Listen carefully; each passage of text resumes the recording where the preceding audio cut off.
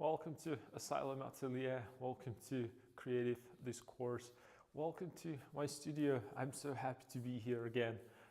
After, what was it, 2 weeks? After 2 weeks of not hearing about me, I'm sorry, I apologize for that. I had some other personal stuff that I had to deal with. Everything, it's okay, everything's fine. There's nothing, there's no like a big problem or anything like that. It's simply my schedule. It's kind of starting to collide. There is an enormous amount of adjustments and things that I have to do in order to keep these streams running on a daily basis. So I might have some shifts and adjustments in the schedule. Nothing major, but I would like to make it work a little bit more efficiently for you and also for me, so I can work during the day and paint as much as possible. So I might shift these dates a little bit. And then I also would like to, like I mentioned before, work a little bit more on digital art, because that's something that I would like to explore more. I just kind of got into it lately, just having fun with the digital medium. So I would like to include these streams as well. So like I said, I'm sorry, and I know some of you emailed me what happened and why the stream is not happening. I apologize. I haven't had a chance to get through stream emails.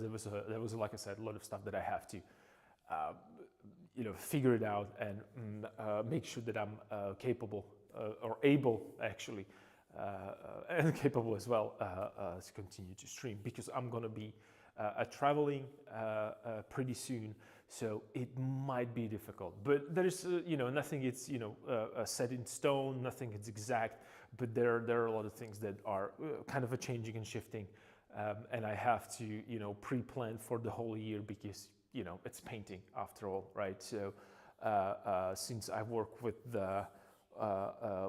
oil medium, and I have some, and you might seen it also because of the previous streams, that there is a plenty of misscheduling and having complications with schedule and not being ready for a certain thing. So I have to pre-schedule certain things. And especially with oil painting, I know that this painting has to be finished pretty soon, and I'm trailing behind. So most of my time right now is going to be focused on this project during the day.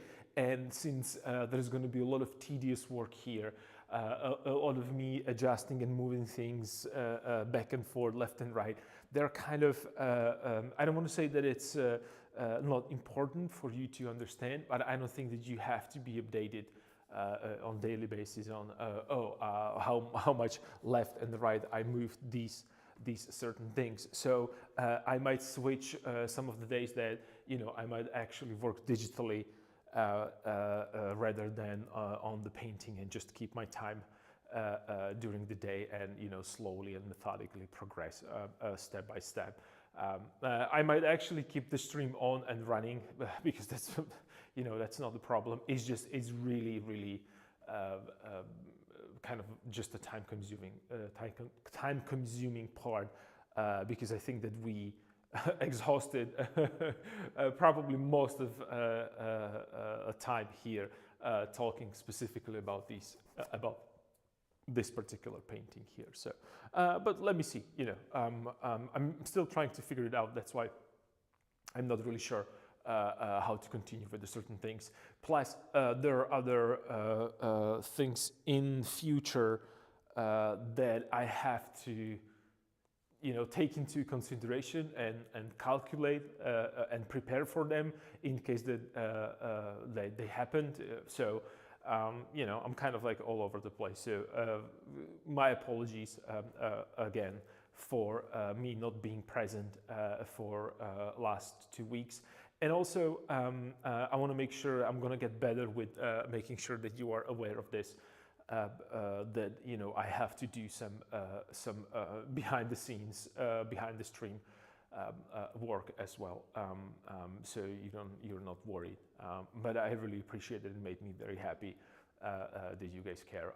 I read those emails, so I appreciate it. It's awesome. Thank you. So yeah.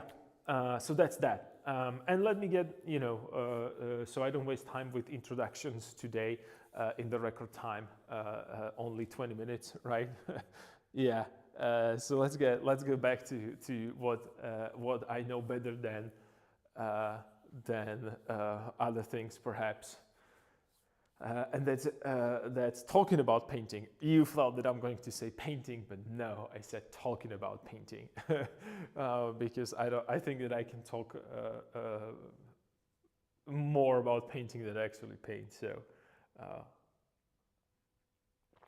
I hope you guys are ready. And just a friendly reminder that the best way how to enjoy this particular stream is just to join me and really paint alongside. So please, it's nice weather today. I have a blue sky. Light is blasting into studio. Everything is really, really bright, and you can see the reflection on this. I just I forgot to move it. That's from that. I have to put it on the side. All right. That's from that. Materials that I showed you, that golden acrylic pigment right there. So what are we going to do today? So many things. What should I focus on? Because I have these paintings here. Again, I'm talking about Cyril and Methodius project, and I have. Let me move this because I don't need this anymore. So let's find a safe space for this.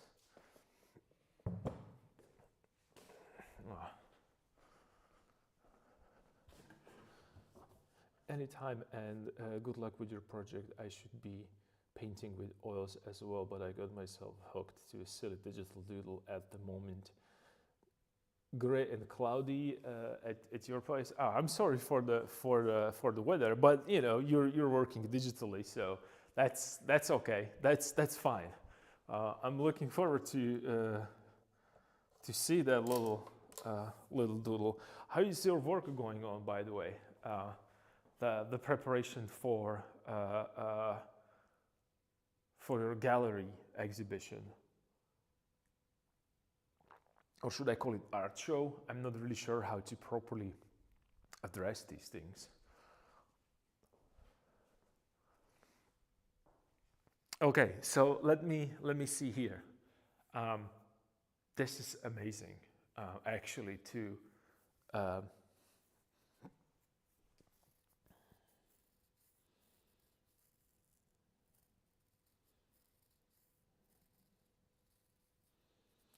I got myself burned out, then had to do a lot of admin work, including shipping in bulk art order.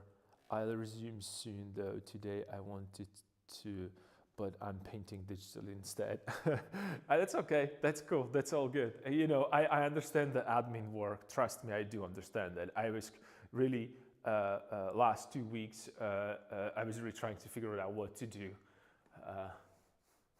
When it comes to proper time management, and then also managing upcoming 2025 also financially. So yeah, but I don't want to talk about my financial issues. I'm pretty sure all of you guys have yours, so there is no reason for me to bring the mood even lower than it is when it comes to finances. So I want to talk about the one important part that, and that's why I mentioned that let's get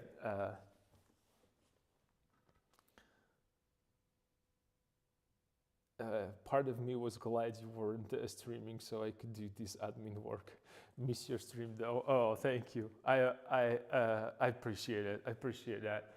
And then also that's good. So I should probably do these maybe like little breaks for you. So if you have a chance to actually do do other work, but that's basically what I do every day. So now you have a little feeling about, or a little better understanding of how time consuming, and not even time consuming, but maybe I shall say that how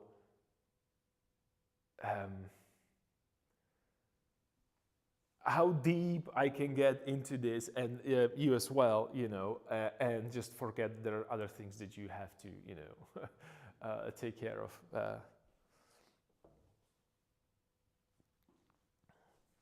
So that's what painting is about. But let me look at this.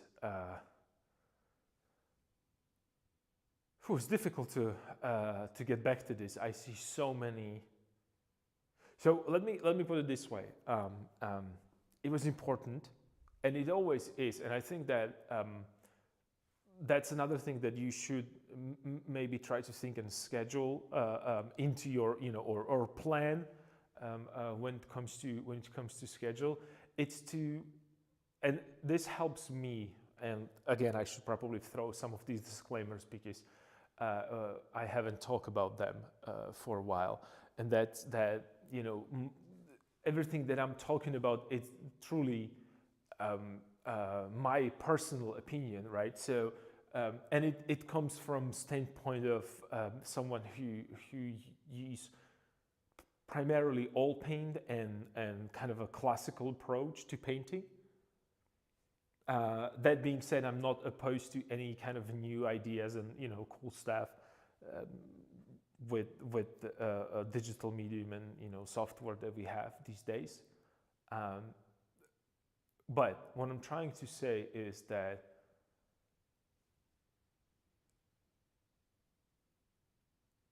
I am looking at this painting right now like almost like I haven't seen it before.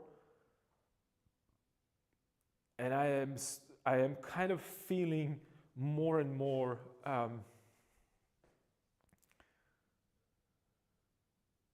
okay. I can tell that there are issues there, and I think that's important when it comes to self criticism and kind of making these adjustments.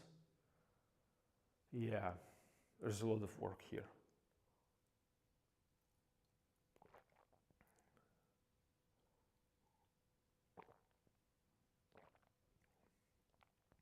So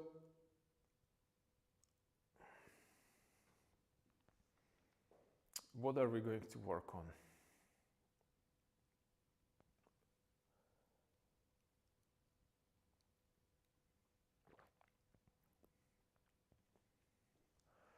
Okay, I called this back to basics because I really have to point this out for myself mostly, but I think that you can use it as well. And what was in my head and what was in my mind was that it has been a while since I have seen this painting. Nice to see it with the fresh eyes. Yes, you are reading my mind actually, because it is nice to see it with the fresh eyes. But simultaneously, I have to say that there is a we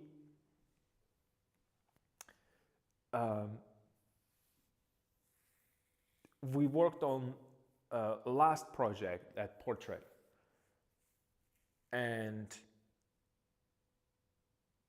we put a lot of work that was necessary into it. But then what I liked about that project was that I knew that I have a limited amount of time, so I had to simply finish certain things and parts. They simply, they have to be done no matter what. And the fact that I am time limited or time restrained, the decision that I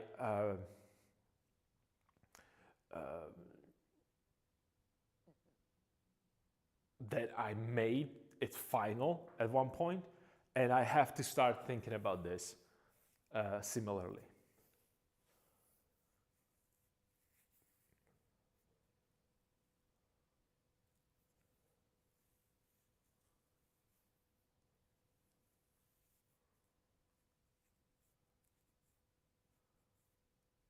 Yeah.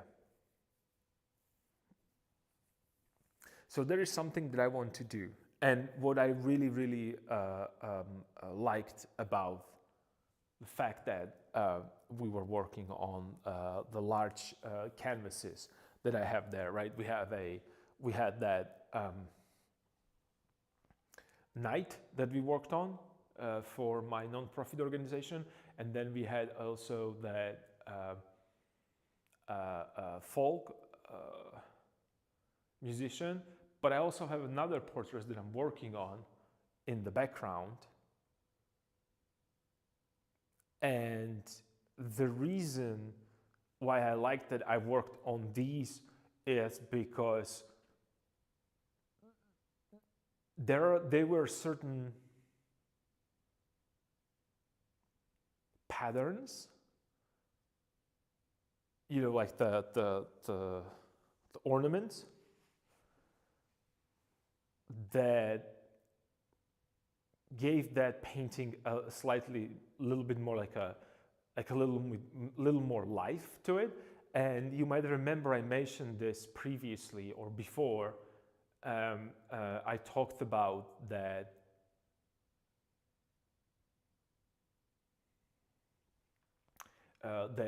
everything is the same, that I'm missing some ornaments. So maybe that's something that I should start thinking about a little bit more right now. It feels like that's something that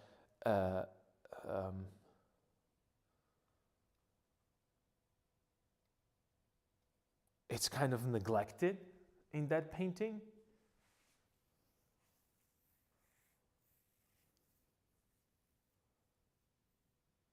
And then I'm thinking that I should probably do something with my palette.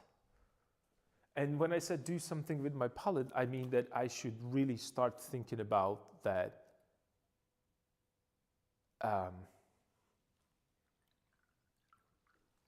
that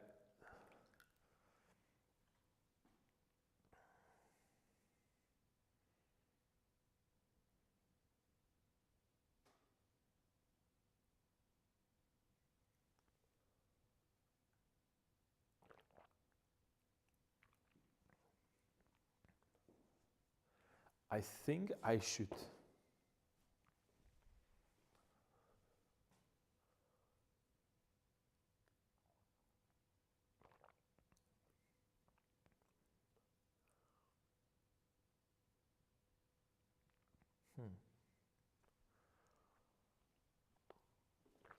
there are a couple things that I have in my head right now.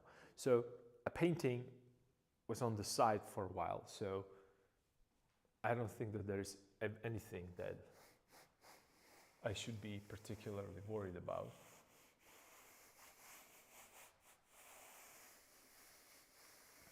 Yeah.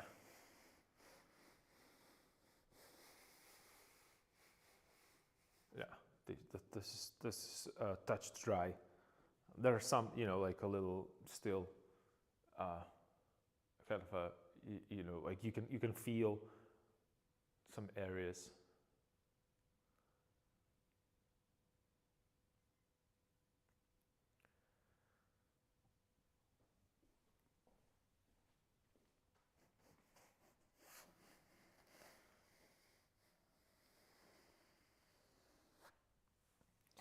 Okay, so this is my feeling right now when I'm looking at that, after such a long time. It's that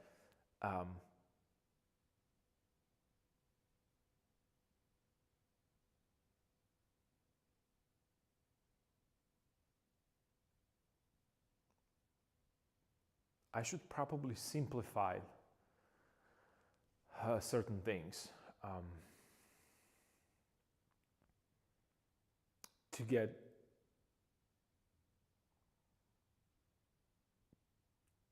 a little clearer with the idea, or with the composition, rather, I should say.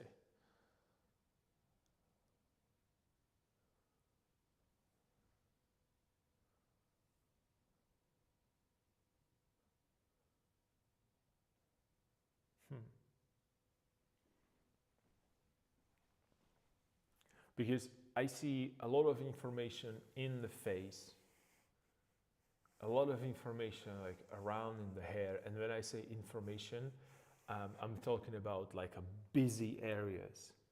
Like, you know, like I am modeling here this, I'm modeling here this, then I'm modeling this. And then all that information that I modeled right here, it's right next to a lot of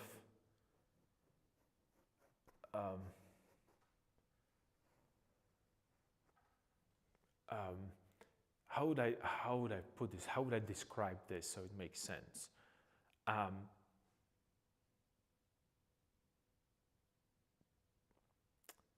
So you remember I talked about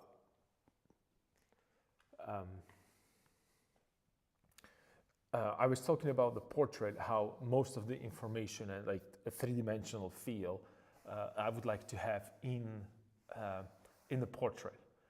That it's not going to change because that's kind of a focal point, right, of the whole painting. Well, their portraits, right, are the focal point. So I'm going to work on them the most. I think that again I should probably start pushing them a little further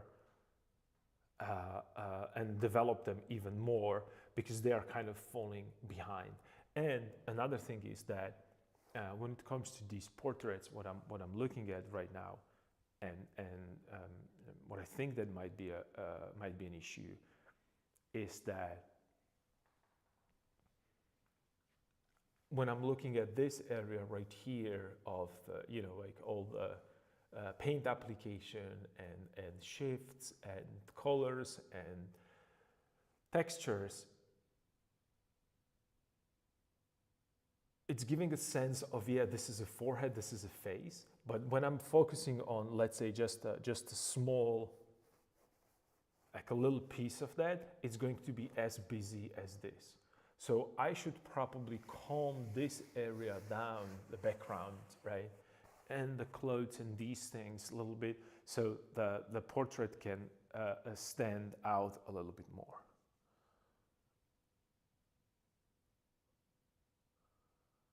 Right, so even though I want that textured background there, I want these, you know, like a randomness and imperfection, I want it to be a little bit closer to each other when it comes to value, and maybe work with a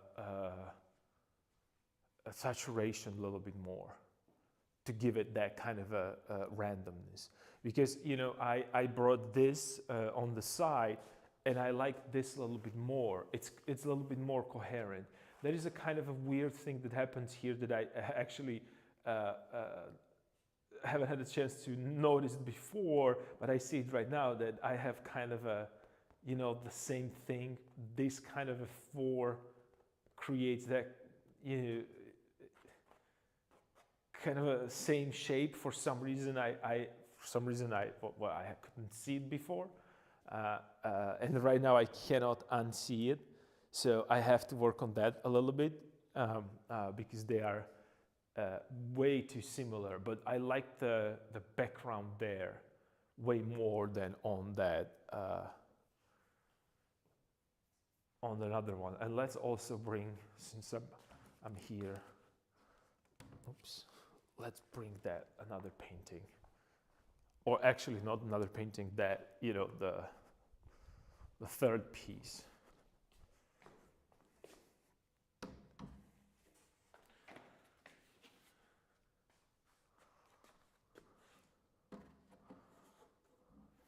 because I would like to experiment on something here as well.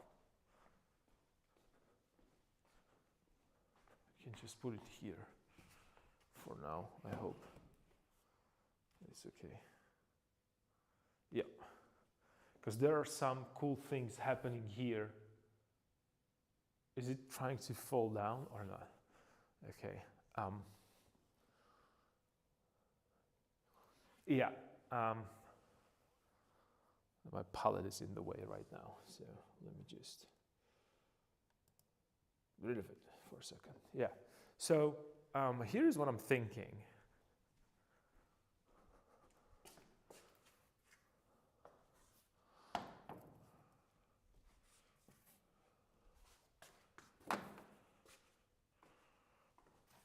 And I also have my original sketch right here, which could be also put out just to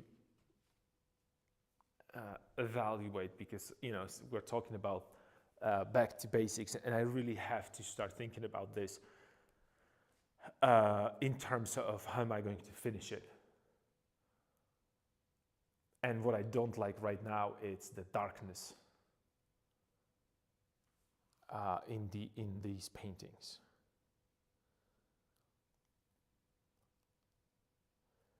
Because when you look in this is what I would like to point out, actually.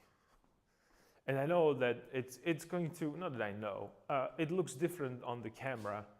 Let me just maybe even adjust this even more. Show you one thing, that I have this variation of that painting.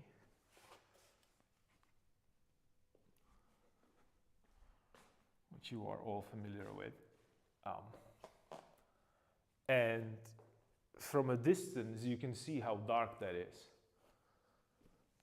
When it's in the darkest part of the studio, it is really dark.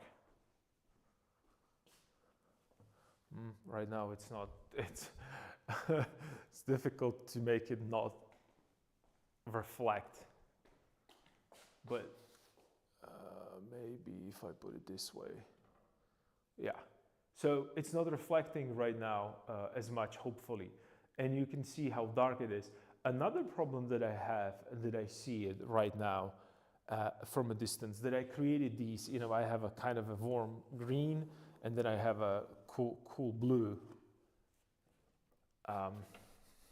So I just move it here so it doesn't glare there.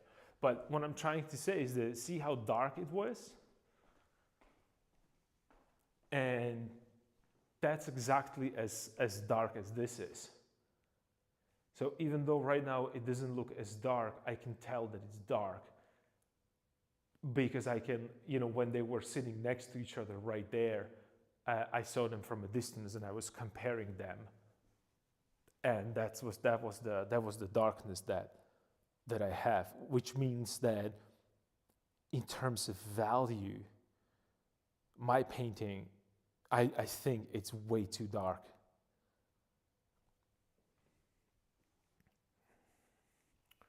So I have to work on that. And I'm looking at this and this, they're very close to each other or very similar.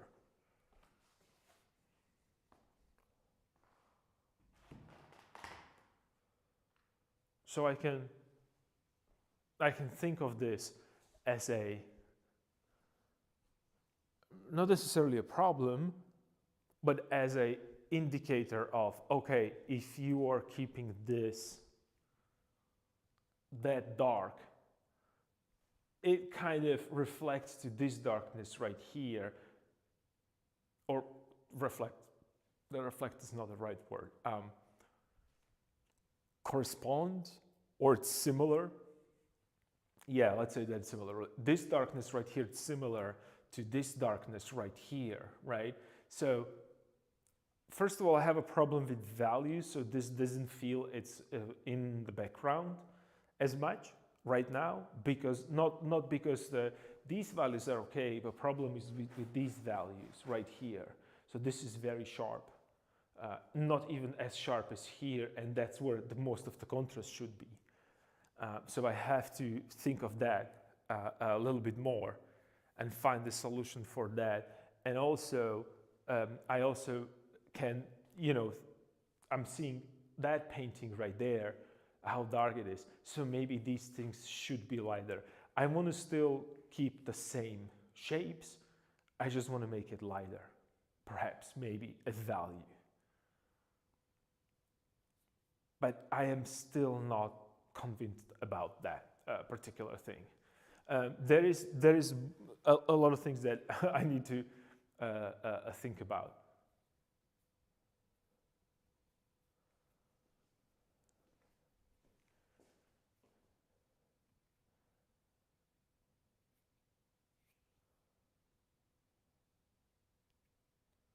Yeah.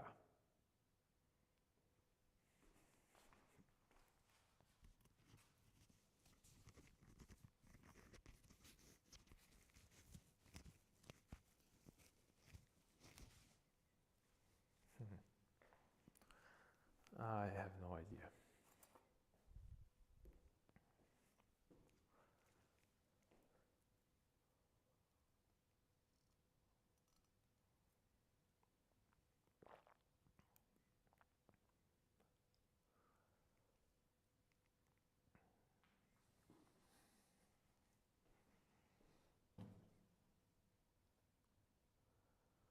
I'm looking in the mirror, I'm looking from the side, and yeah.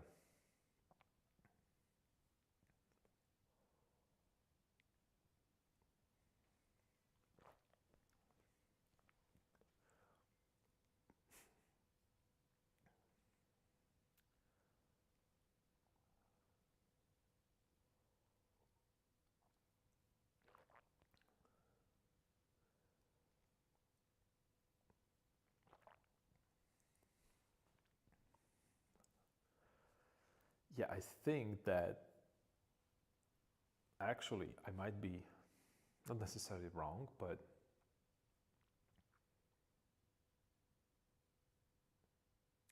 maybe I could push this a little bit more chromatic. And yeah.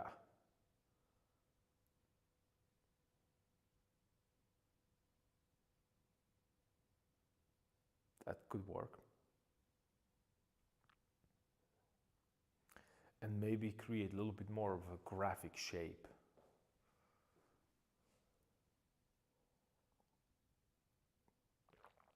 And what I mean by graphic shape, I mean that, it might be too much of unnecessary detail in the background. Like right here, for example, I don't need to show all these. Well, I might maybe I should do it geometrical, like not necessarily just triangles or geometrical shapes, but in terms of, like it just almost feels to me when I'm looking at it from a distance, is that, like there's details right here, it's kind of pushing it forward towards me almost. Yeah, and I don't think I like it. So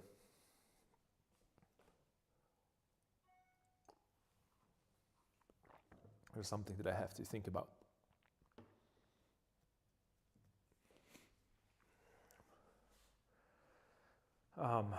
So yeah, back to basics. That means, and there is another thing I don't understand, maybe, and that is something that I want to show you. So this is a part that you have to be aware of. That I was talking about, that make sure that you go all the way to the corners, because right now I have a large white area right here and light area down there on the bottom when it was kind of hooked to an easel, right? And you can see how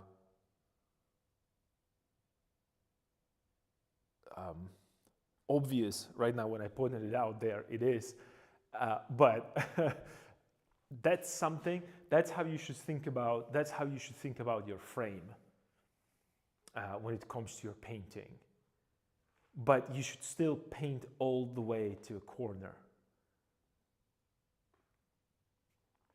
So I have to correct that as well. Yeah, I was painting. I didn't even pay attention to that because usually I don't have a top part and a bottom part. I just, have it hooked from behind by the stretcher bars. But I think that you can see it clearly now that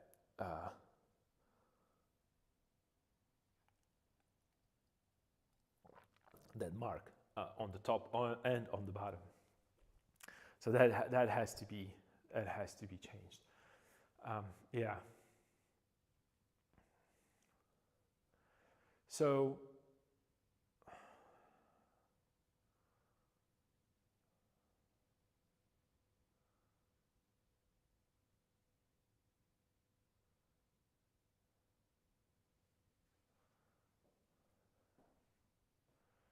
So I think that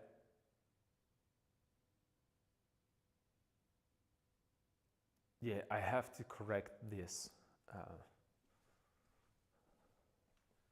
I have to correct this because this carries, this has too much information here, and I have to start, going into a little bit more of a specificity here. Okay, so that's going to be that. I have to definitely jump into this arm and correct this arm because right now it's just it is the low point of this painting, I have to say. And then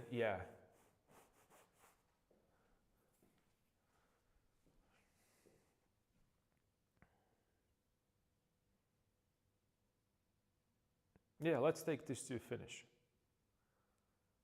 A lot of work, but it's a fine tuning.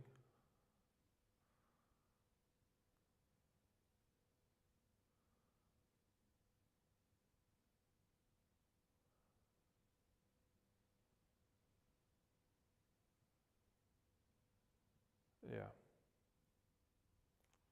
And then also these patterns and ornaments. I was thinking that would be very helpful if I start, and like I said, I was mentioning this before, I should probably hit it with some patterns here. That will kind of help, I think.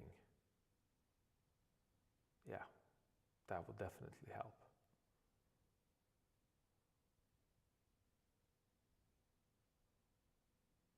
That would definitely help.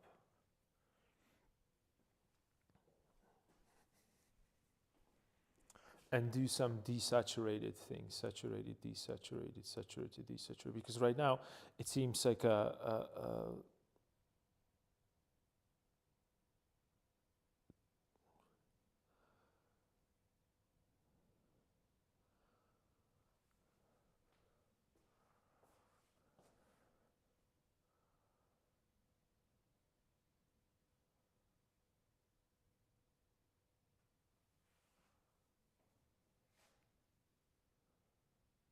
okay, let me put it upside down.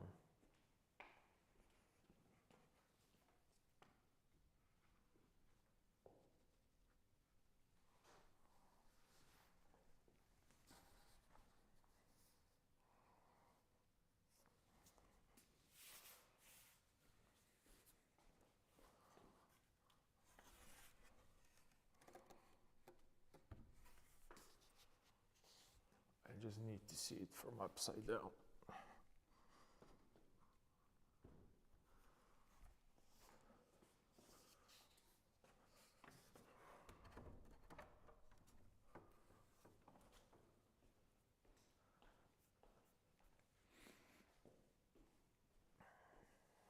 Okay.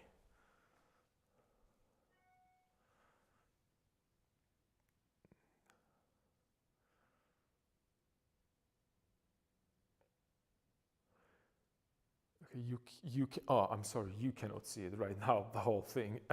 My apologies. I'm so inconsiderate. Okay, I don't know, this way. Yeah, this is a little better. Let me put this out of the way. My pointy stick.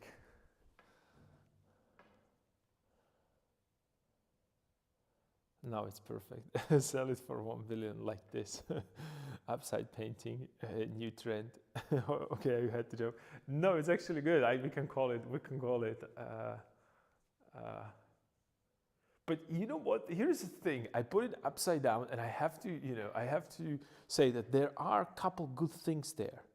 I mean, look at the part of like, let's say here. I mean, here it works. I'm going from warmth, right, in this area right here, to cool all the way to purple. These guys right now looks like they're almost in the middle of the night. It almost feels that way.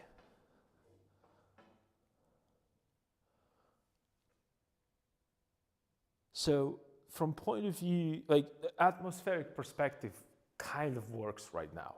I can't be really angry about that.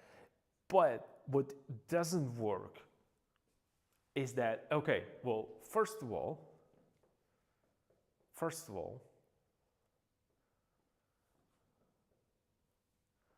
it's the fact that his head, when you look at it right now, it's completely surrounded by blackness, and he looks like a Lion King right now. You see how his head is completely separated. It almost feels like it's not,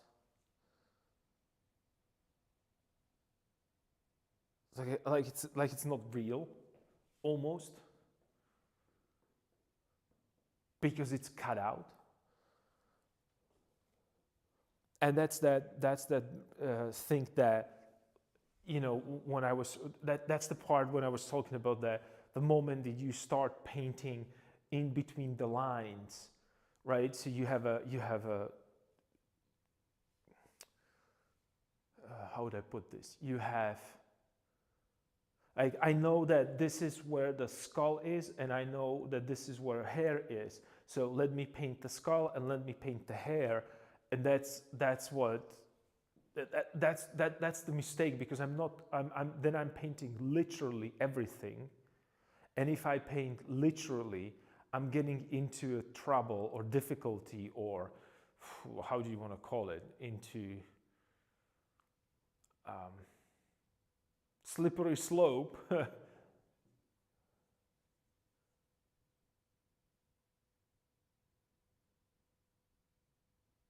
Because I'm simply it's a coloring book.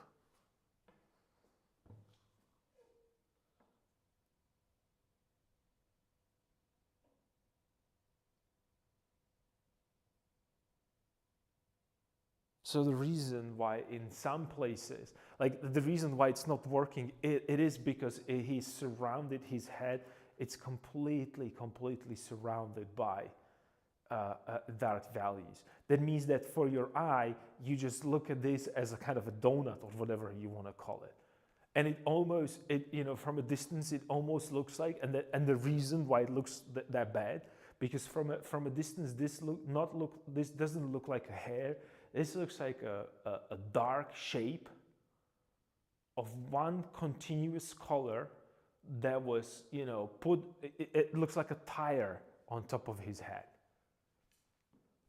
It's because I was too focused on the specific stuff. It's like, this is a hair, this is a skull, this is a side, this is there, and I'm not taking into consideration, oh, this is light and this is dark. This is one object that is being lit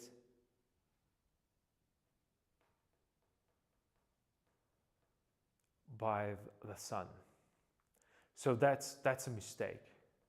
Other mistakes that I have here right now, and I can tell it immediately, is that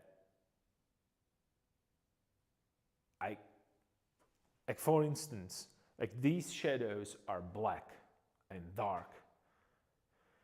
From one point of view, that's cool, because that's giving me the full range of working with that with the value. But again, since it's that black, almost a jet black, it's falling into a realm of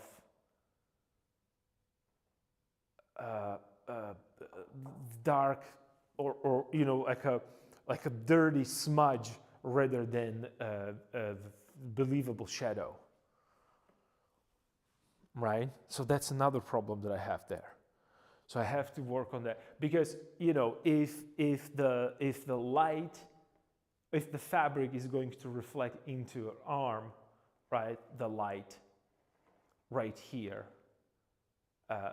so it's making light. So it has a reflection. It's bouncing between each other, right? That light, bounce light that is all the way there. So it wouldn't be that dark right here in the opening. Maybe in the corner all the way in the back it would be like that, right? But then again, I would be bringing, you know, that much attention here as I want to have in eyes, right? So that's another one little issue that I have there with these shadows, that those shadows are black.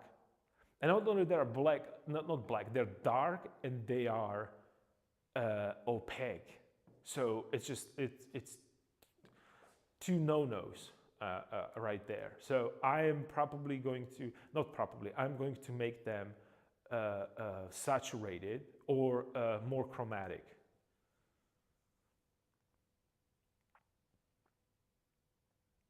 I like what's happening here, like his color, these two temperatures against each other.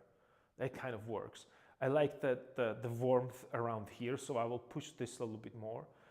I definitely have to work on the feet because it's too big right now. It has to go a little. It has to be a little smaller, or this could go a little lower, maybe.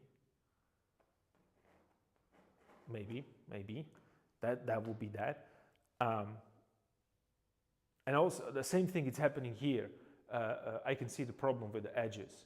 Like this is all one continuous edge. This looks like a cutout. It's the same thing. It's the same thing. It just doesn't feel right. It just doesn't feel right. So that's another thing that I have to deal with.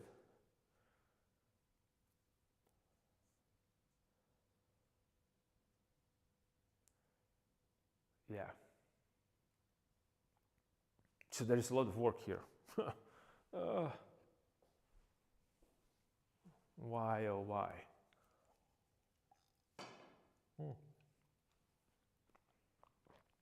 Yeah.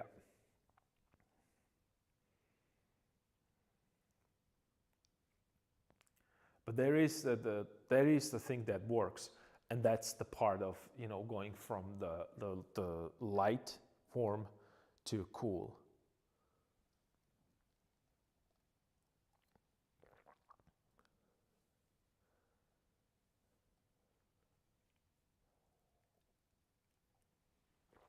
I wonder how much is it also right now on your screen because of that really warm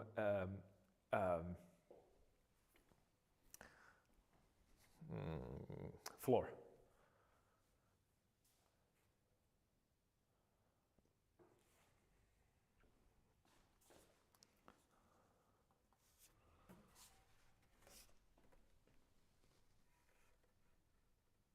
Okay, let me get it this way.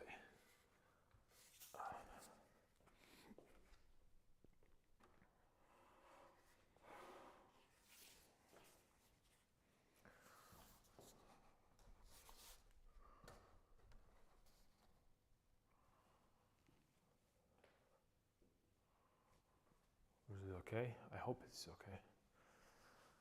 All right. Well, now we're talking. Mm-hmm.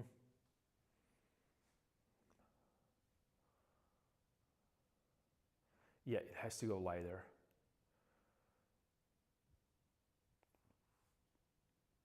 A little bit more. I have to do this. Where's my pointer stick? There it is. So this has to go. I have to continue with this lighter area just slightly around here because these guys are getting purplish, and it looks like they're in the evening, right? And I don't want to have an evening, I want to have day. So I have to introduce a little bit more warmth into them as well, into a sky a little bit more. And it's because I worked with I lightened this area and I didn't finish it here. I don't know why, because I was probably preoccupied with something else. Talking, most likely, right? So that, and I should probably do a similar thing, yeah. And that would help because I could actually push this coolness through them and kind of force this into a background, like this area right here, also with his feet, right? So I would push the diagonal with temperature.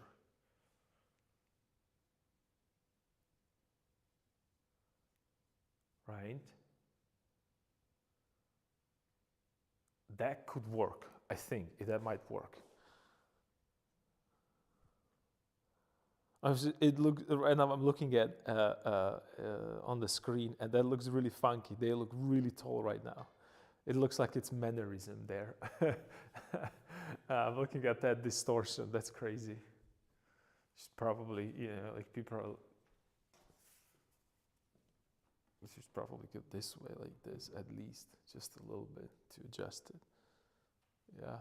Okay. All right. Not ideal, but slightly better. It's still under the angle. Okay.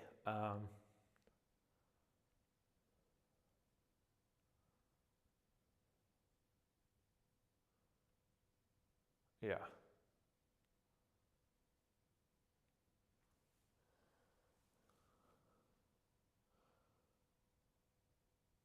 I'm thinking that there might be too much.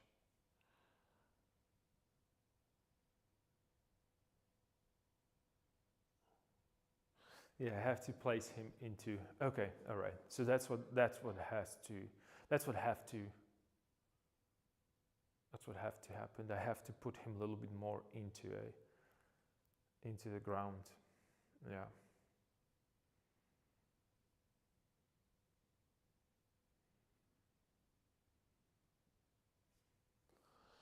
Yeah.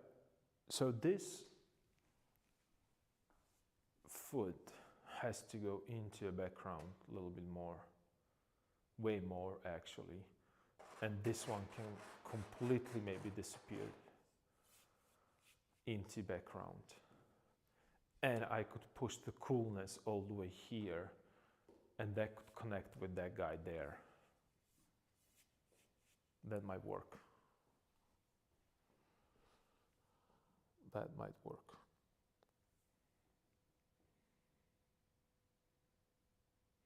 I don't know. It's kind of a.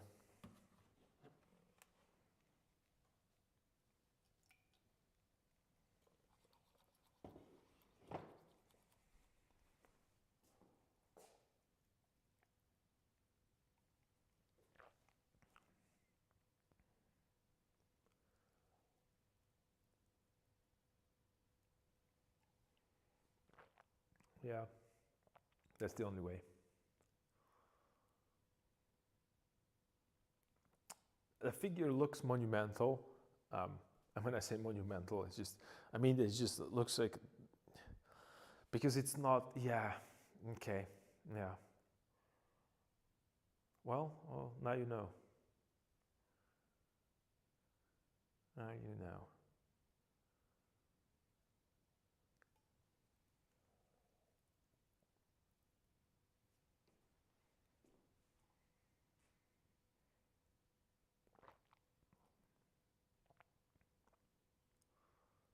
Yeah, and also, yeah.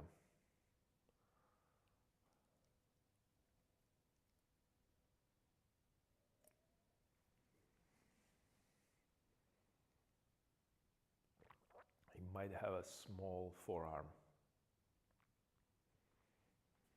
So I might be pushing it maybe a little bit like so. It's not that big of a deal. It's okay. I think that's fine. I think that's fine.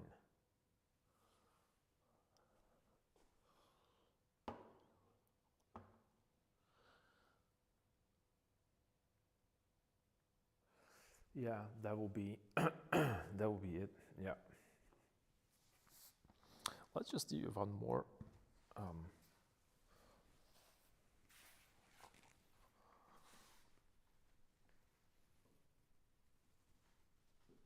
Angle.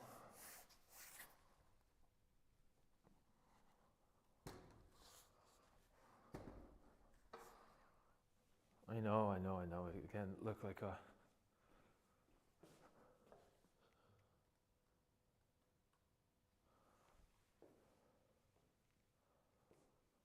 Okay.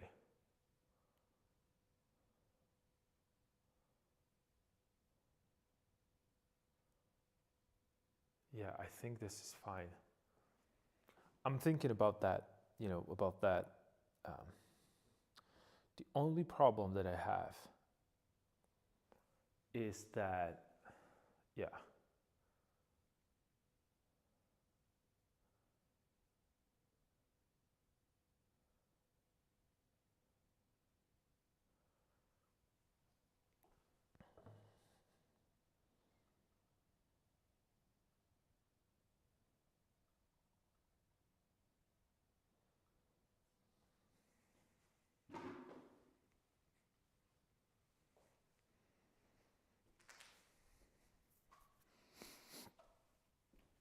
Yeah, okay. So since we're back to basics, I wanted to go through this with you during the stream, because this is a part of me trying to figure it out. What's not necessarily what's wrong, but what kind of a strategy. Like, I want to put together some idea about what to do right now with this particular painting.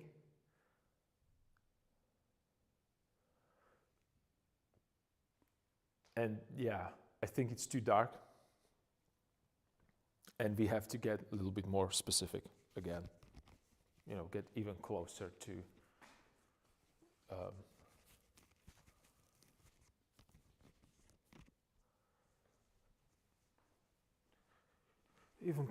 to final specific things. But the fact that this works, the coolness and raw background against this, I like that. I think I have enough information here for now.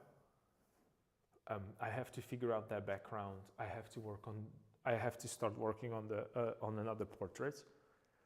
Other thing that I need to do.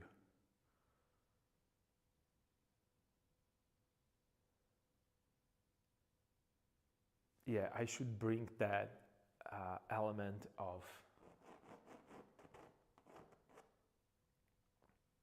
ornament there, because that will help break that monotonous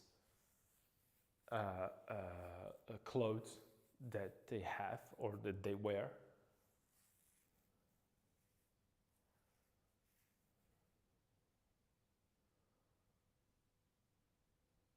Yeah. And get rid of that blackness in the shadow. I think that's what I need to do right now, to get rid of the blackness in the shadow.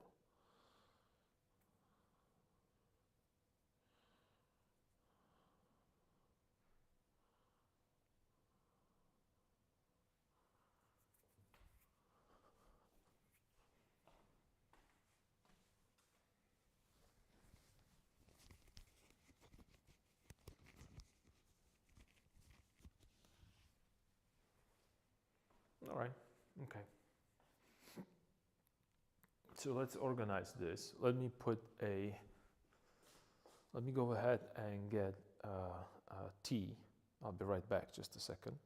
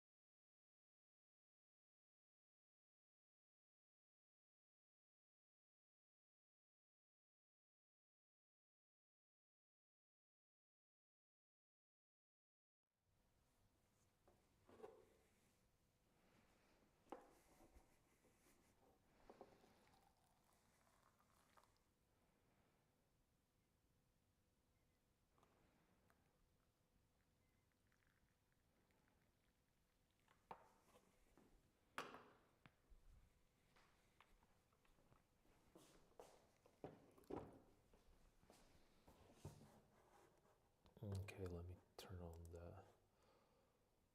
Oops, it moved. My camera moved. Let me just do the adjustment.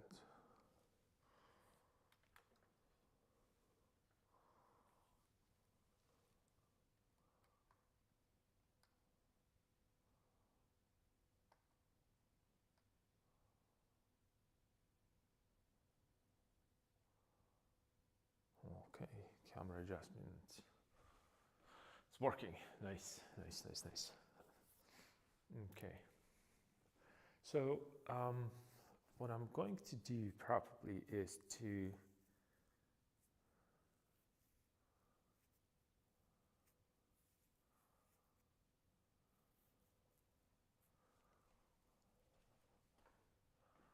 maybe I should.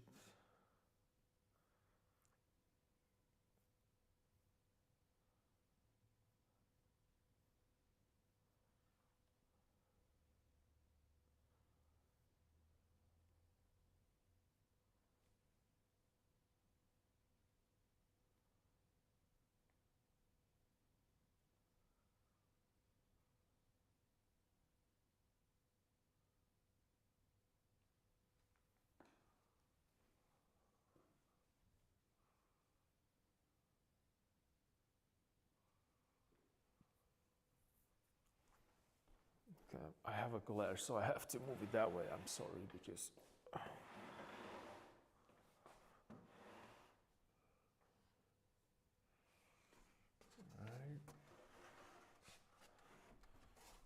Move it here, and I'll adjust the camera a little bit so you can see better. Oh, but I think you're good. I think you're all right. Okay, I had to move it because I have exactly, it's just time of the day, and it's reflecting right into my the point where I'm standing and what I'm going to paint. So I had to move it a little bit. The last thing that you want when you paint is to have some areas, they're with a strong glare, so then I cannot judge values properly against each other. So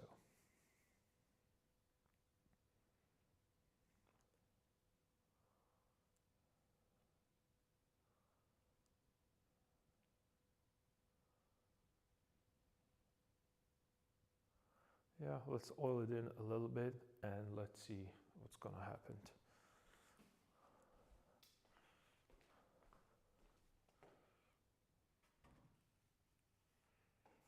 You can be here for now. Can you? Can you chill? No, you can't. You can't.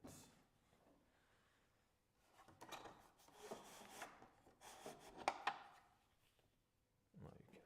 Okay, cool.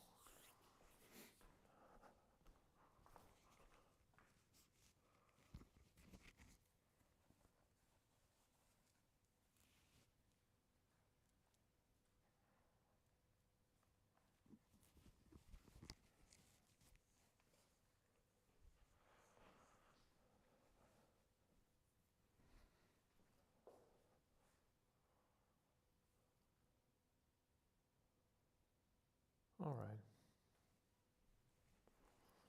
All right, let me oil it in a little bit. So I'm gonna oil in only the area where I want to work right now, which is probably around here. I just want to get rid of these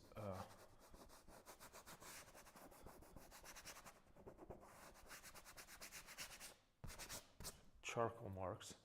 But let me maybe, this might be cool. Let me maybe work with a razor blade and I trusted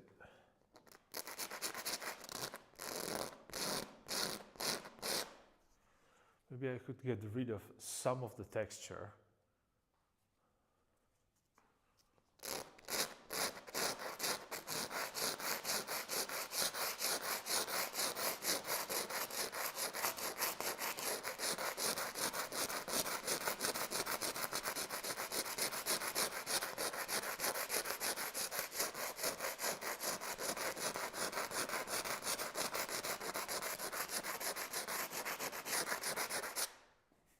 So what I'm doing right now, I have a razor blade in my hand and I'm kind of scraping a top layer. It's not even a top layer. I'm just, when you work impasto, you have these ridges and edges and textures. So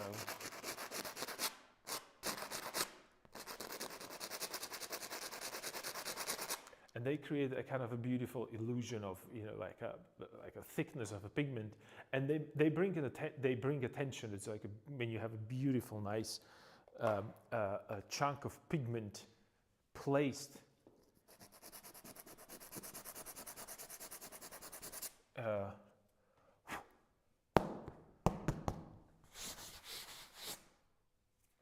placed beautifully on the surface, it creates that kind of a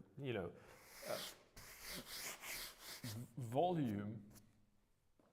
It's awesome. It's awesome. But right now, when you look at the background kind of brings more attention than the portrait itself. So I have to look into this first. Well, not that I have to, I want to.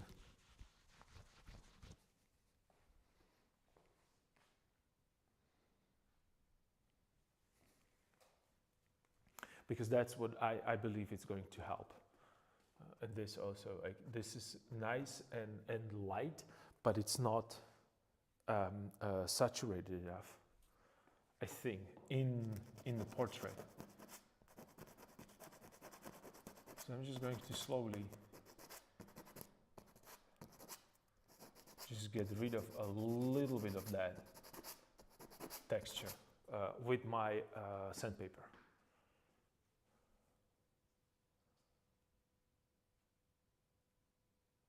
And also I'm asking myself, like, where do I want to, because, I have hard edges here all over the place. So where do I want the light to enter his face? That's something that I should probably think about. Is it going to be from the top, slightly from the side, depending on this figure? This guy's from the side, this one is in the darkness, but that's more about like a stylistic choice than anything else. Oh, I remember, this is when we ended up when I was talking about that story about the friend, classmate, not rather, he's my friend, very good friend actually, I might say. But we were introduced through the school for the, it was random. Happy accident, you might want to call it.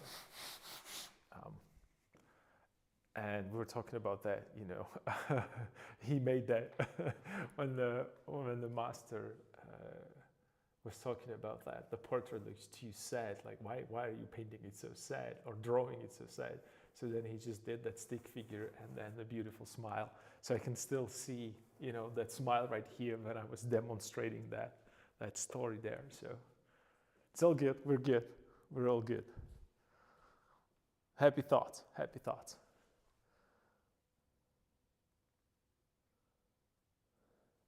So, like I said, what I'm doing when I'm erasing this, I'm thinking about light right now. I'm thinking about the composition, and I'm also thinking about the edges. Like this hard edge that I saw all the way through. Can I do something with it before repainting it, or is it just it's inevitable for me to just grab a paint and repainted it all?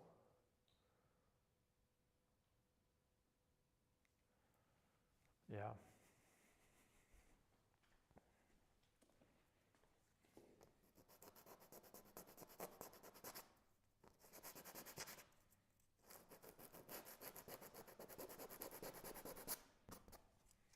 Yeah, I think I have to go with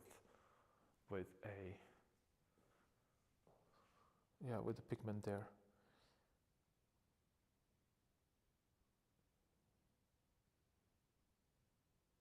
Yeah, there's no other way. I have to go with the pigment there.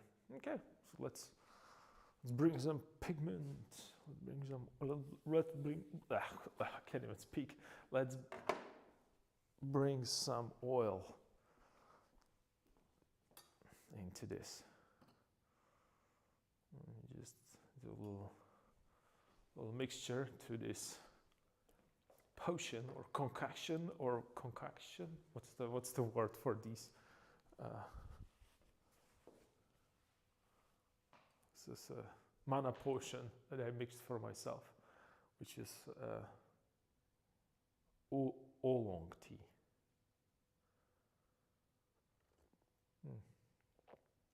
Pretty good.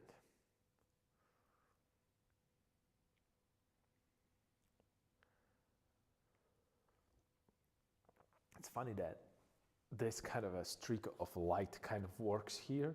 It's just the fact that the pigment really sunk in. It's just, it lost its strength.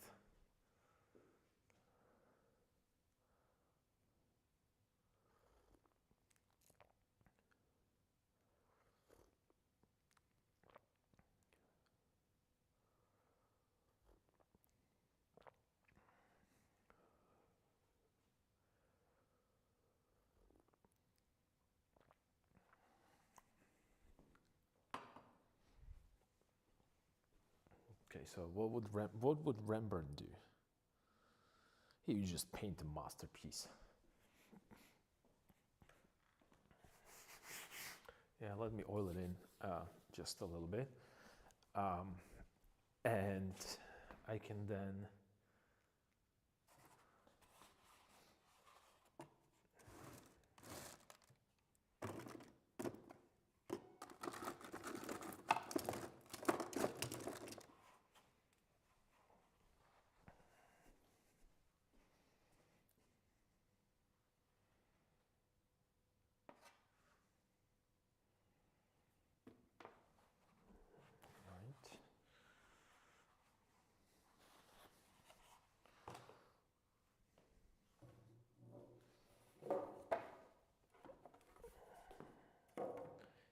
everything is in my way.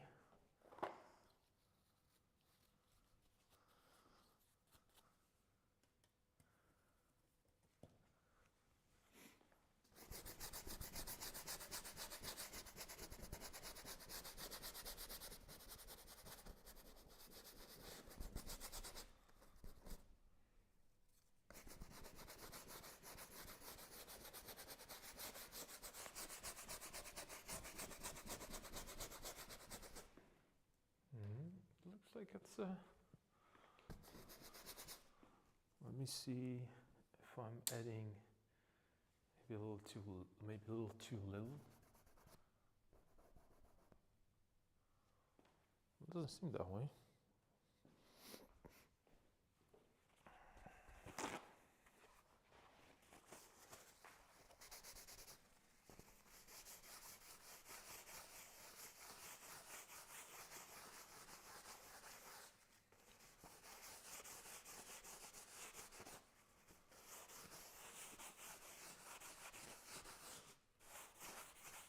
So I'm trying to keep as little oil as possible on the surface. So I'm just testing it a little bit because I'm not sure if I should use this or this. Okay. Or this.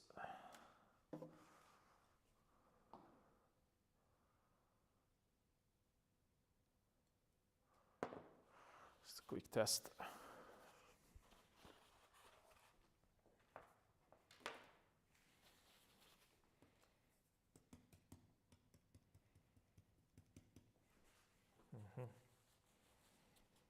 Can I see?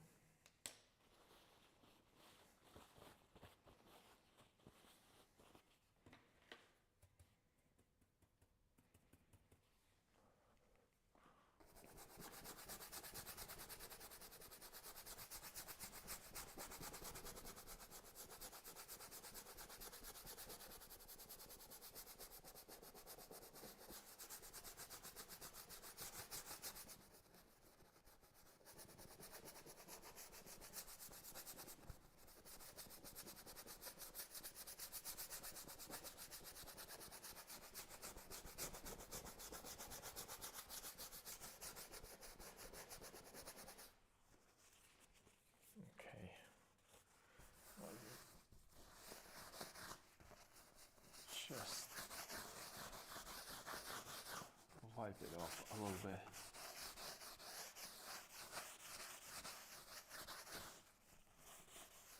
Okay, how does it feel now? Yeah, I think you get a little bit more of that, a little bit more life into it. Yeah, definitely. I can right now see also patches of color, a little bit more, especially here in the forehead. Yeah. Oh, he needs a lot of light work there. He can go way lighter. All right, cool. So I'm going to start right here around this area and see what I can do. A little bit more of that lighter background I want to bring into this.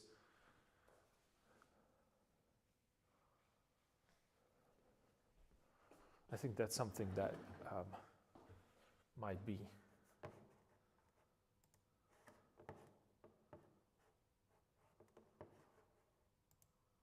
beneficial.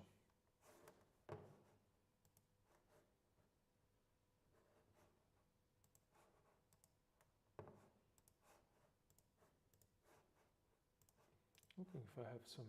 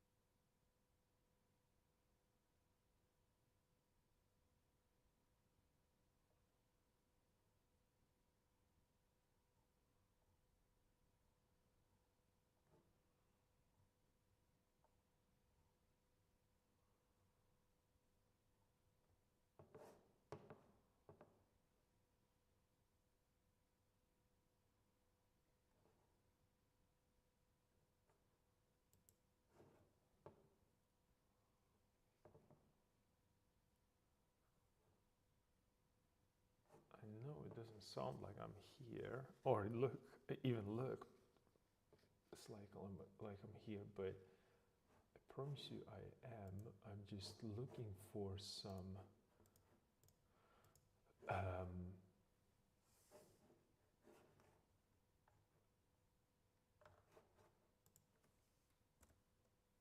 specific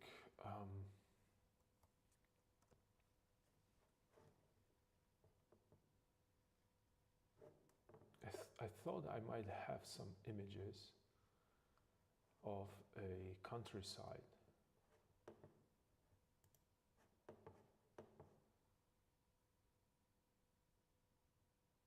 You know, we talked about these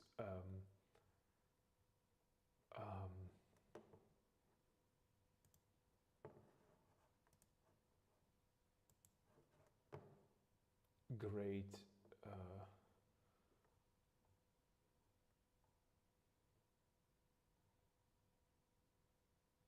landscape masters, and I'm looking for some references how to deal with certain specific.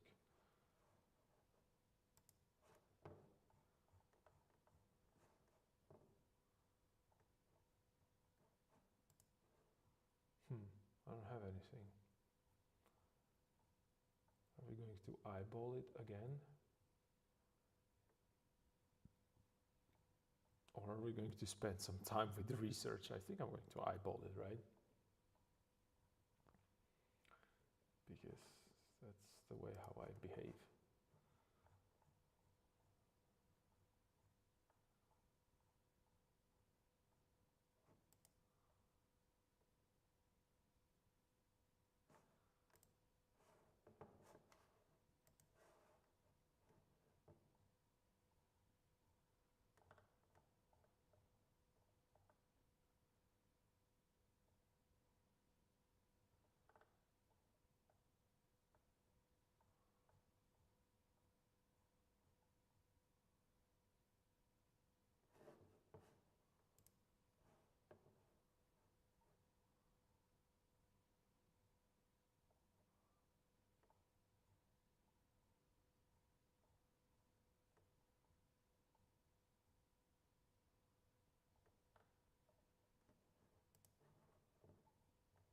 I don't have anything. That's just. Ugh. All right. Well, let's have fun then. What else? What else is here, right? I'm gonna. Need to wipe this.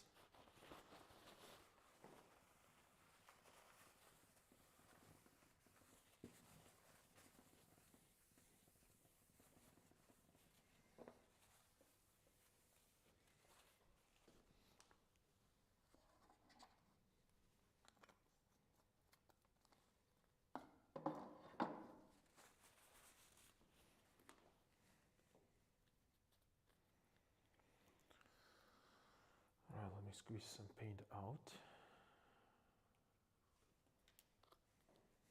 Okay, this is. All right, I'll have to do some shopping, guys, because this is looks like my last titanium.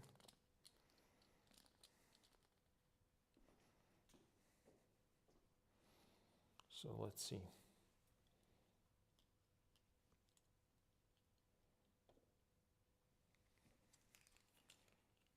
Let's make most out of this guy.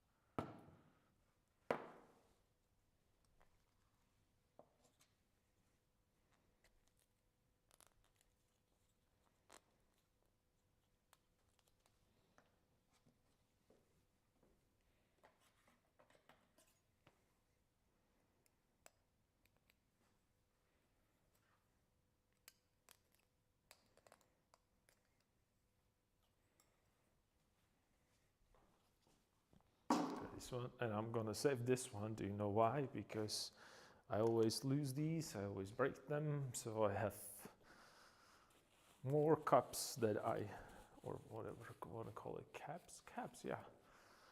More lids, if you wish, I don't know, it will be the proper word for that. Then I need for the foreseeable future. All right.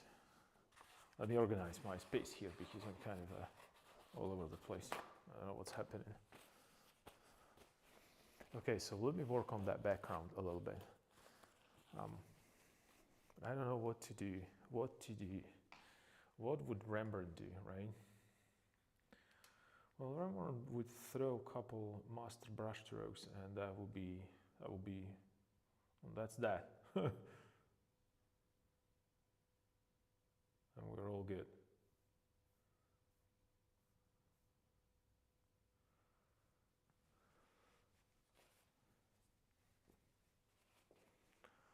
Yeah.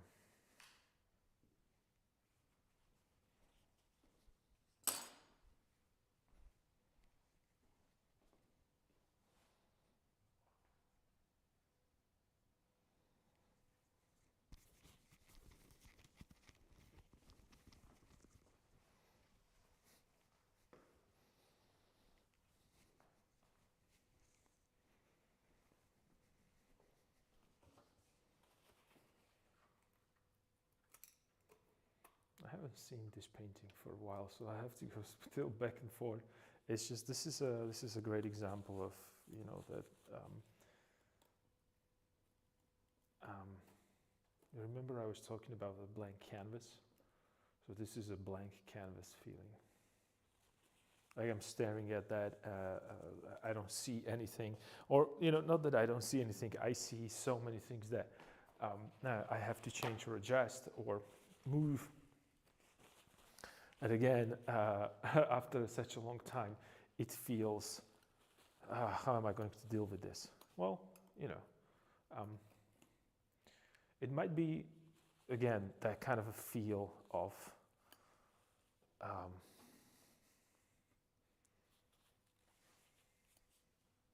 like you're discouraged, or I don't know, maybe not motivated enough. Maybe, but you know, I don't want to get into that feeling.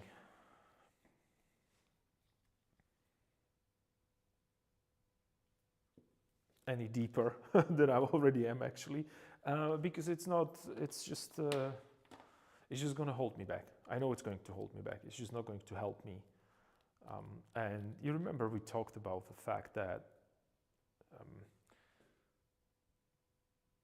these happy accidents are here for people that are actively searching for them. So I think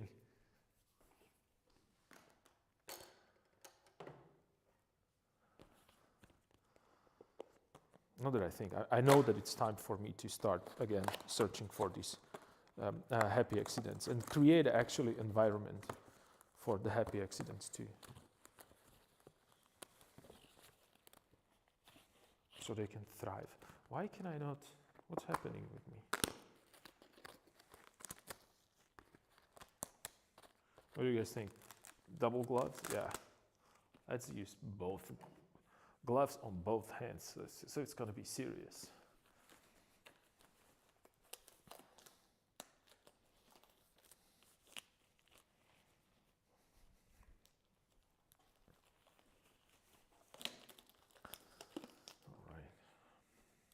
Another thing is I was not,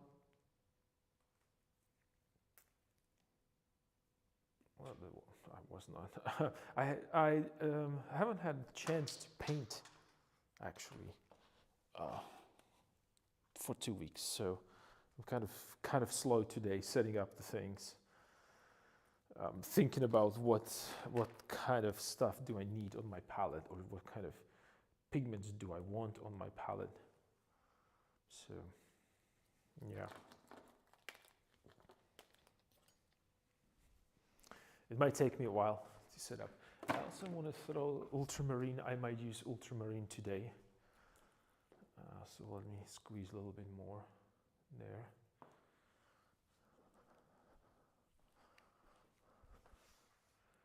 And I also need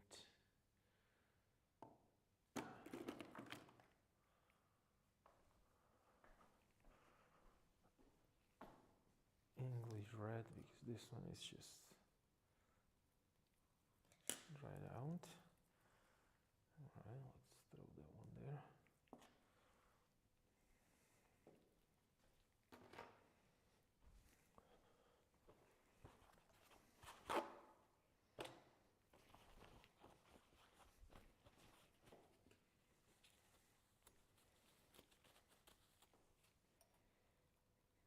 So how's your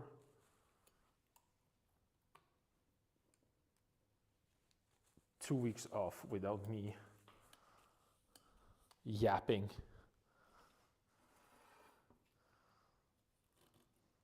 About, things like composition and Lord of the Rings and all that kind of crazy stuff.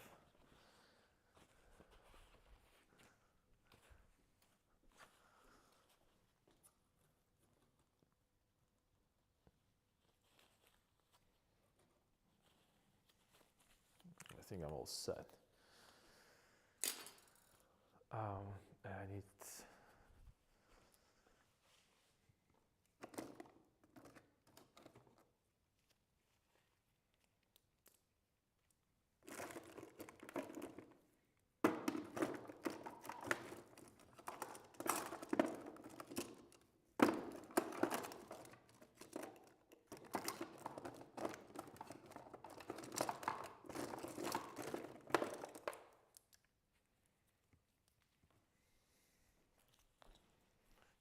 Throw a little bit of raw umber here into mix as well,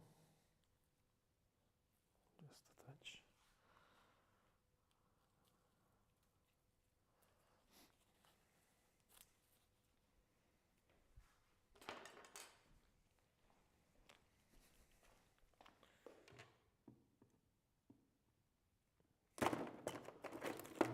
Maybe I'm gonna throw a little bit of this cobalt light green. Yeah, this is not the one that I use there very often, right? Yep.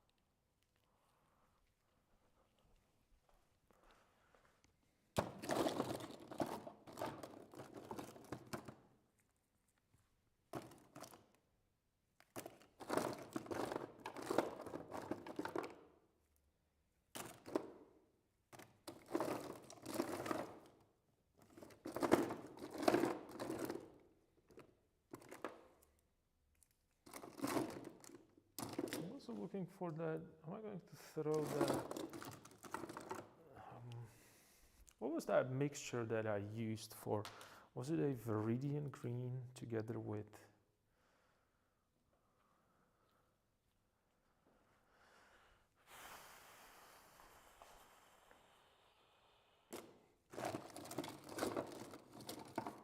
Yellow.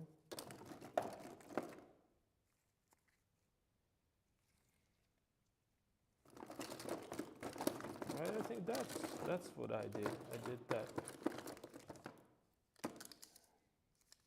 Or was it a sap green? I don't remember right now. Maybe it was a sap green. Let's try the sap. Sap seems like something that is way warmer than Viridian. Or is it just me imagining things? No, it is warmer, I think.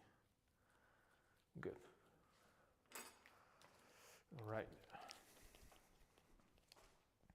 I'm extending that palette a little bit, only because I need more greens. I want to get into those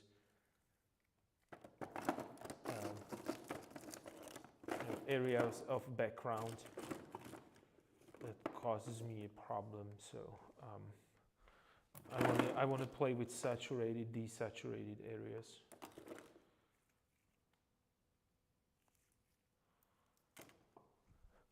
All right.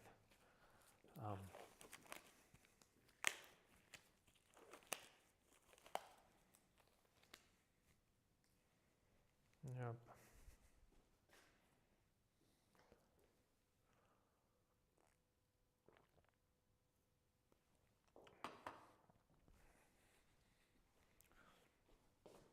I'm going to work with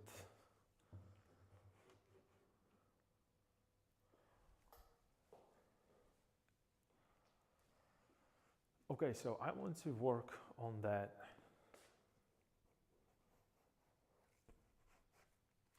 still way too slippery. I just hold it in and right now the canvas is way too slippery.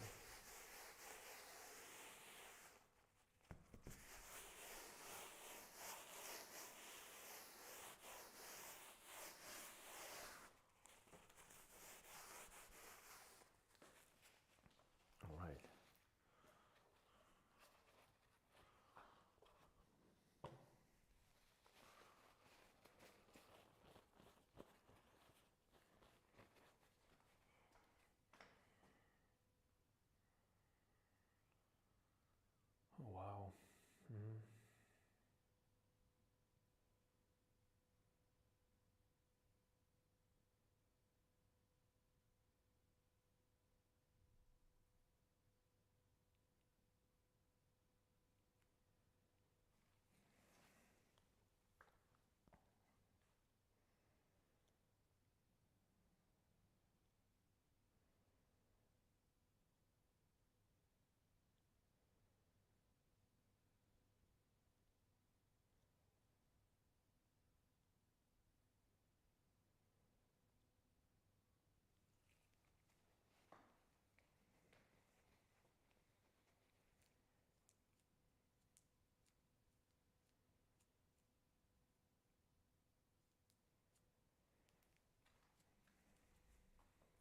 I don't know what to do with that background.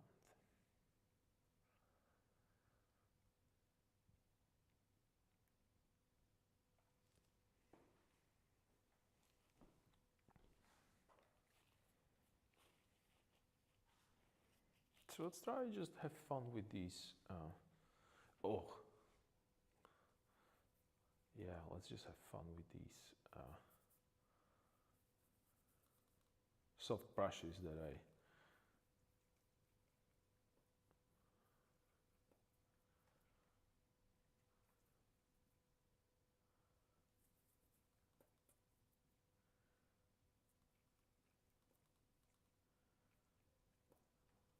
so this and a little bit of it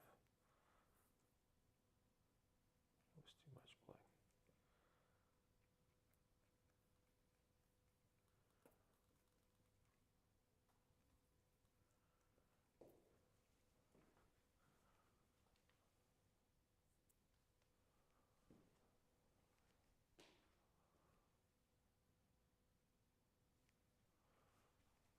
Perhaps, maybe a little bit more here.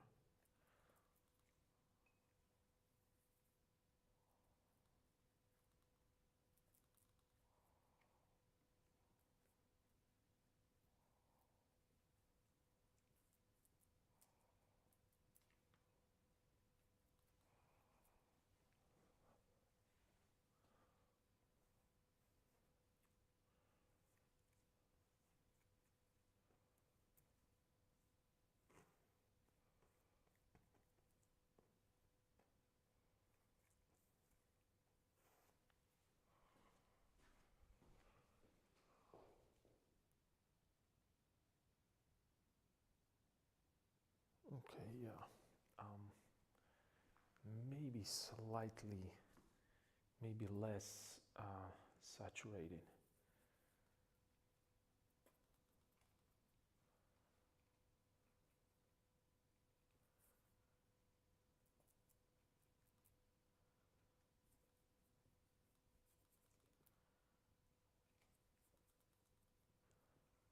Less saturated.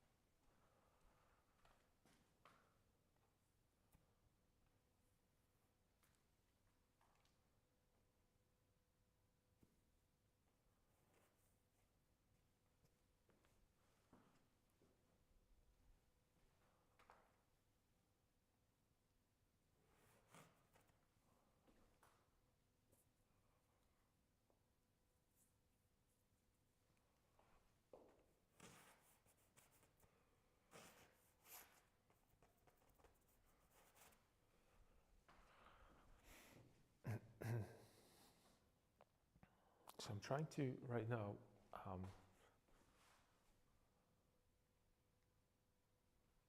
make it a little bit more coherent. Coherent. Well, I don't know if that's the right word.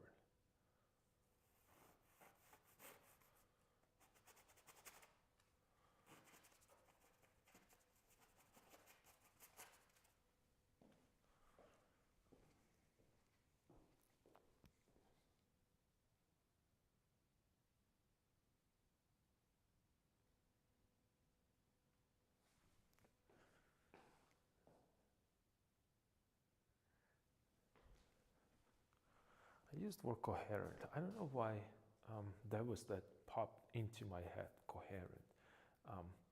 But it, in some way, weird way, yes, it also, I'm thinking about making it coherent. But when I say coherent, I mean that it kind of makes sense when it comes to a kind of a, like visually. So I am kind of making it a little bit more uniform. That's where that coherent word came from, I guess. I'm still trying to keep some of that texture there, but not a lot. It still kind of vibrates and moving back and forth. I don't think that it's visible on the camera that much, but I can still see it. And maybe I should go a little bit more. I have a lot of that kind of a orangeness into it, which is cool. And right now I want to go a little bit more like like in contrast with this.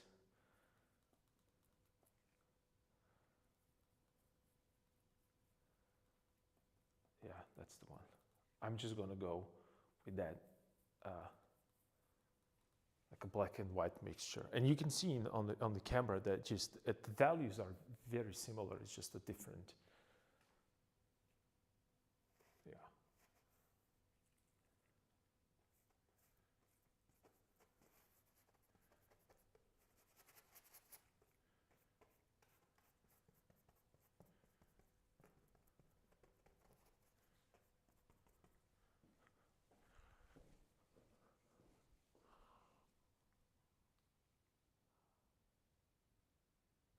Yeah, better.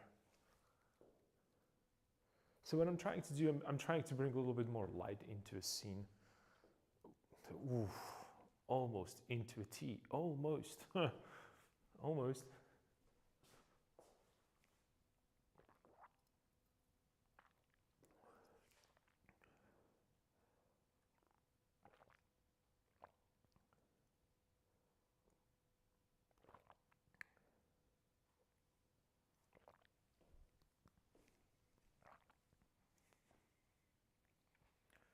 So maybe, yeah, can I push it even lower?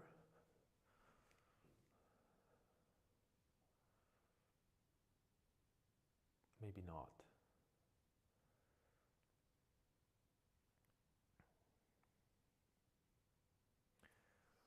Maybe this should be a little bit more orangey.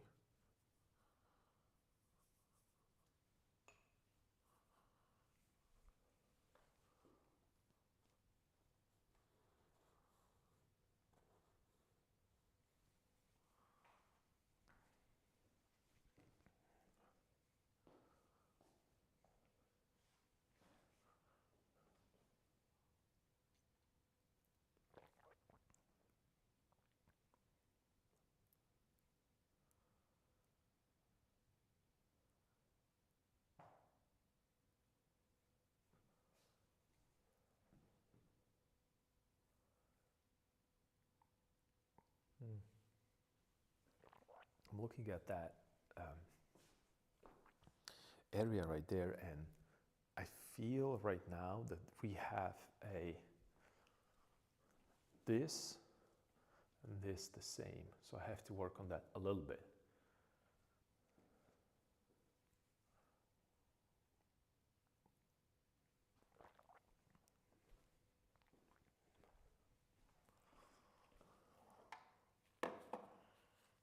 And let me see like how far I am from here. Well, not that far. Okay. So we're good. Yeah.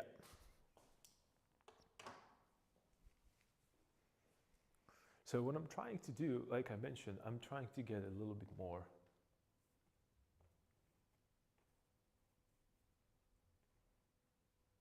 maybe a little bit more concrete. So I have a little nicer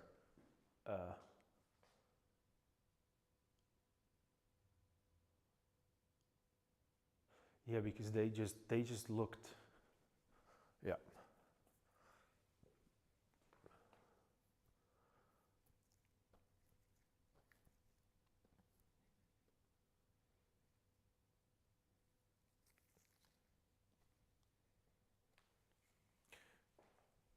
I want to freshen this up a little bit. Would that be a word? I don't know. Because it started to feel a little too dull.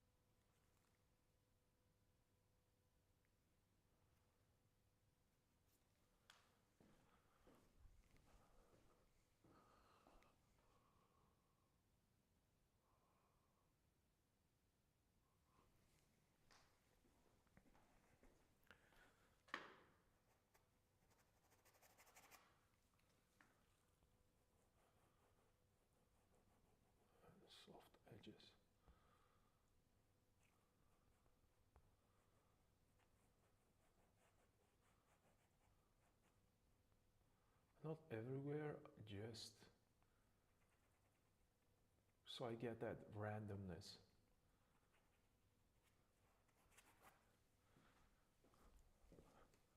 Yeah, so I have that randomness of, how would I even call that? It's just that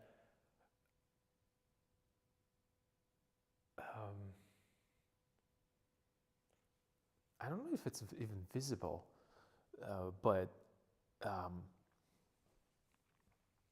since I work, and I'm kind of repeating myself, I know that I haven't been here for 2 weeks. But what I'm doing here right now is that I'm trying to unify that background a little bit. So it's a little bit more coherent, so I can see it as one shape again, kind of a continuous shape. And I need to push this even lower, I think, because I want to keep that, you know, that kind of a swoop going on here. I know that I have a guy here that I have to take into consideration as well, but since this is a main painting, I want to go back to this, to being a main thing. So let me just go in there.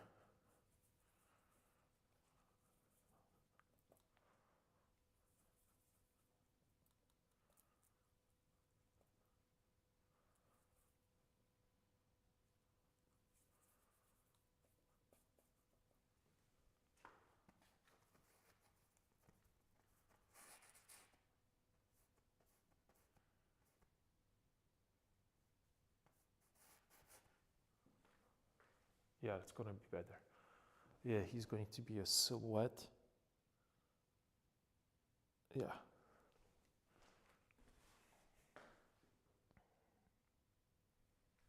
Nice. And then I could go.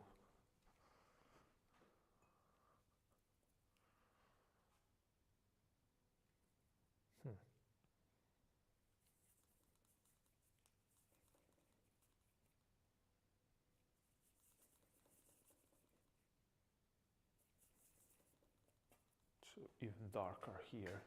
So create these transitions. And then I want it to be super soft down here.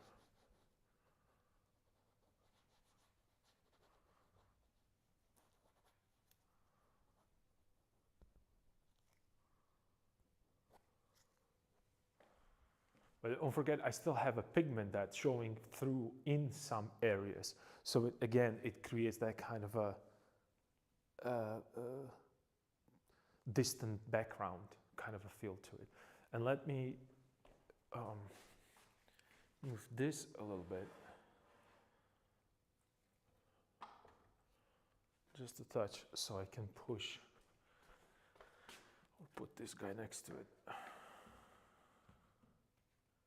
So how far off I am there.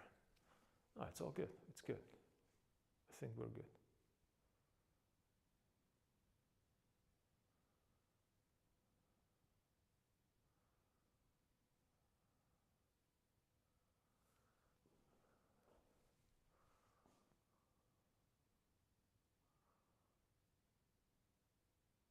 Yeah, I have that another canvas next to it.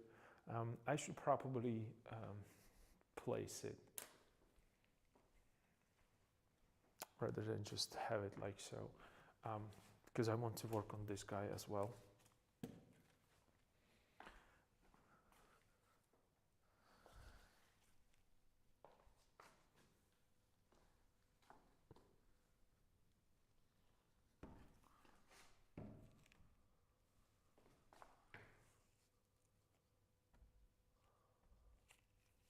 Well, I guess this is going to hold for a while. It has to, right?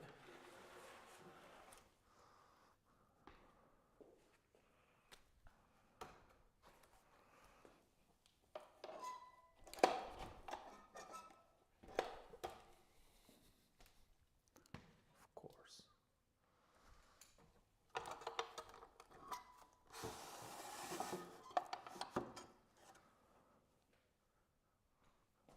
Is this the height? No, I think it has to go lower.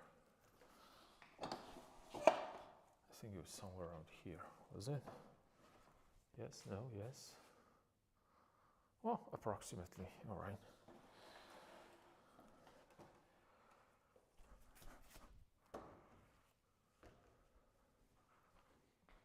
I wonder,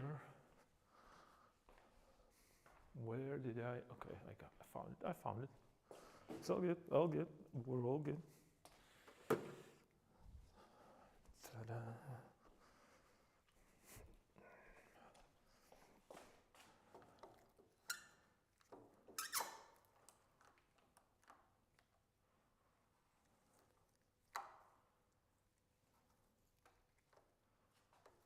Was it like this? I think so.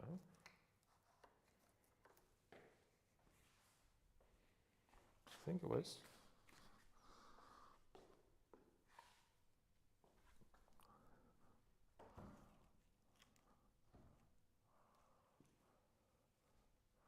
Yeah, I'm pretty sure it was this way, like this. Okay, and then it needs to go one.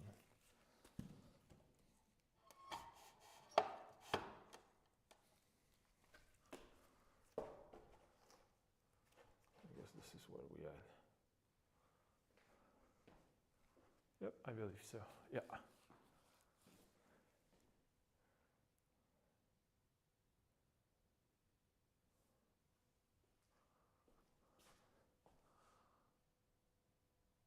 Cool, we're back on track.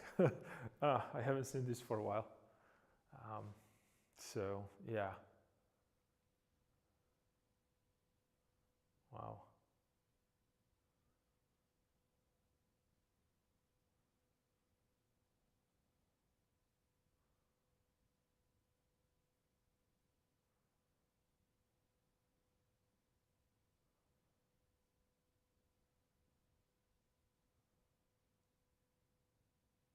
Okay. And right now I'm looking at this and I have this direction, that's fine, but I want to have it slightly different angle there. Slightly different angle.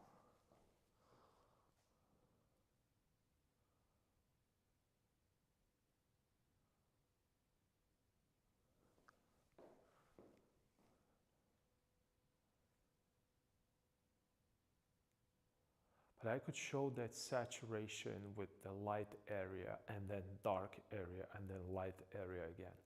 Okay, so what about this? As it goes down here, these could be mountains, that's okay, in the background. So we could do like a greenish something in the background.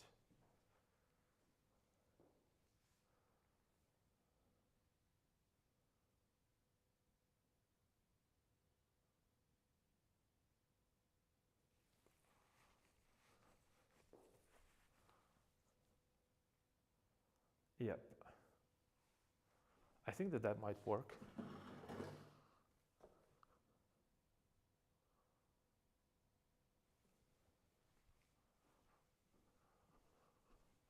Yeah, let me continue a little bit. So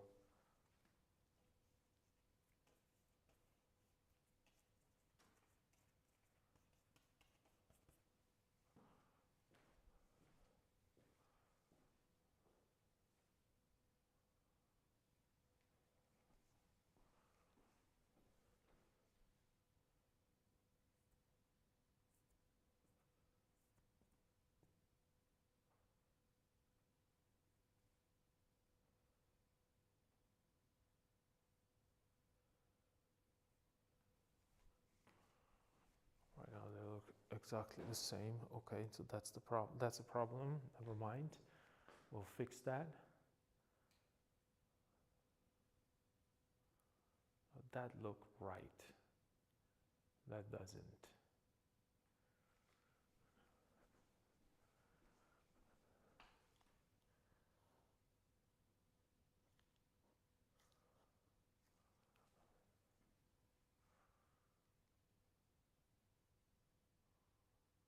actually, no.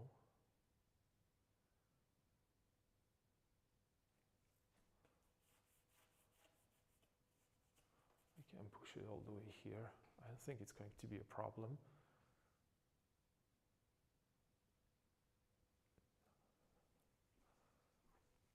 And then maybe I could make this little area here.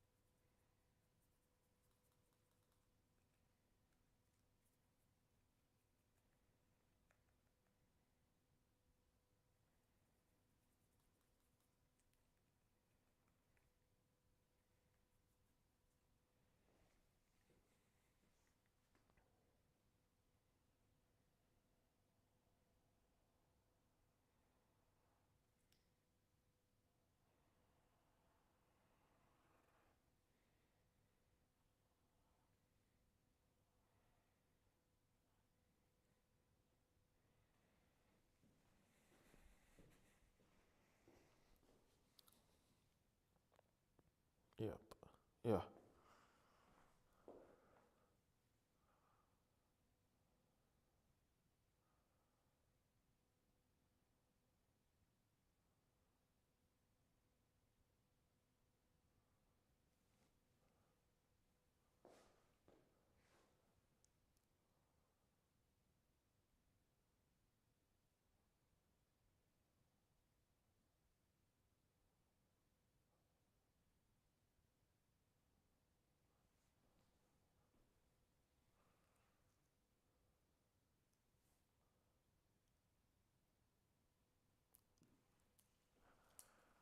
I wonder if I move it a little bit more towards.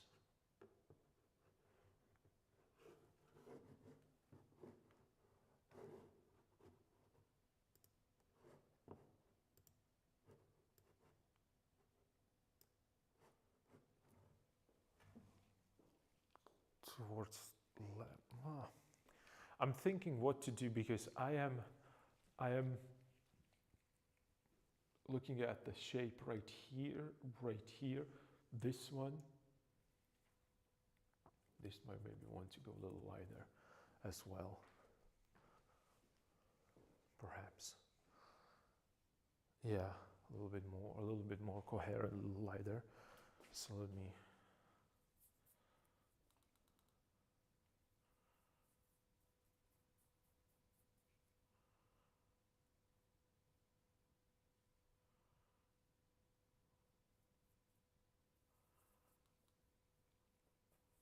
Let me go and get it.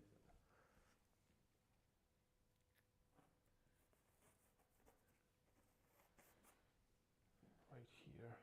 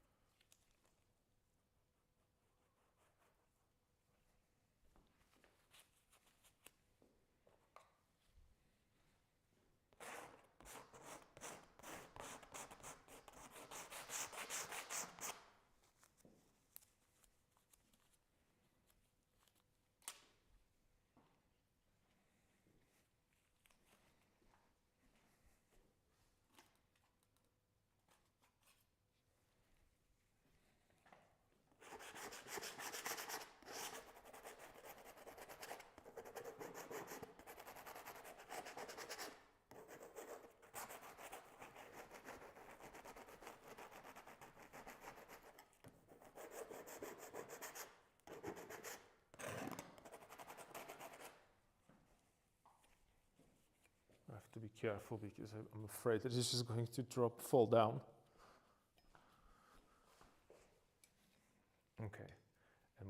have to push it a little bit more this direction right now. All right. So it's starting to strengthen up a little bit. So it has to go a little bit more here.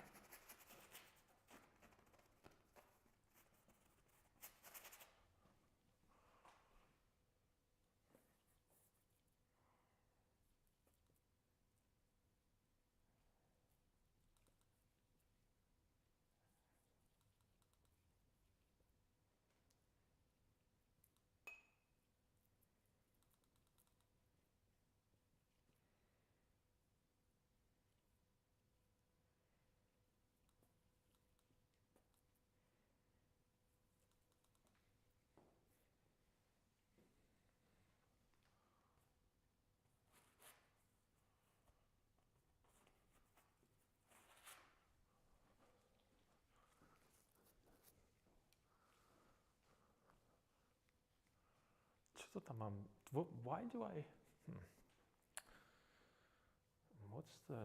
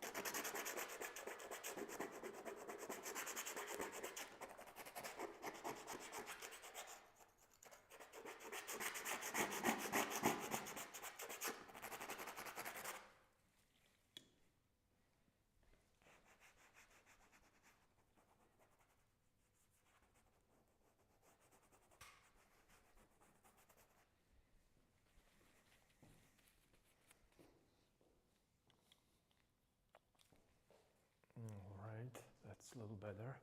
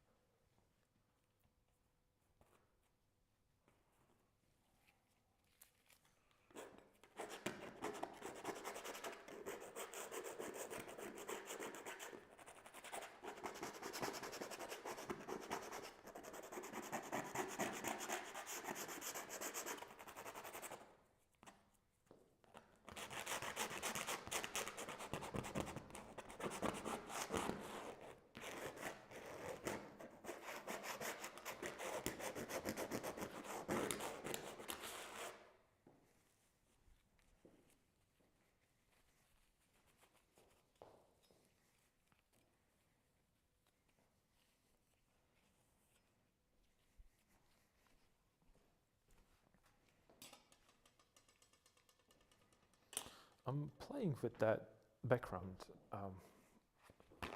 because, again, I focus on the composition, I focus on that feeling of light coming in to that painting, and I think it needs to go lighter. So that's where we're at right now.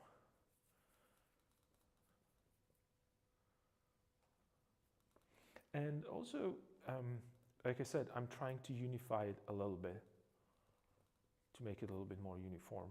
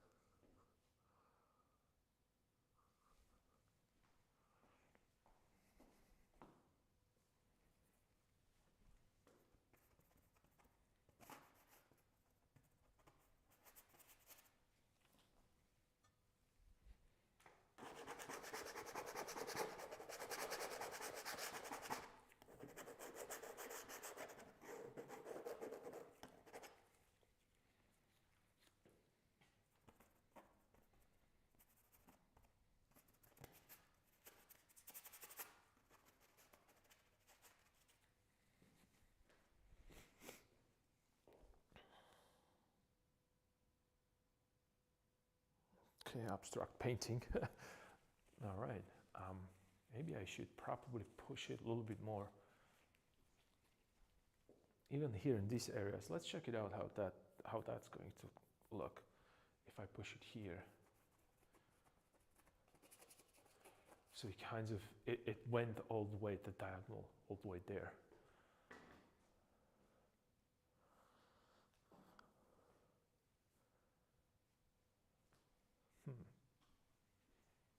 Might be.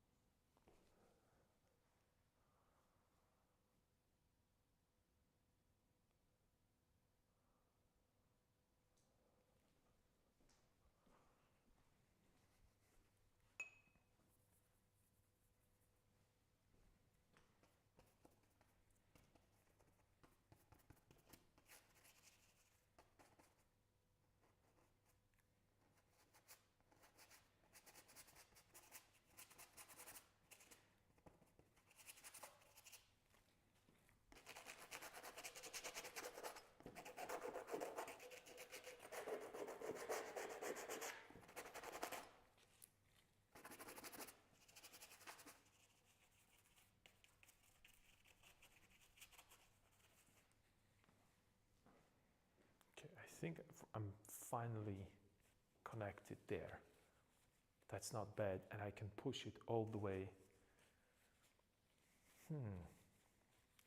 Like it kind of wants to go there, but I still have this little piece right here, so it should be like the lighter area should. What I'm thinking about is just keep that kind of a light background shape, a little bit more dominant. Not dominant. I'm kind of, since I haven't been here for 2 weeks, right? And immediately I am not able to speak because mostly I was talking to myself in my head, right? And I don't need to say the word, or I can think in terms of images. So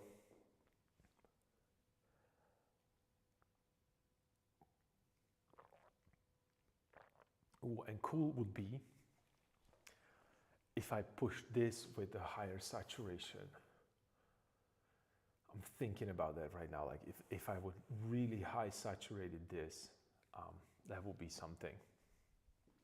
That might be cool.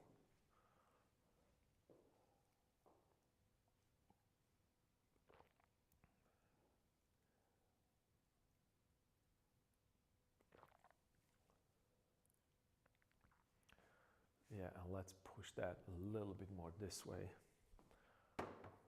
I'm thinking about that. I'm looking. I'm looking at this truly as a whole painting together. So I have to push. I have to put another one there next to it because I can't really see it. And you can see on my palette that I have a kind of a mixtures here. They're very close on value next to each other, and I'm just trying to play with chroma and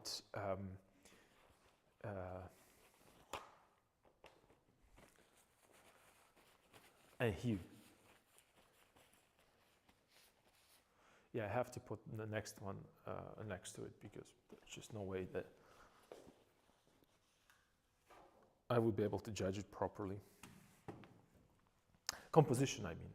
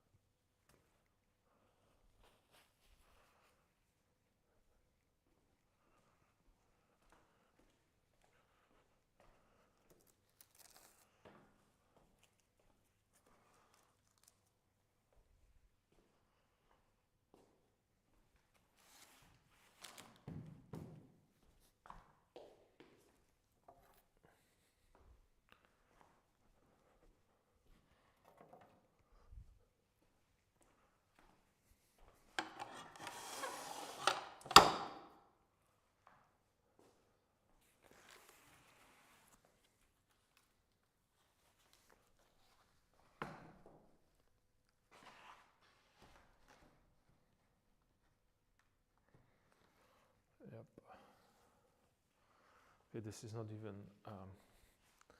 I don't have the I don't have a.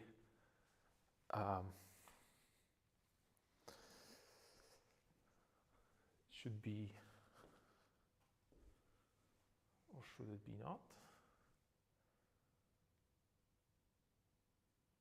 I don't know.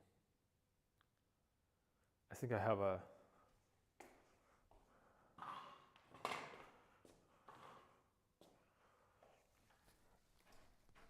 Because I don't remember.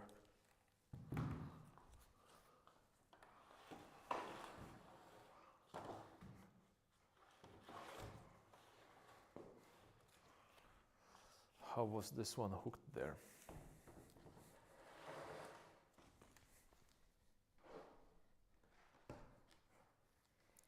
Well, I can maybe just, because I need to cover these, maybe I could just use a clip and that's it. Yeah, let's do that. Or maybe I could use a, yeah, let's do that as well. That might be all right.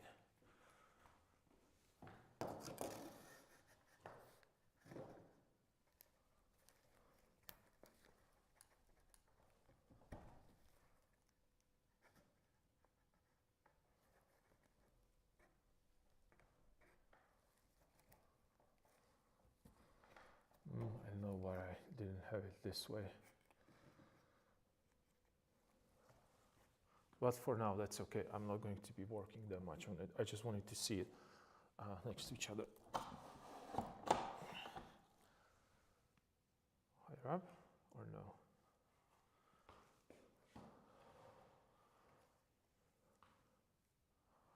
One more maybe. Yeah.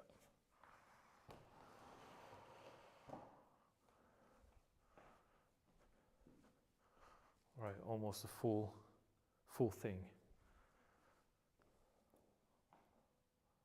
Just don't have it in the right angle. All right. So let's move this.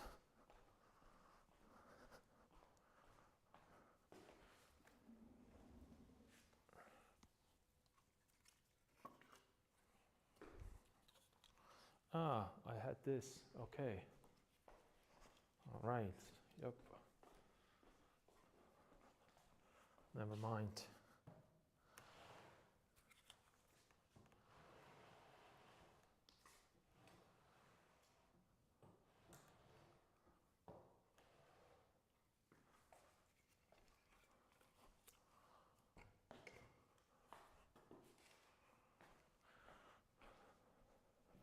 Yeah. Okay. And right now, I should secure this. Have it there. Okay. Don't go anywhere.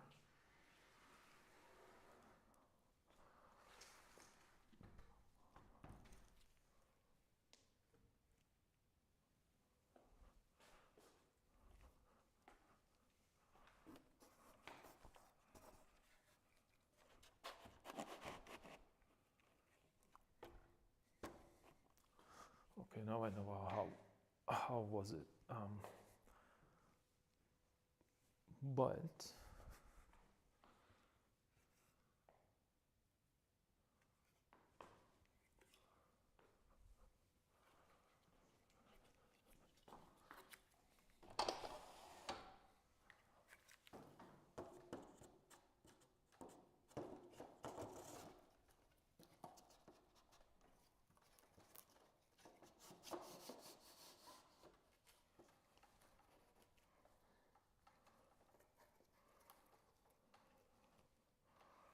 all right. So this one is secure. Let's adjust it this way. This is going to be here. It's going to go this way. And in between, it's going to be this guy. All right.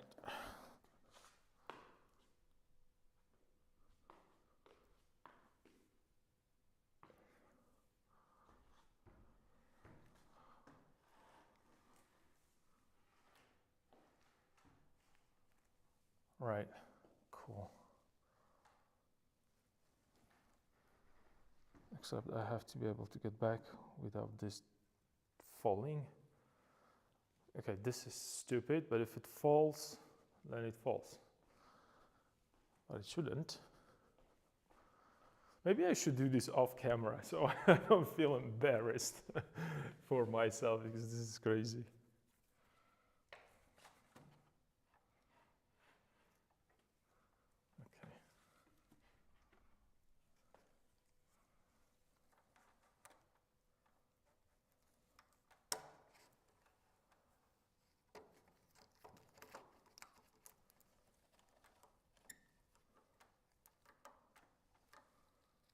Okay. Okay. Here and here.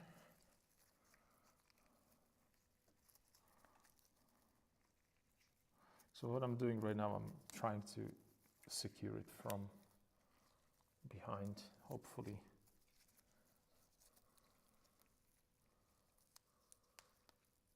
Hopefully it's going to be secured enough. And if not, then I have a problem.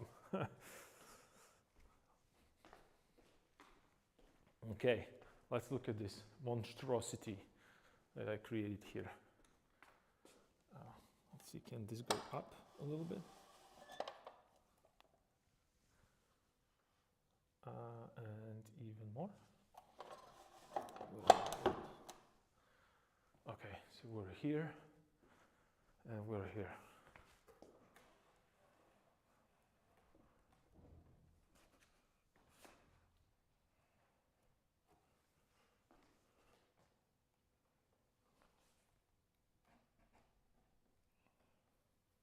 Well, okay. Wow, all right, I managed. Okay, cool. I just got so used to seeing it like this, that for a second when I was looking at that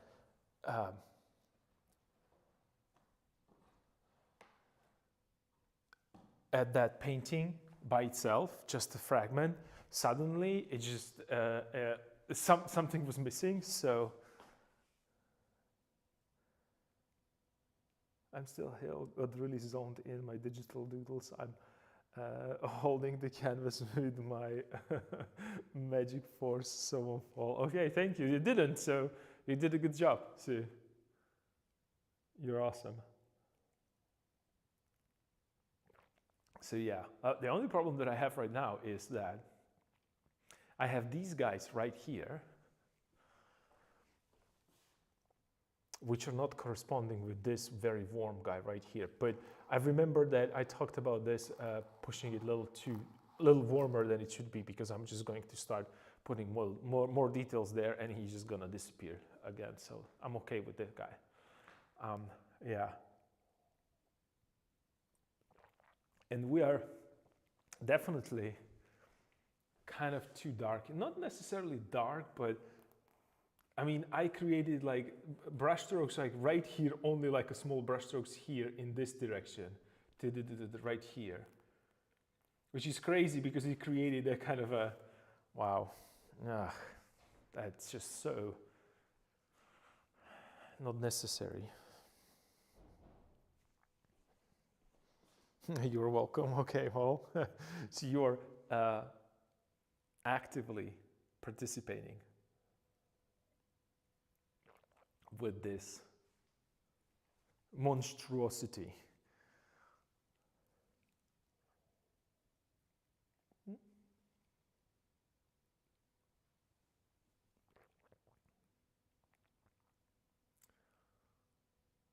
Yeah, it kind of. Another thing that I really want to do.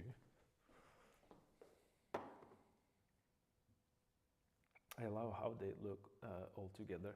You do? Thank you. I appreciate that. It's just it's a long journey. We have to just. There is a lot of more work, but I think that lightening up that helped.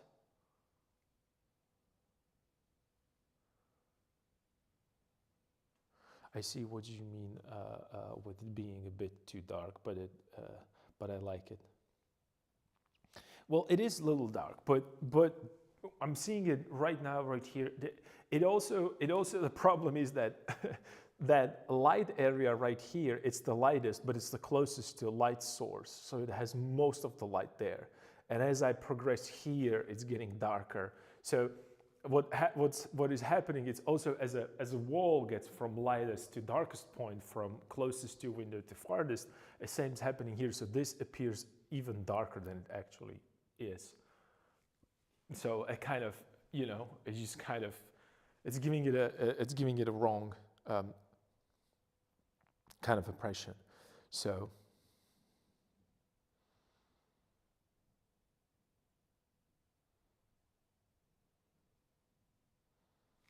I lightened it up, yeah, because I have everything dark on me, so it's not as black as I am, right? So you can see that it's just slightly, it's a little bit different. And also, if you look up here, that's actually a very good example. If you look up here, here you have like, this is like a light sliver. So this is actually mirror that it's right there that is reflecting the window. So that's the difference between value next to a light being hit. This is already reflected light, as you're seeing, because I don't have a direct light into my windows.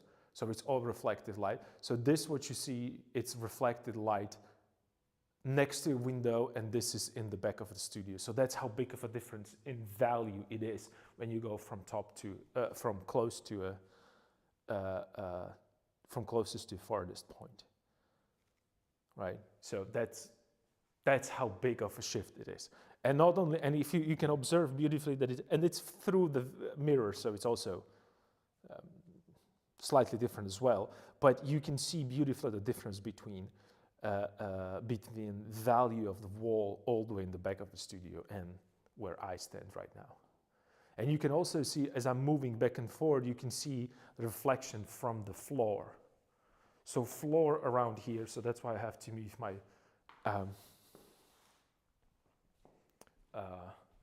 my carpet closer there, because the floor is I don't want to say that it's clean, but it's it's reflecting a lot of light. I mean, it's still, and it also, the problem is that I'm casting a shadow from another window, right? So these are all things that really affect the way how that painting looks. And another problem that I have is that it feels that I lowered that horizon. Which is not a problem, because they could go, you know, the horizon does not necessarily need to be straight. Yeah.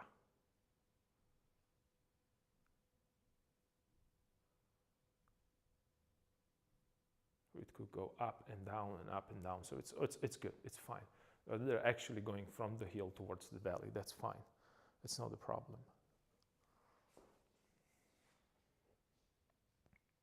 But I think that this needs to go lighter.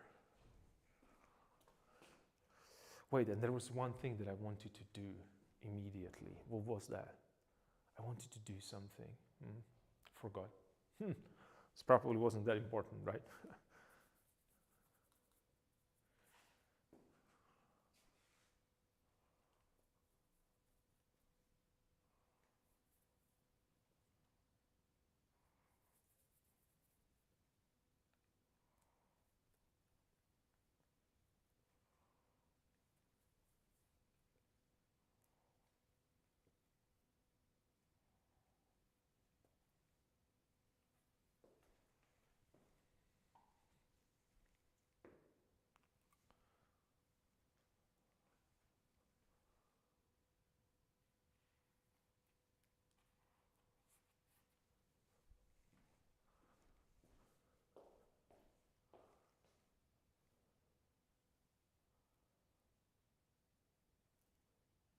Well, another thing is, when I was talking about that visual pollution, why it is important to not have things around, you can see it right now next to my like the brush strokes that I placed, right? So check this out.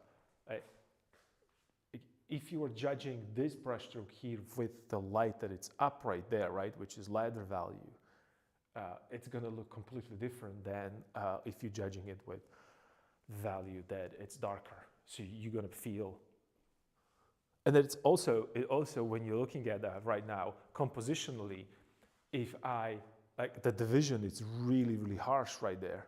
So that's something that, like when you think strictly compositionally, it's a problem with having like bunch of stuff around. That's why the frame is very important, because then I can't really judge it. I don't know if my canvas is ending up there or it's moving left or it's moving right. Yeah, and it looks like some fog rolled in, and on the right has it cleared up. Yes, that's how I feel about it right now.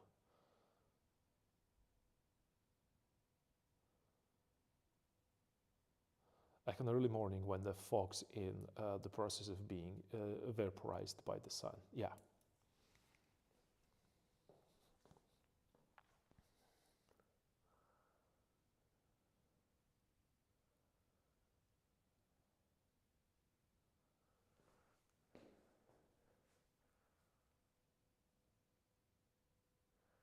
So I have this, I have that. Oh, I think I know what the problem is.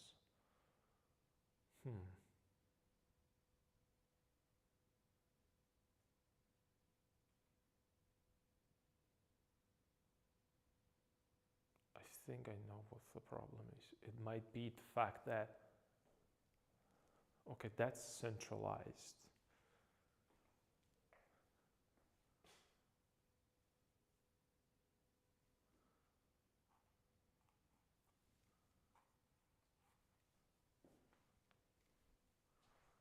This can go in more.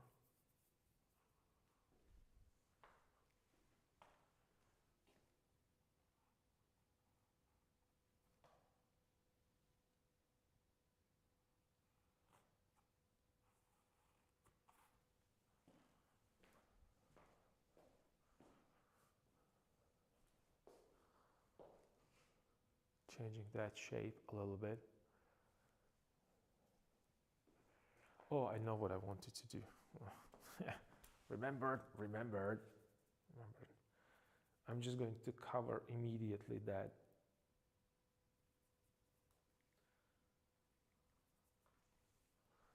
This right here.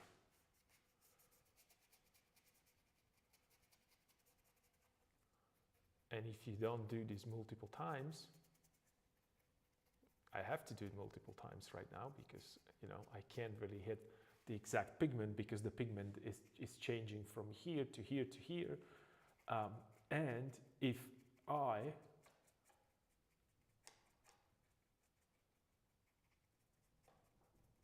I don't do it right now, it's going to stay there, and you know what's going to happen? The day of the exhibition, you're going to have 20 portraits like this. And you're going to be running around and you wouldn't be able to match the background properly, and it's going to ruin your composition, and you're going to be angry, and your whole day is going to be ruined. How do I know this? That's a good question. And yeah, I don't want to answer that. I don't want to answer that question because it would put me into very uncomfortable situation. That's all I have to say to this, and I'm going to stick with this. All right?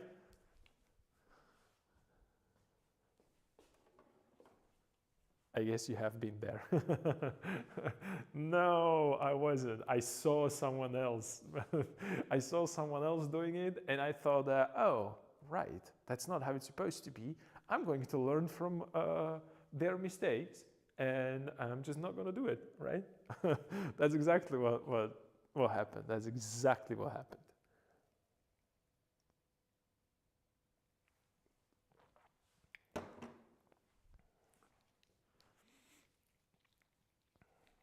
All right. All right.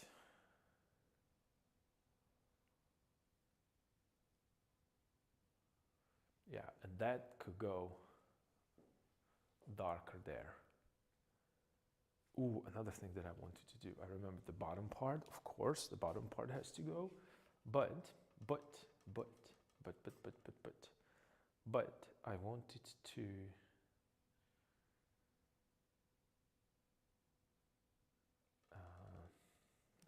do this.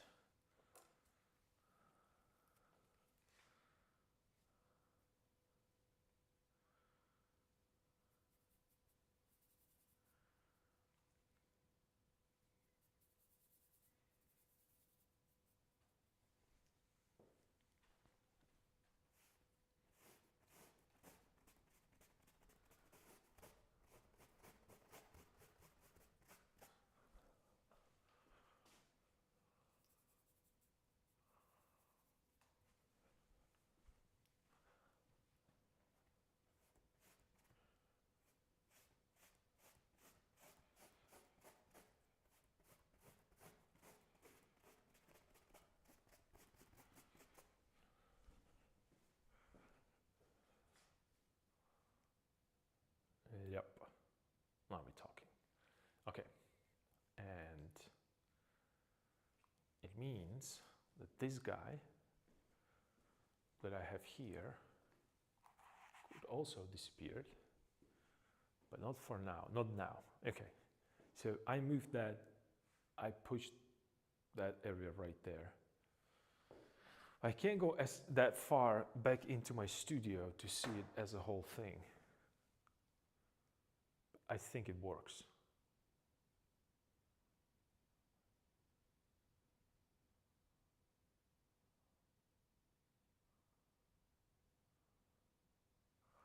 I still don't like the hole right here on that very upside. Yeah, always nice to learn from somebody else. Yeah, yeah. But unfortunately, you know, in my case, it was I always learn on my own mistakes.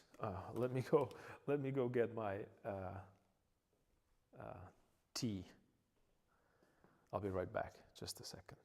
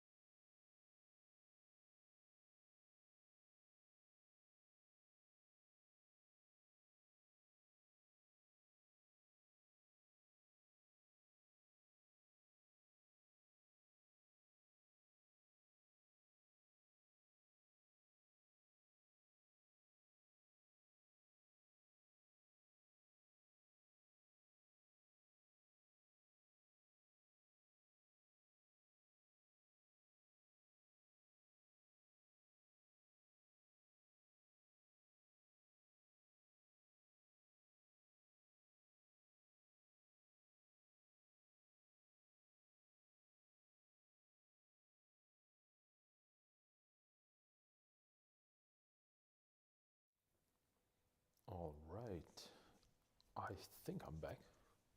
I'm not sure, but I have to adjust my microphone. Something is with my mic again. What is happening? No, it seems like it's all good. All right, fresh tea. Let's see what's up with this painting. All right.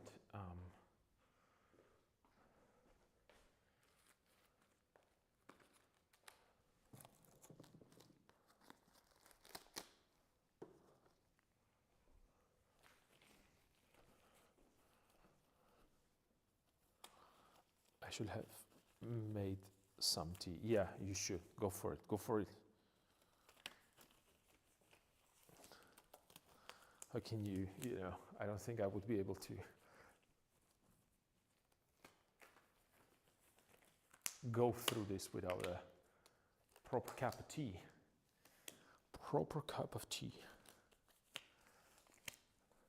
Since I can't drink coffee, unfortunately. All right, so let's continue here. I have that, I moved to another side, and this is a really kind of a strange thing. I was working on the sky, and I realized that I want to make this like a little warmer. So I just I dry brush on top of existing pigment, warmer,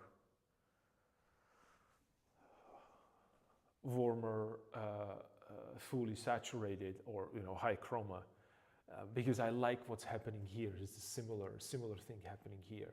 I have like a little high saturated areas, some redness and warmness here against that kind of a greenish yellow. So it creates a little bit more, it looks a little more as a like a golden artifact rather than just some wood painted, right? So that would be one thing. Another thing is that when I'm painting, and this is a strange concept, or not even a concept. It's just since I'm thinking about this like it's one painting. You see me looking that direction because what I'm looking at is that diagonal, the light diagonal that it's right here, and it's running. I'm thinking about light diagonal within the whole light shape, and you can see like it's swooping down a little bit from there. So what I'm thinking is that I could push it maybe even a little lower, perhaps. And I know that there's going to be a difficulty here again with these figures, but it's okay. I just want to see it because this is what it's painting. I can always bring it back. So what I'm doing is that I'm adjusting this, and ideally I could push this a little higher so I have this light area here, but it's still working with diagonal because right now it goes like this, like so, and I want it to be more that direction because I want to keep that diagonal going there, right? So that's why I was looking there, because I'm looking here, like I have this light value, it's going right here, through here, this and this. So if I push this a little higher, I can make a little small opening here, just design it a little better as a silhouette. So that's what I'm looking at right now. So that's why when I pushed, it might look strange or weird, I place these couple brush strokes here, but I want to see the diagonal moving. And I have to go all the way back to my studio to see that happening, right? I knew this is what's going to, I knew it. First moment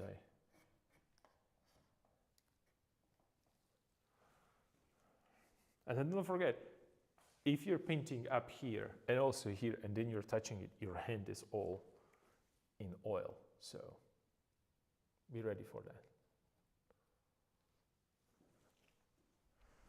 Because you're going to spread it all over the place, in your books, in everywhere. So it's just a friendly reminder.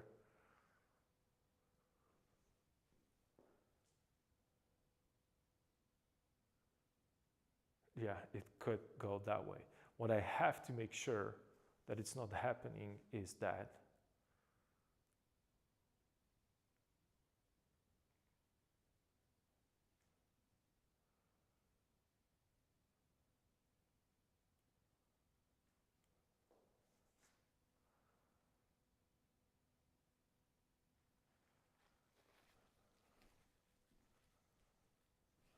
yeah, so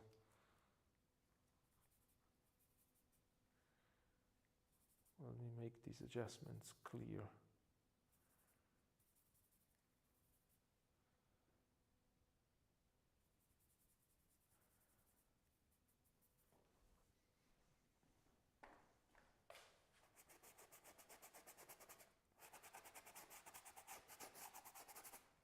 So I just grabbed the value approximately what I saw there, and I'm correcting it just a little bit.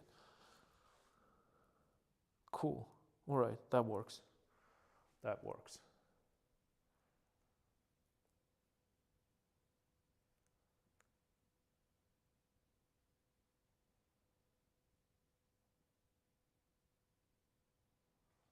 Yeah, that works. Maybe I could go even more.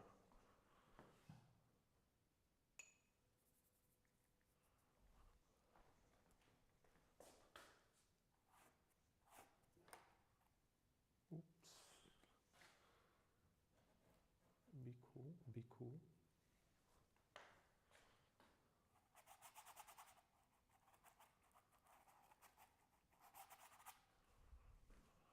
So push that even more that way.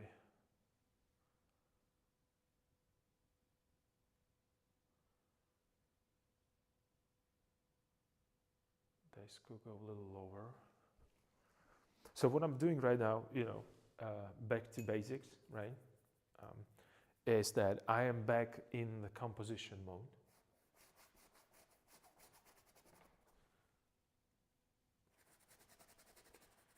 And I'm thinking strictly compositionally. So maybe I could do a little stop right there and then move it that direction. Yeah. So it's not too much like that.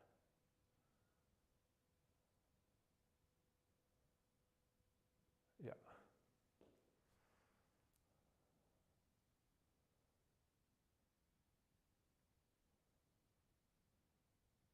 Yep.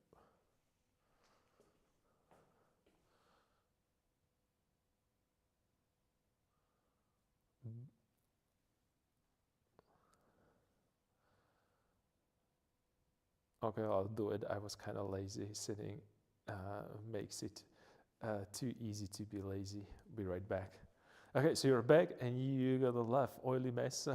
What do you mean? Can you be more specific? What do you mean you get the left oily mess? Are you referring to my lack of hygiene and oily scalp?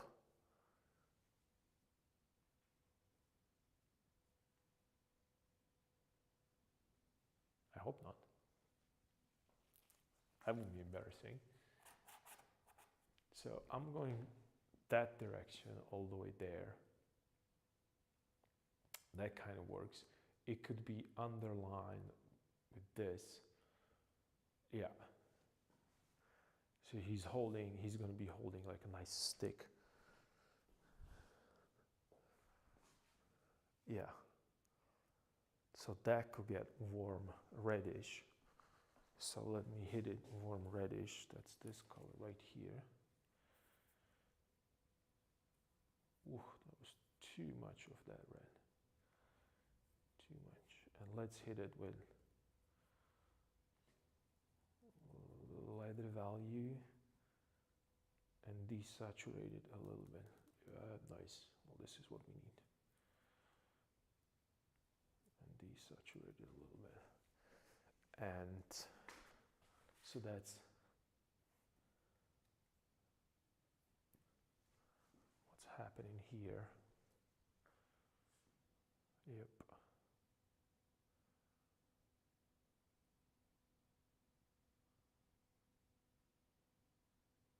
Nice.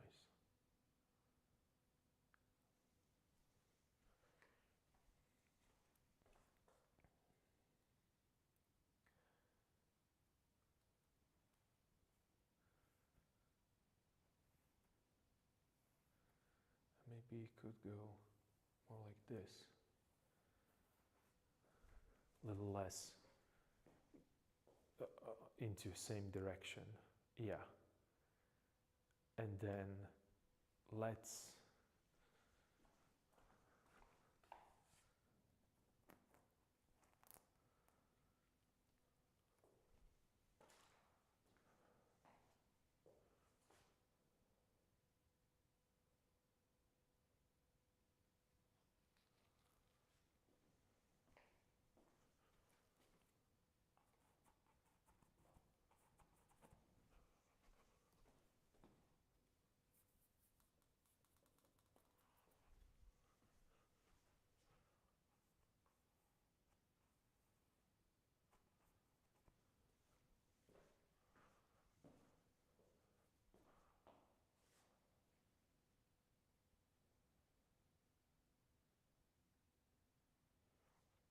yeah, that could slowly, okay. All right, so this could actually go.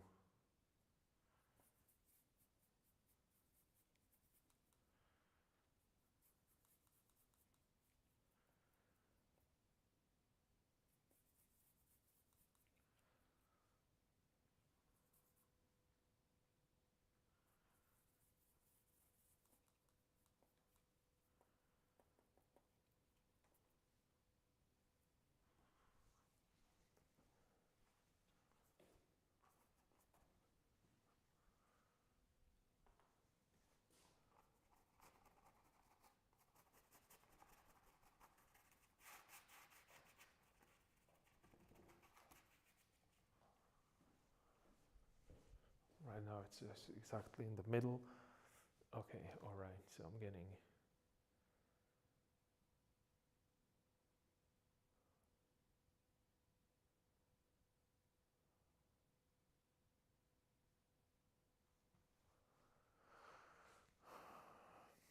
Okay, there is something that I'm missing here.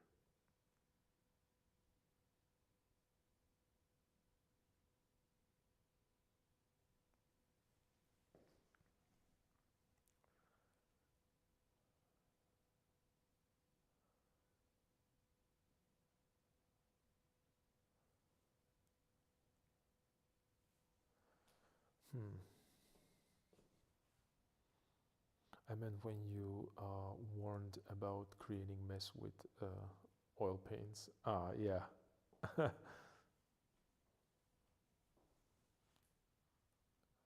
I have a situation right now going on. I think.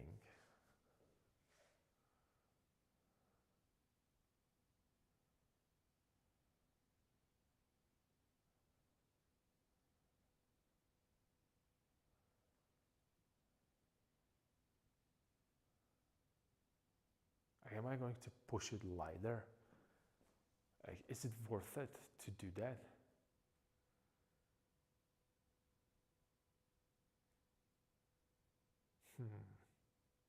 I don't think so.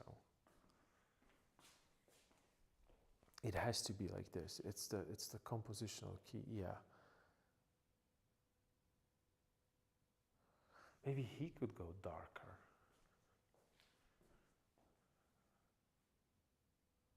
Like that figure on that side, that's what I meant.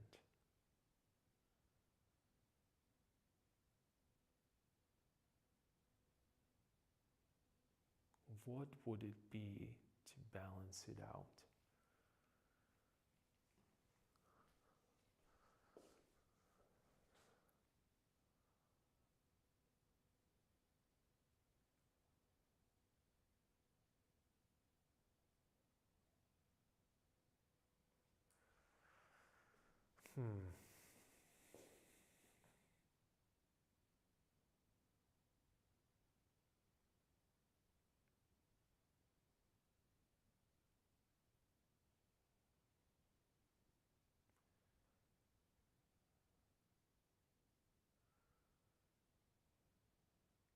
I'm missing something.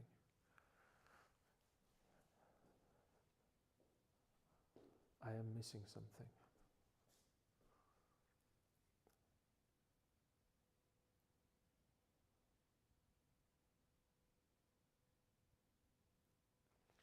like that dark shape there. I just don't know how to.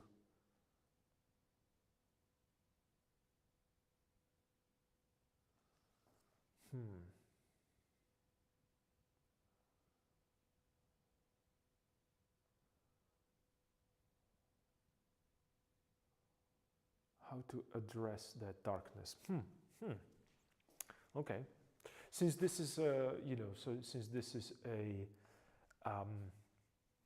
kind of a landscape issue,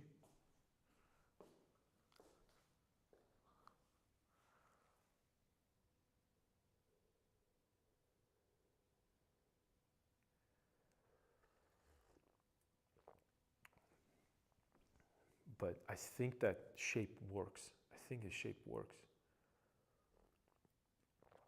It just needs to be adjusted properly. Okay.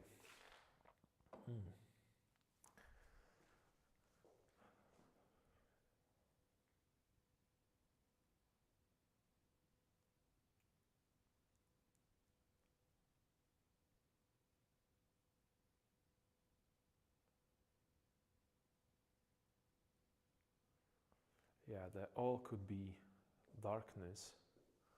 It's all good.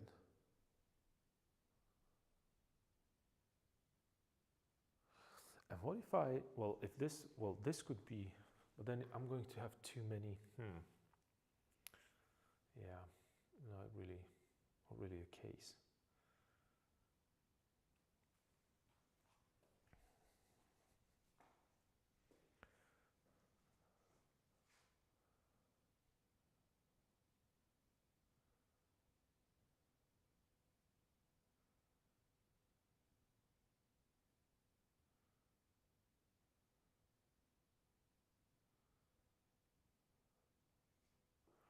Okay, this guy, he has to have.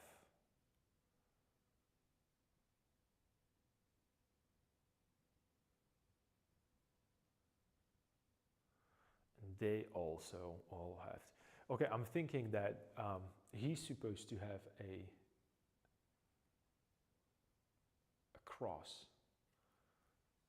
I mean, every one of them should have a cross one way or another. But you remember, I did not want it to do all these. He could have him tucked away. He has to have it. He should have it. Okay, that's going to be another issue. Because I'm going, I know I'm being quiet and really I'm not decisive. But the reason is because I was not. There is plenty of things that I'm trying to incorporate into this painting. And we talked about a lot of stuff, and I know that some of the things I really wanted to test and include, but maybe this is a good also because I shouldn't, it's like cleaning a palette. Maybe I shouldn't go back and think and try these. Maybe I should just look, I'm looking at this with fresh eyes, right? So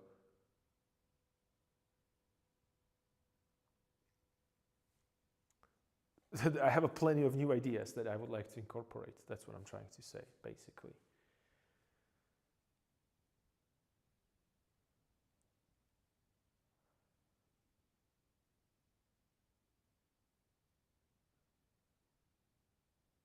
Yeah. And it looks like that this guy is a little closer to me right now, but that's the size of his feet and everything, yeah. But still.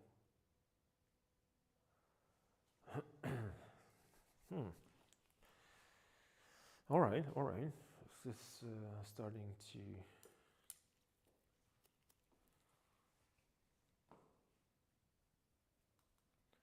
This is starting to be fun.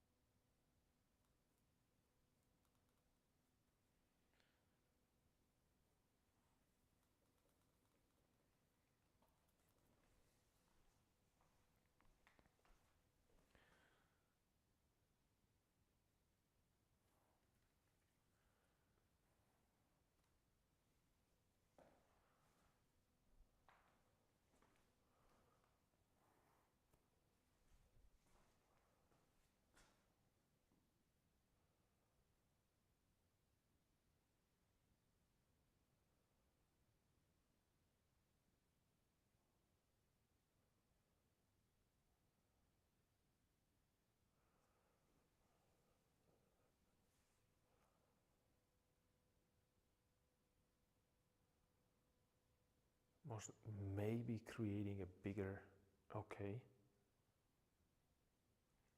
All right, that might work.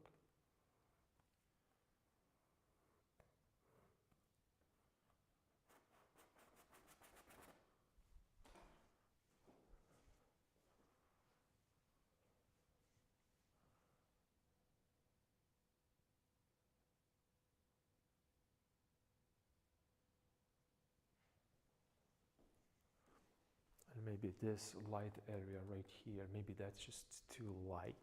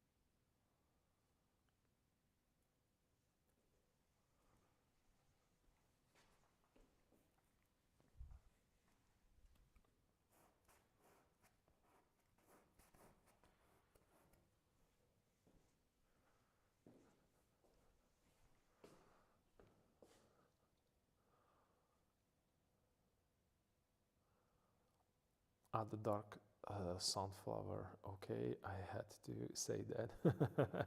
You added dark sunflower. Where did you add it? To your compositions? All right. Or maybe to mine? Yeah. I guess that would be but you're not. You know what? You might think that it's just a joke, but that's a part of a. It's part of an understanding of a problem with the composition. That yeah, perhaps it wouldn't be bad to have them there. You know.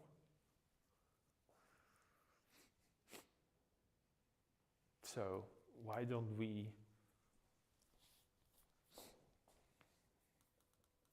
exercise this idea? Since we have some pigments in the brush.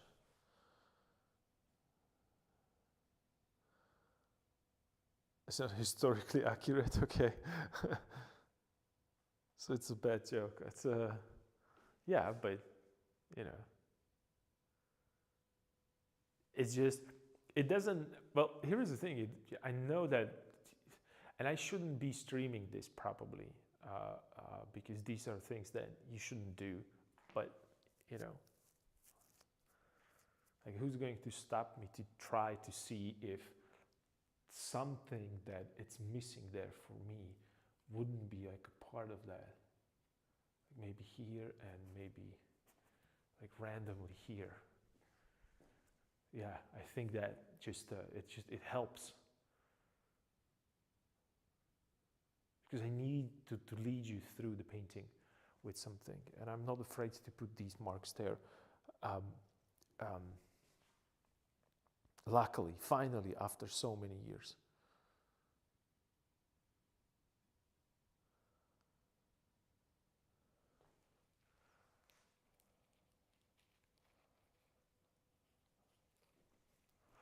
So I could go a little bit more.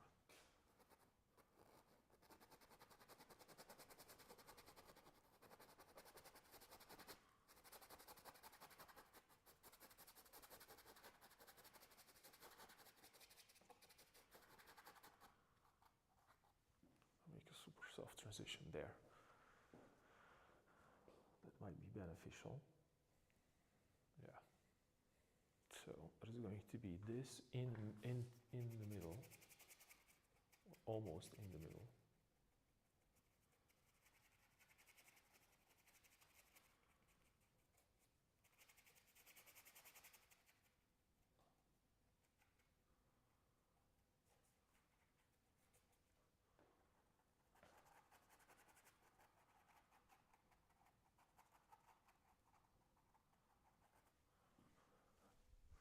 Okay.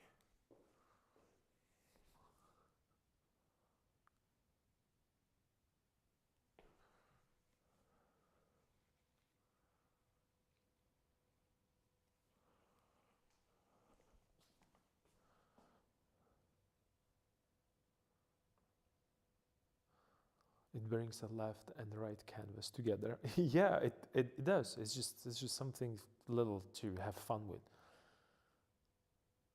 You know, you inspire me to be less afraid of putting down marks too. That's cool. See, now we're talking. So I'm glad.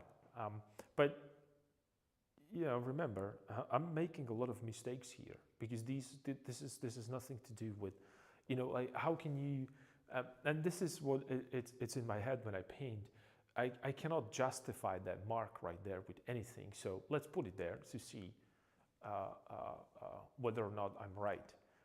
And if it bothers me, it does. If not, it might be actually, it might show me that perhaps these two red marks, maybe I could just, you know, connect his arm here so they're kind of interlocked together, right? For example, that's just an example. Maybe I can just go here and maybe I could just, because this looks way too orange for me, so maybe I could just make it a little less saturated, or actually the other way around. This looks way too desaturated compared to this. So maybe I could just bring a little bit more greenness and happiness down there, right? So that might be something.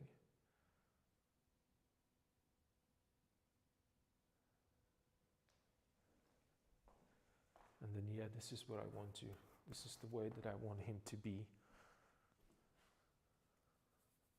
Or that direction, rather. So.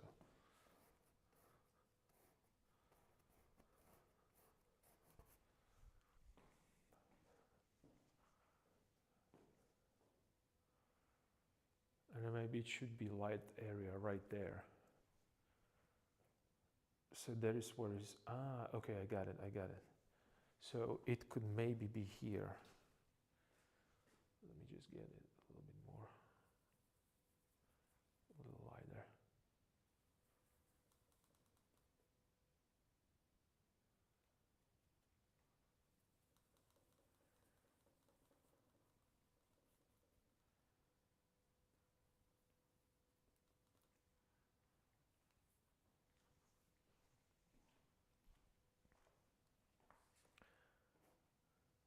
Okay, yeah.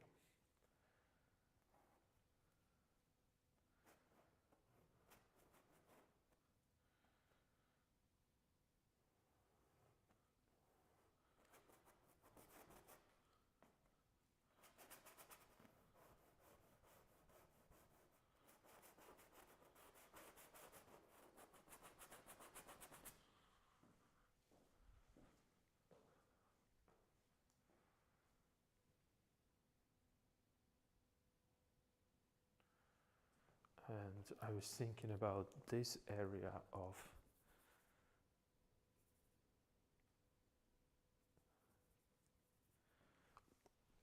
like going down right here and then turning and going in, and this being dark, and this is the area where the leg is going.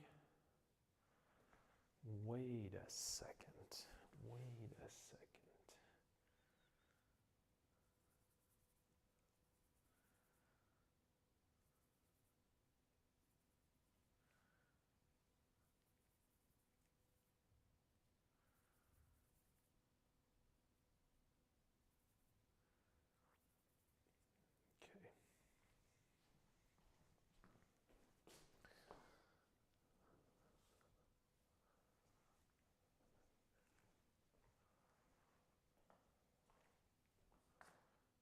So it's going down here, and again push it here,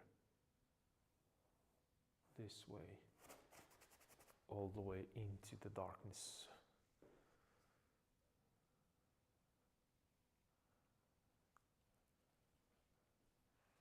Which means that it will go almost out of the canvas, but we won't see that.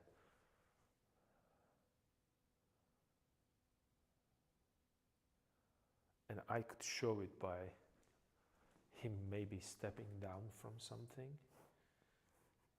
to do this shape right here. I mean, would it be possible?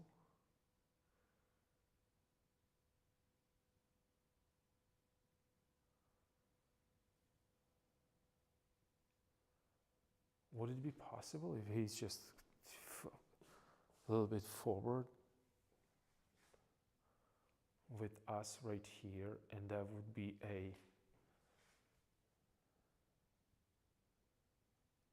there would be like I'm thinking out loud, but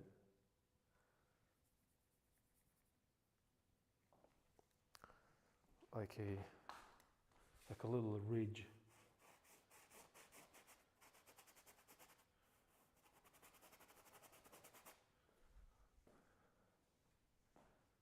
That would kind of help. Yeah, there's kind of I could create a ridge right here, maybe even. Just a little something, and that's gonna change that.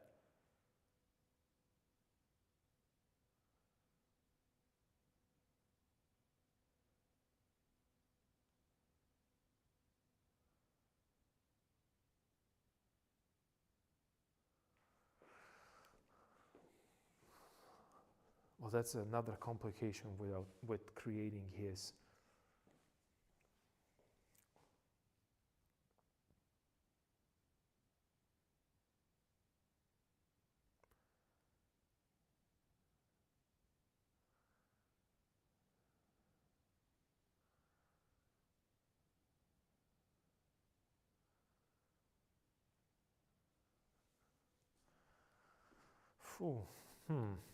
If I open this area right here, I should probably grab this brush for it. I can open this area right here completely.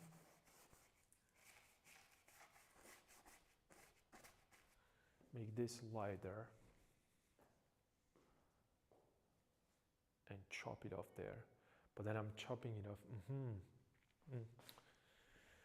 Wow.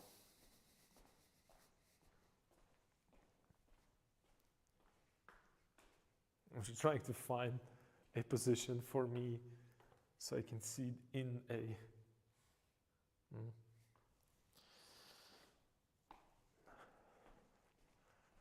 so I can see mirror reflection.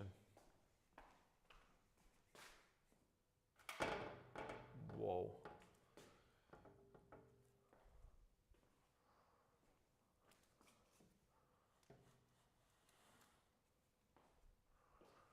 Okay, well, maybe here.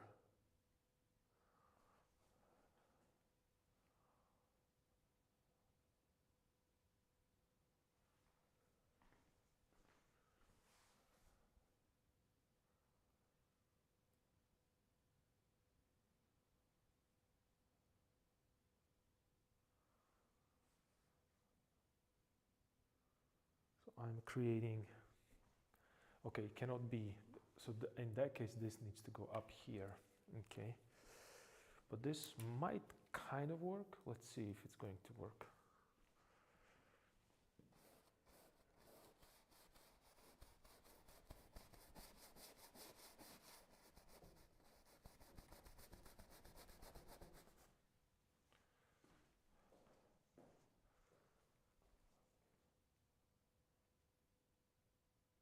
To soften it a little bit.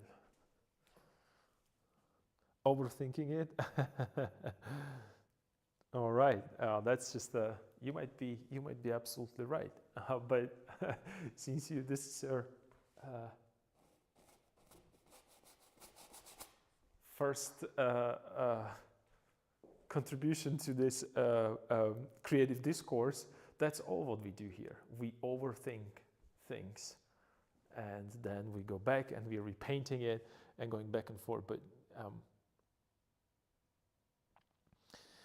But you are absolutely right, Token Princess. It's just it's overthinking, and I struggle with this a lot, actually, truth to be told, and it's not just me. I think that a lot of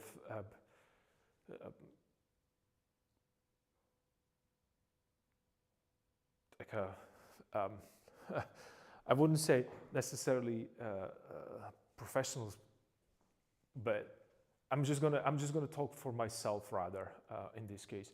But I think that people I saw struggle the same way that I do right now. So yeah, and overthinking it and moving things around and being locked in the circles. You might be absolutely right. But since I really want to push it even further, I want to make sure that I exhaust, again, not necessarily the right word. Let's use the word exhaust, because that's probably the good one. I want to exhaust all the possibilities that I have here with the painting, and I want it really nice. I want to find a nice continuation and a nice kind of a silhouette that interlocks and connects these together. So let's maybe push it this way here.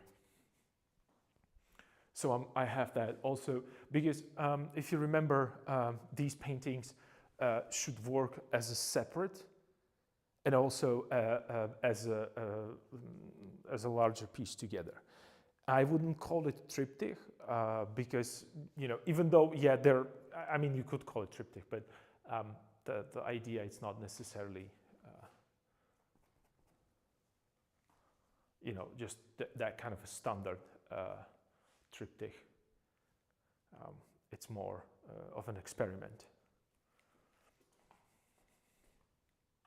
So I can push this even more here, perhaps even this way, and maybe put it a little closer to underneath him, because he seems like he has that kind of a thick, long kind of a area of his ankle around here, and maybe that would be better if I have a little bit more space right here. So pushing it this way. So since I have the red pigment in my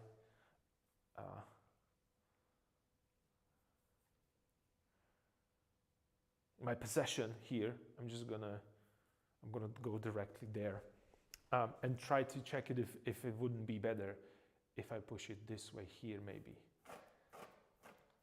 If the light would be here. And what I'm looking at right now is I'm checking that shape, negative shape. So this is what I'm looking at, like here, here, here, and this.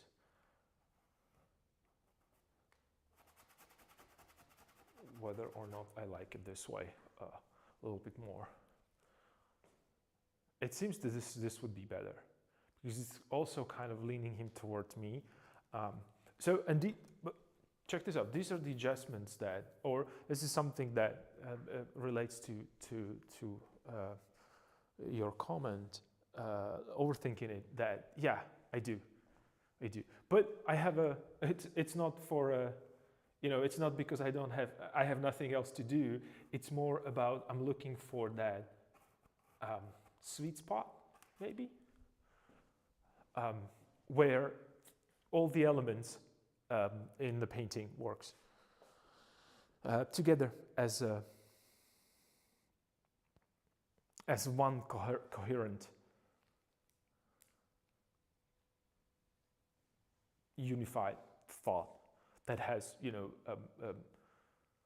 beginning, middle, and end.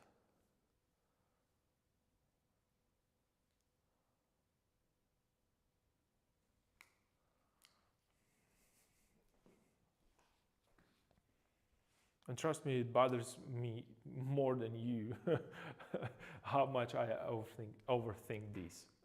Unnecessary overthinking. Yeah, this also could push him a little bit more back. Yeah.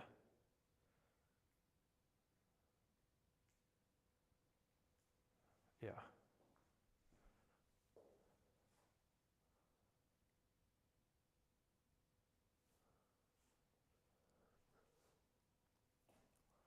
And what about maybe disconnecting them here? That might work actually.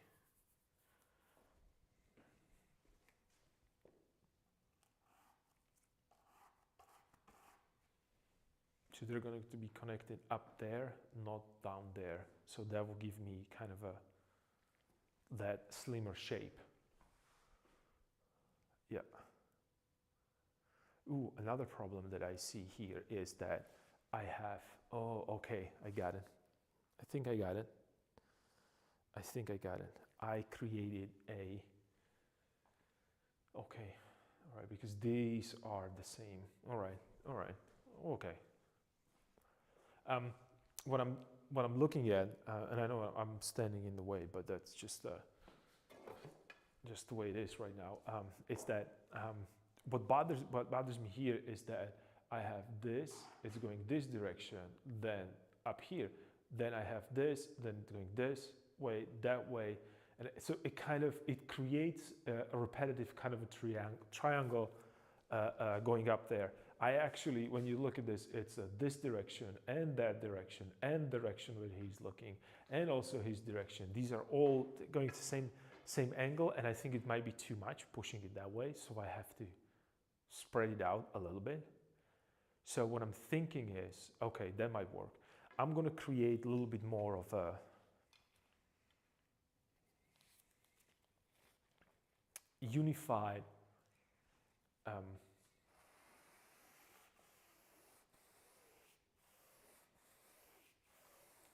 little bit more a softer background.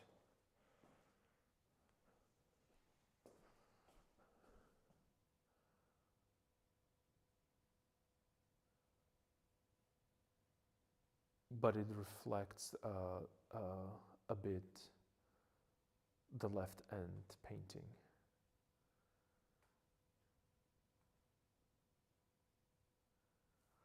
Reflects, you mean it reflects my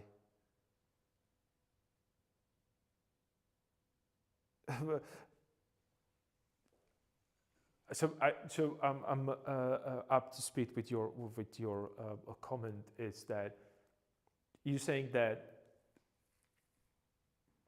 the painting, the reflection, the painting is being has a lot of reflection because the way it's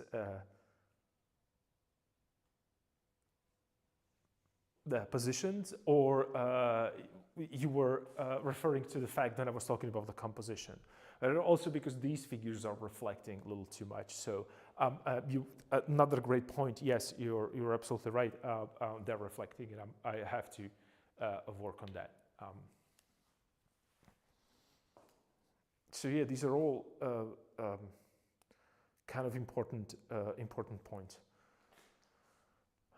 So that's why, working on a project like this is not very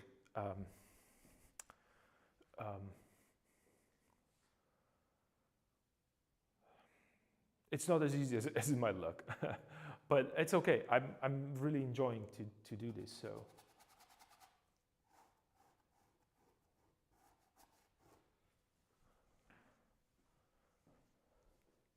So if I move it that way, it gives me a little bit more space.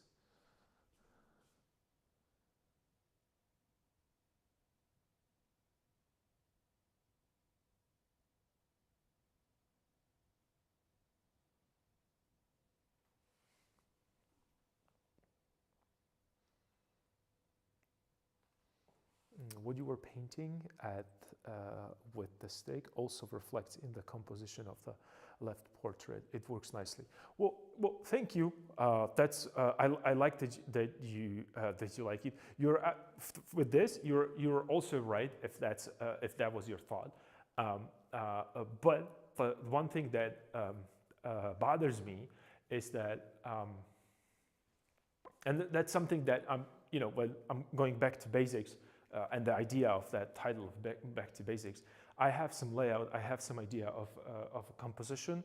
I have rough sketches, which I used to put this together.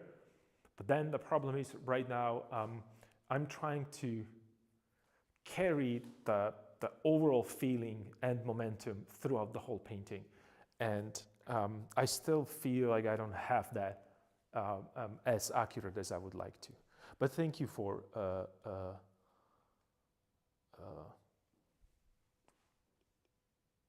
pointing this out, or showing me. I mean, joining a creative discourse. And I hope that you paint alongside, because that's the coolest way to enjoy this. We actually talk a lot about the composition and all kinds of cool painting stuff. So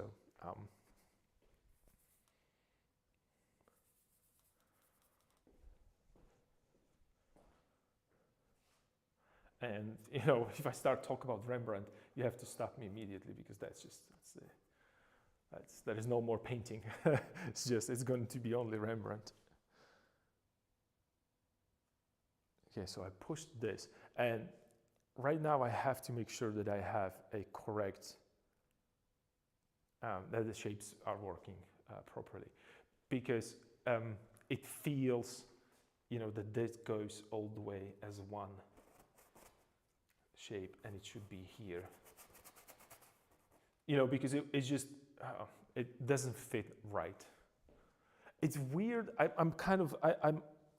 have to say that I like that weird thing going on there. It's kind of making it weirdly, what would be the word? Weirdly abstract, that little shape there.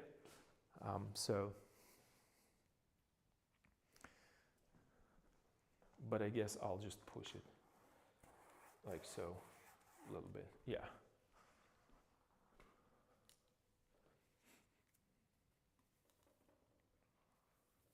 Let's see what do we have here.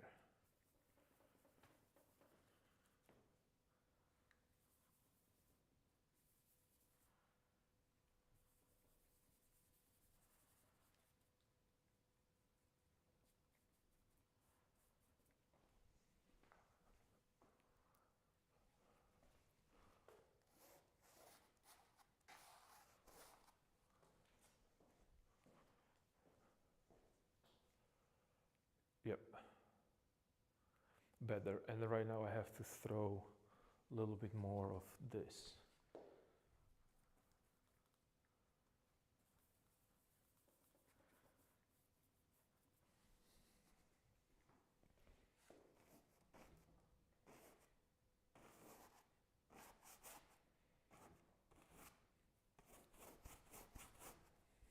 This could actually go all, I could actually kind of blend it into a background. I don't need to.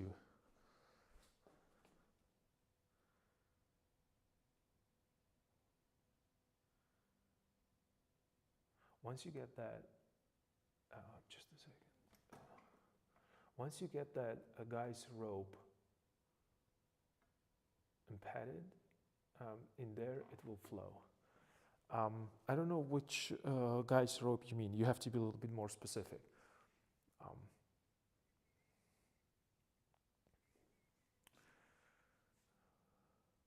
I assume you mean this guy?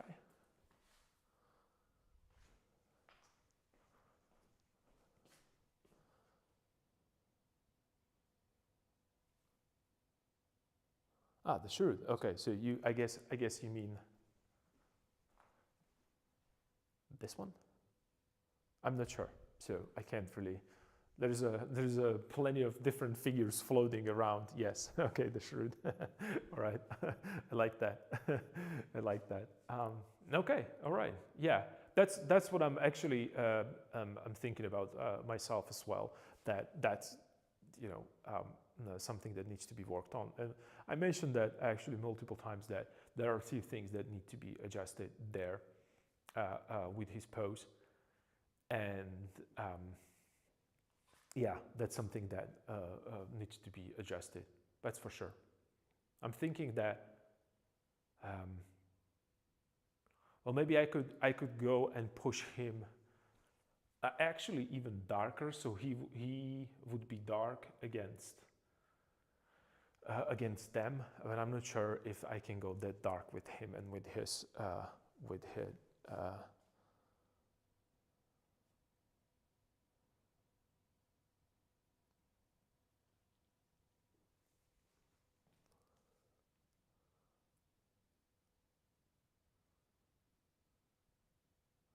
Yeah, let's see. Let's see if it's going to work or not. Um,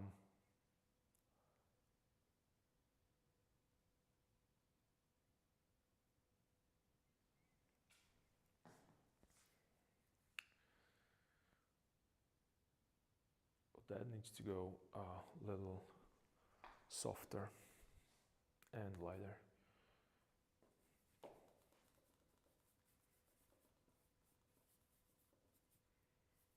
Slightly desaturated.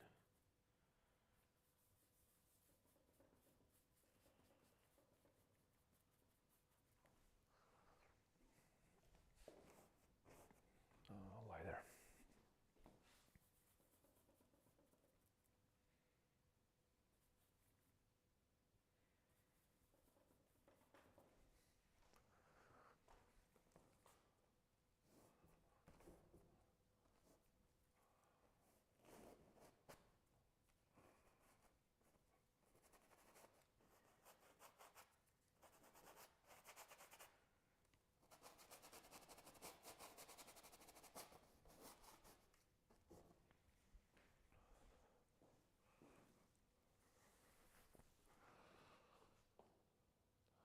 I'm distracting you. I will just watch your great artist, beautiful work. Oh no, you're not distracting. I'm sorry. I'm sorry. I'm just because I'm going back and forth. This is you're absolutely you're more than welcome to continue. Either asking questions or and your pointers are awesome. And you can see in the chat that we discuss these things, and I'm trying to figure it out certain things, and it's not always as obvious to me. And sometimes when I get into painting, I ignore a chat a little bit because the scale of a painting is just I can't really have the kind of a classic or classical or usual streamer setup. It just simply doesn't work that way. So absolutely, continue with your ideas because they're, it's extremely important for me to hear it. And we discussed this in previous videos actually about how difficult it is to be alone in the studio and you just see same things over and over again, and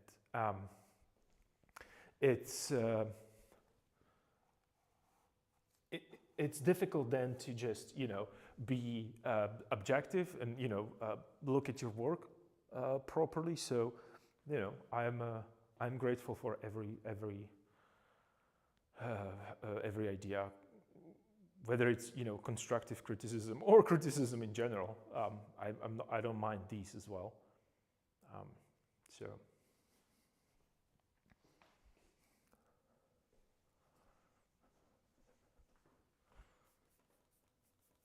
Join and dissect a painting, and the main kind of a focus of this stream is really developing a painting and going further, and also showing that This is this is what I do every day for hours.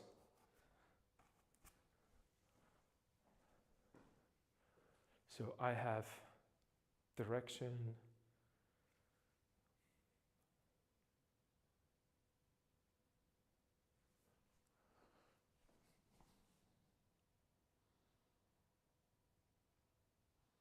Okay, a little bit more vibrancy in the color. That's fine. So let's move here.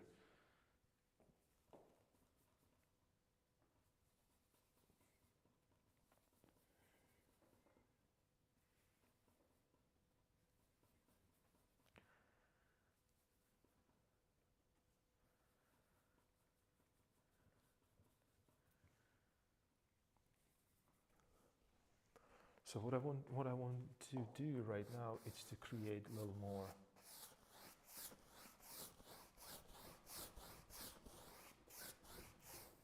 Oops. To combine it a little bit, and I want to use these brush strokes as an advantage. You know, like so I already have a textures here.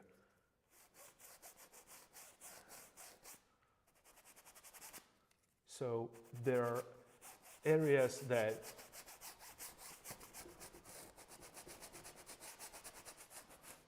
I'm dry brushing right now that, you know, it's going to create that kind of a, how would I even call it? Not imperfection, but randomness in the background or in the layers underneath there, because I have one layer on top of another. And there are areas where it's showing through. There are areas where the texture is on the top. Let me maybe get rid of this to see. So what I'm trying to do is like soften that, because it's too much information there in the corner. And I want to make it nice and continuous, so it kind of recedes into the background slowly.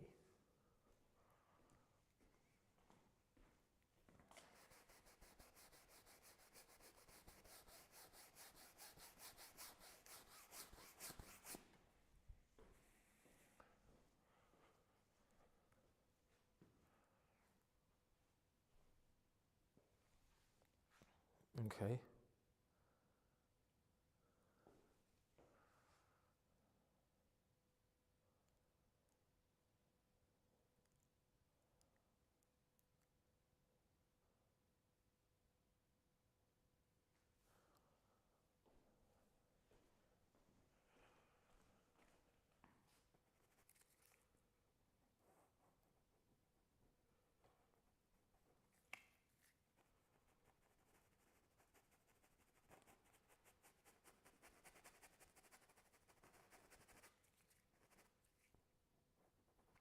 Softening that edge right there, because it was, again, harsh, kind of a transition there. And harsh, I mean, you know, it's too many variables here happening right now.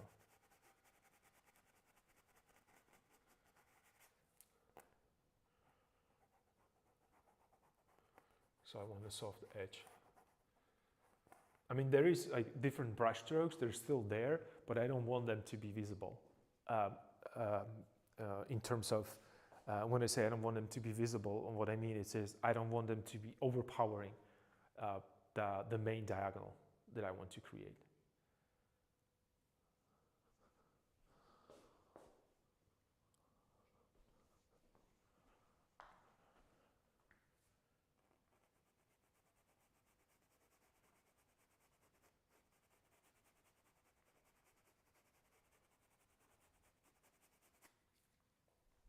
So that's,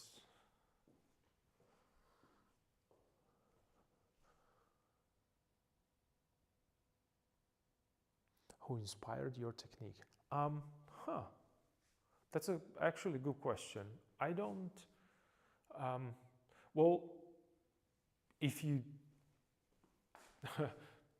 I was I was trying to avoid a conversation about Rembrandt, but probably Rembrandt would be one of the main influences on my work. And then it would be definitely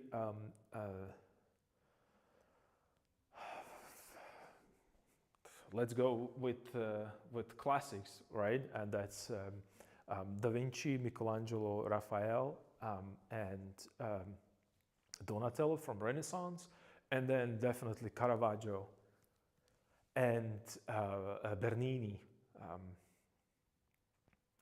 during that early Baroque and the Baroque era. Then we can go through Rubens, of course, Rembrandt, Velasquez. There is just so many.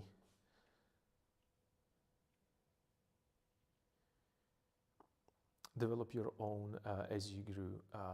Yeah, the masters. And then what I was actually going towards is that as you and you can see, like, I have books all over the place around here, and in previous streams you could see me just always going back and forth and referring back to great masters, and especially Velasquez, Rembrandt, Titian.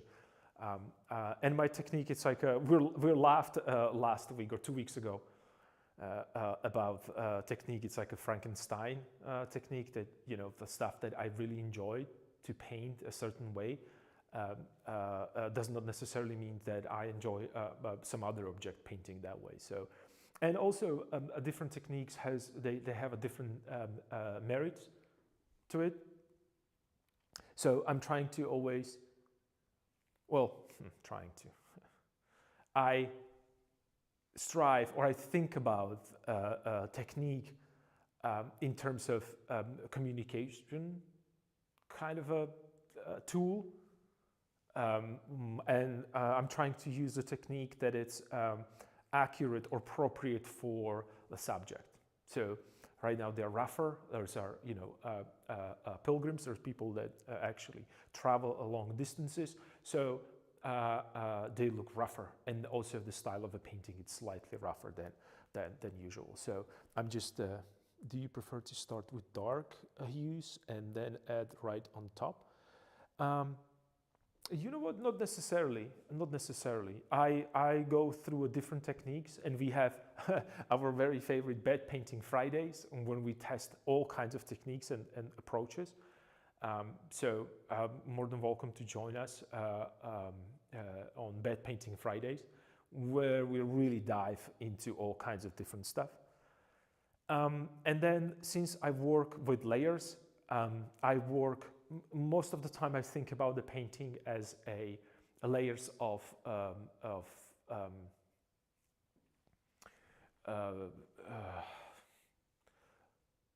layers of pigment that I love the transparency, and not only when we talk about grisaille, but also transparency of a dry brush. So I like to leave some areas. I like to, put the brush strokes on top of each other.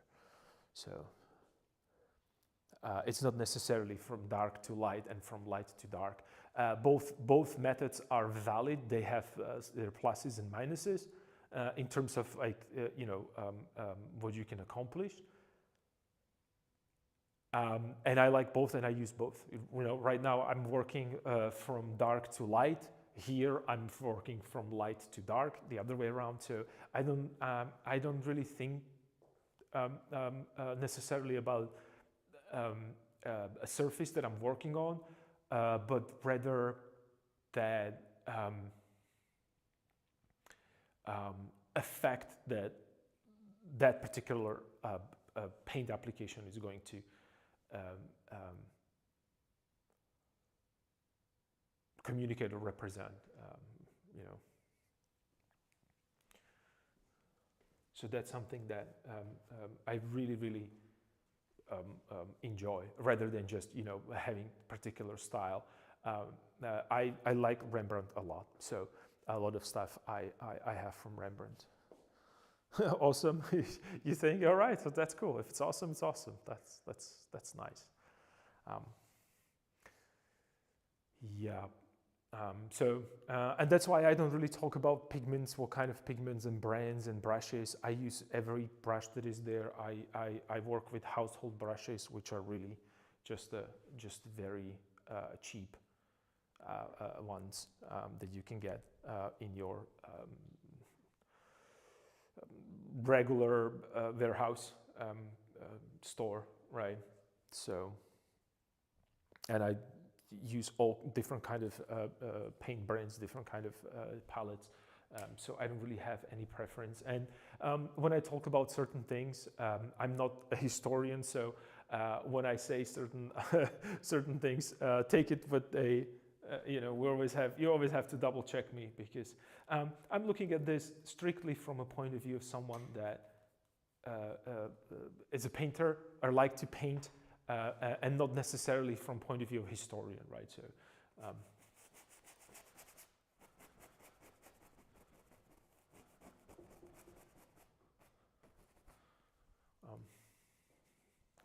So if it will go slightly in a different, maybe I need a little soften. Aika, hi, good to see you. With the Raiders, okay, that's awesome. Thank you guys. Welcome to this difficult task and project that I'm working on currently. So. Good to see you guys. Good to see you. I hope you're going to have fun. It's a little hazy here and dark, so my camera might be lagging a little bit. But you know, I still refuse to work with artificial light. So.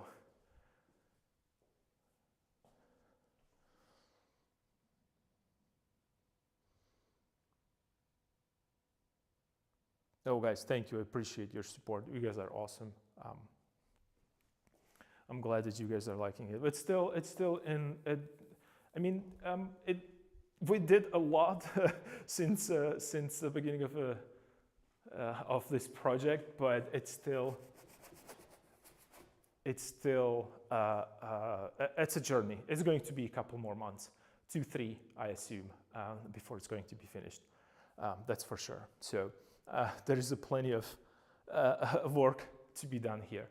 And right now, just to get you up to speed for those of you who are new here, is that I'm trying to work on the shape of this. We'll call it the right side of a composition, because these are 3 different canvases. And I'm trying to figure it out the way how to nicely harmonize them, and so they work together. And I'm working with transparency, saturation. I also work with value, and also with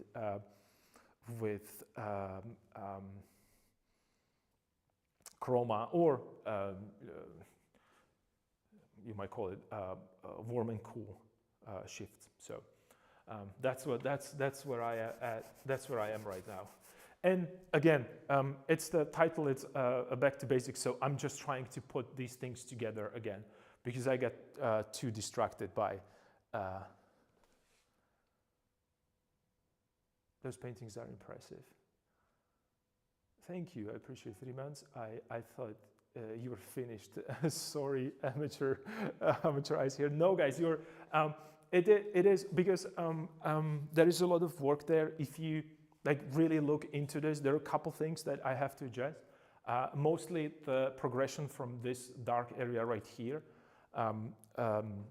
in the value. So this is way too dark right now, and it's kind of making it menace. And I don't want it to be menacing. I want it to be a little bit more inviting.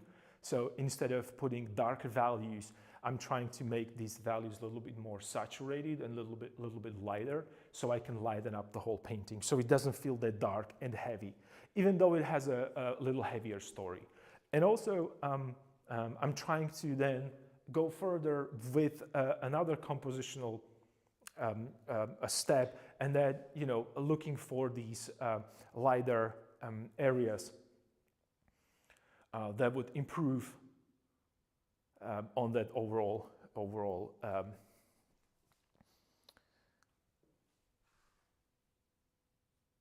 overall a flow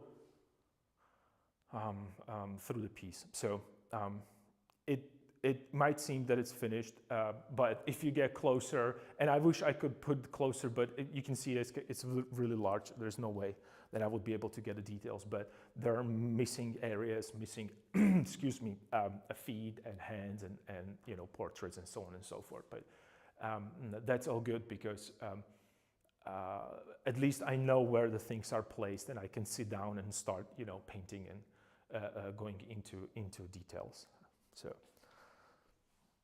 So there are no there's no worries, no. But yeah, it might seem there's not. I don't know. It might seem a little too chaotic right now, but trust me, I'm trying to do my best to.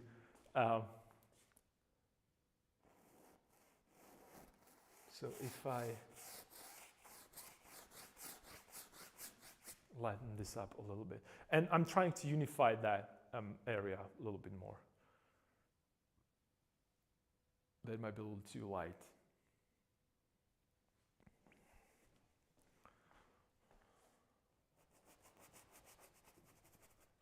You see, I'm just I'm missing there that little.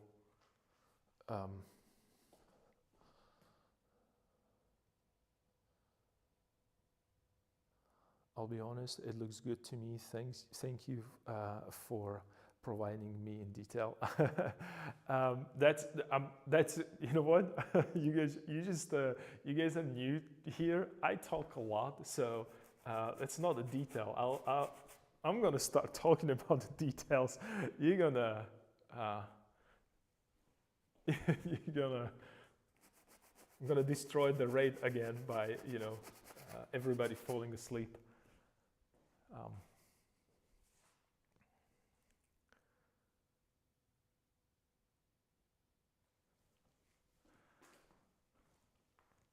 So I need to, that's what I said, I need to adjust and put that other compositional element, because I'm designing here right now. We're thinking about how to design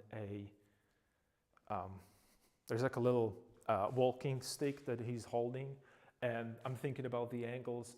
Maybe it should go a little bit more this way, like so, up there rather, because I think that's going to help a composition a little bit. Because I felt for a second that right now everything is under the angle, and I don't have enough these calm areas around that area.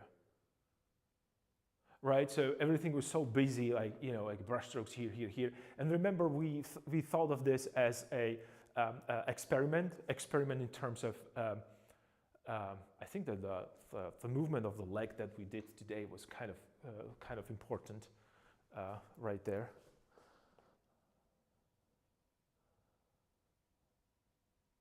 Thank you for the heads up. I hope I hope your day is good. By the way, my day is awesome. What about your day, guys?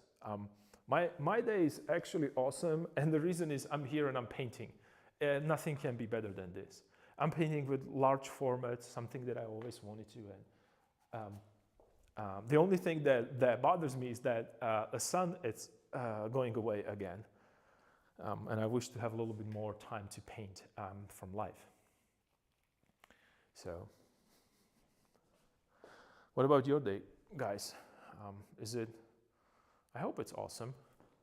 It must be. You guys were definitely chilling with Aika, and there is always a.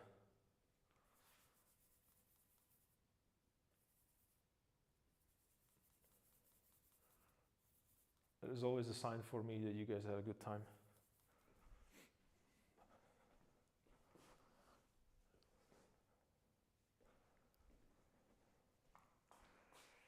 So, keeping that idea in mind that I want to move it and push it. But you can see I'm still stopping and checking where do I want to do that mark so it doesn't feel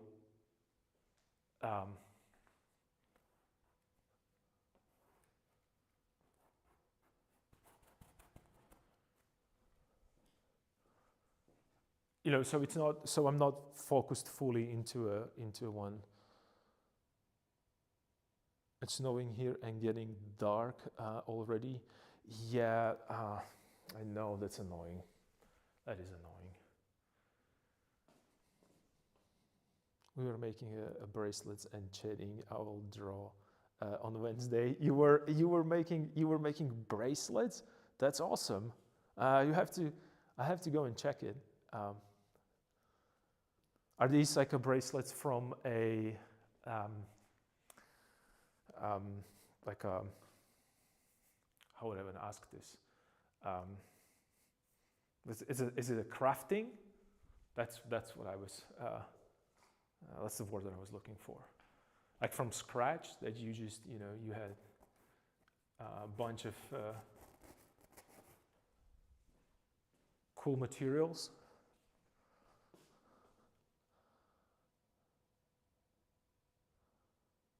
My day is good too. I had a training yet productive.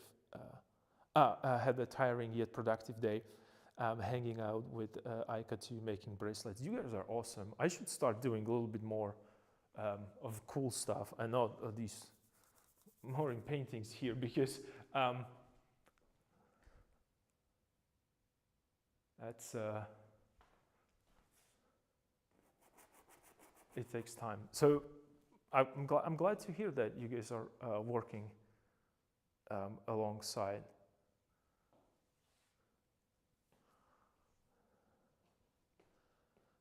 Yeah, I have them to redeem for viewer points. Oh, I tie knots with the strings, so they are from cotton threads. Oh, that's so cool. That's so cool. Your large format painting is awesome on of itself. Thank you, I appreciate it. Your painting is cool. There is no need to change it. Oh, you think so? Oh, thank you. I appreciate it. But what about this? I'm just, you know what? I'm just tempted to bring a camera closer to that, so you see how underdeveloped these things are.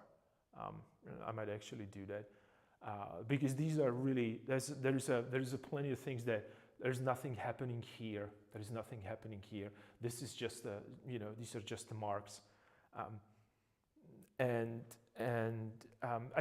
mean, it would be okay. It's not like there is a problem with that. You can always keep your painting, in that. Not always. It's your choice. But I'm trying to keep it that this is a focal point. Here's going to be the most amount of work done, and as it progresses in the background, it's just going to be less and less. But I still don't feel that it describes exactly that.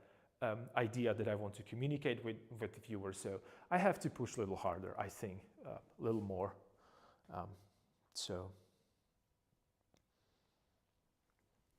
And then also I have a little difficulty with this guy right here. I'm trying to move him into a certain position, and he's shifting left and right all the time.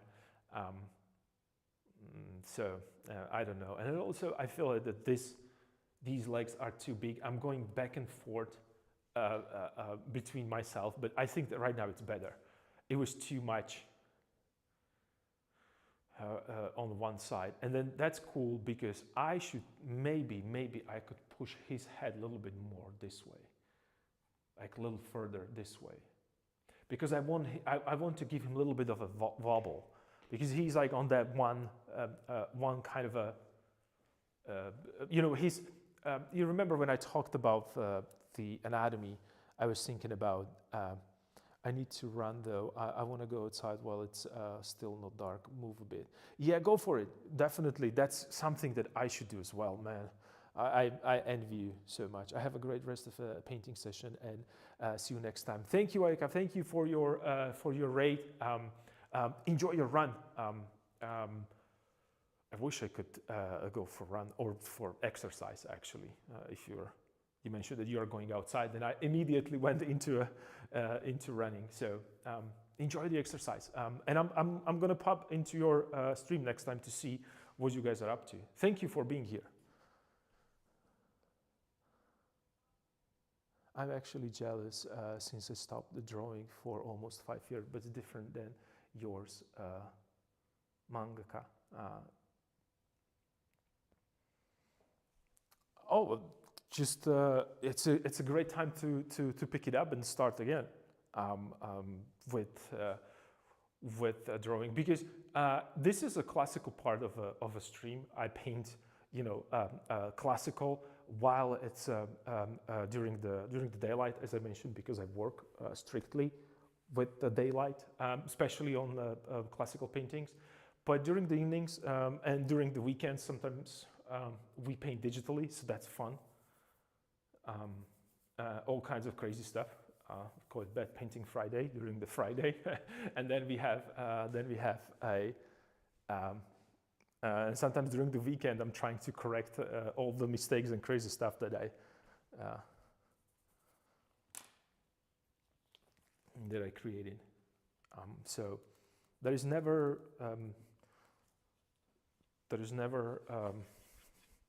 too late. Is that the saying?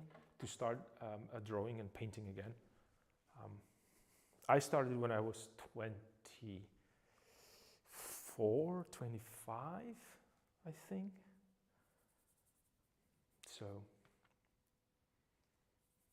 and I hated it. Yeah. Oh my God, how much I hated it. I thought that painting is the worst. So, and right now I can't stop. But I will have to, because you can see how dark it is right now. So I'm going to do a couple more brush strokes, but I'm going to be here tomorrow, continue working on this. So you guys are more than welcome to join me and paint alongside, because I think that's the only way how to. Could this go even lower, hand? Because I think that actually painting alongside with somebody is just, it's one of the things that I kind of miss from the academy and from having a shared space. So.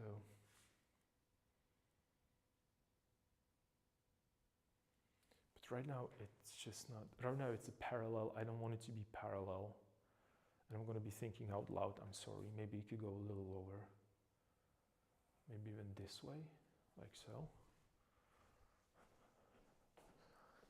I stopped because my process is very slow, but recently I watched anatomy videos and I realized I started drawing.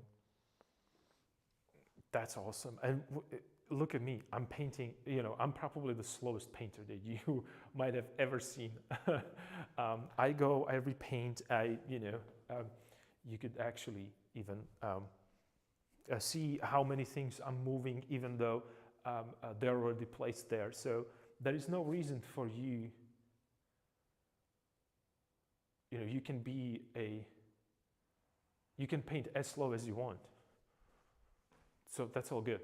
I paint slow, so.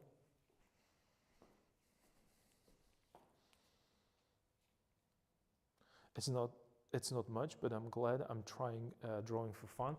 That's awesome. That's awesome. And this is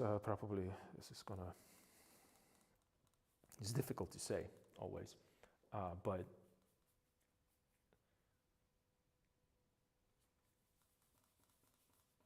I don't even know how to say it. We talk about these things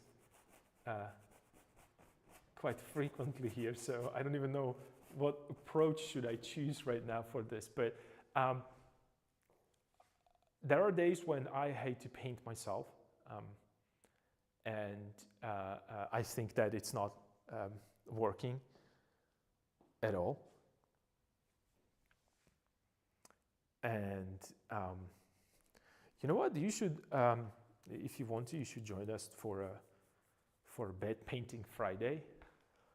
And we can do something that you want. We can paint something that you like. We can have fun a little bit.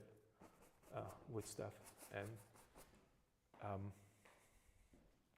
see what's up. And maybe, together we'll just find out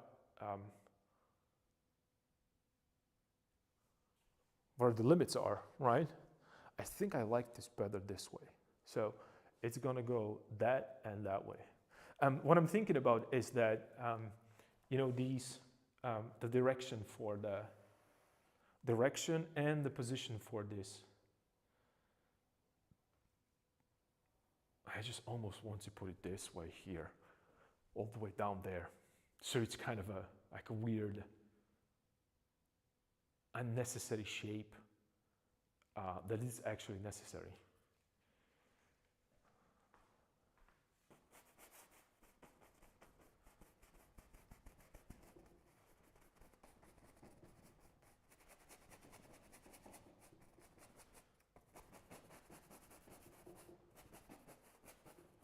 I'm just erasing that background a little bit because I really want to find, I think this is probably the best, that would be the best position there. Curious, does working with daylight would affect much of your work? That's a good question, actually. That's a great question.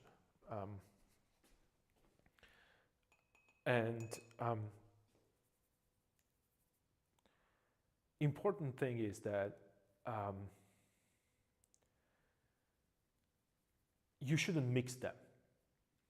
So if you start working and you're working with a artificial light, keep working with your artificial light. If you start working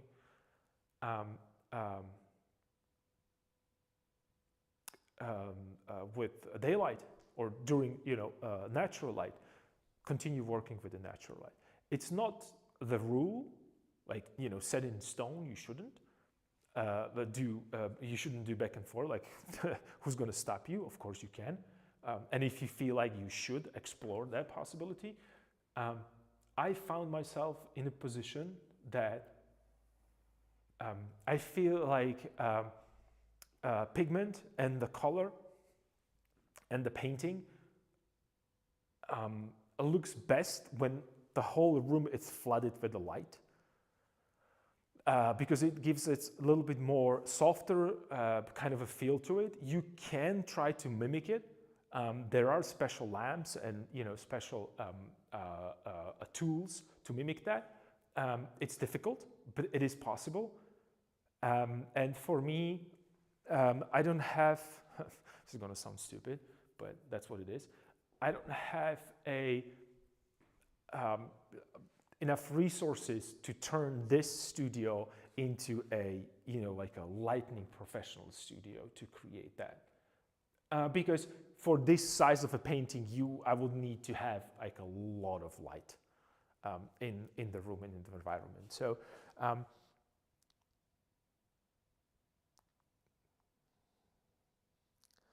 I see what you mean now that there are so many things you've taken into consideration. Yeah, that's it's a process.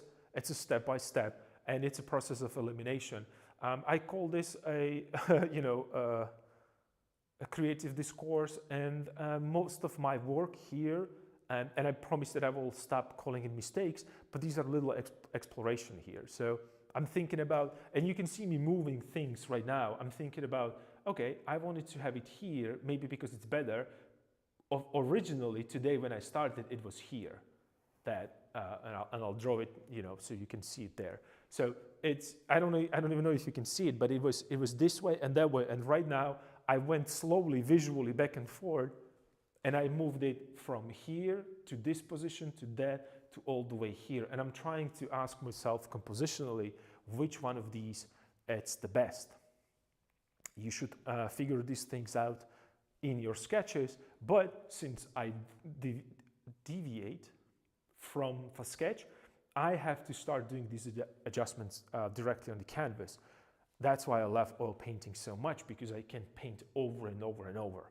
I don't feel bound to that kind of if I won't be able to erase it, I won't be able to change it. With oil paint, you can always paint on top of it. So it's a little bit more. There's a little bit more to it for me because and it comes out from the experience. That's what I'm trying to say.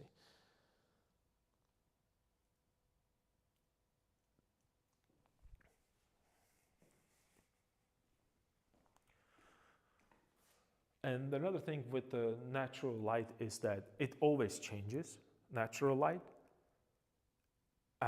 but it changes.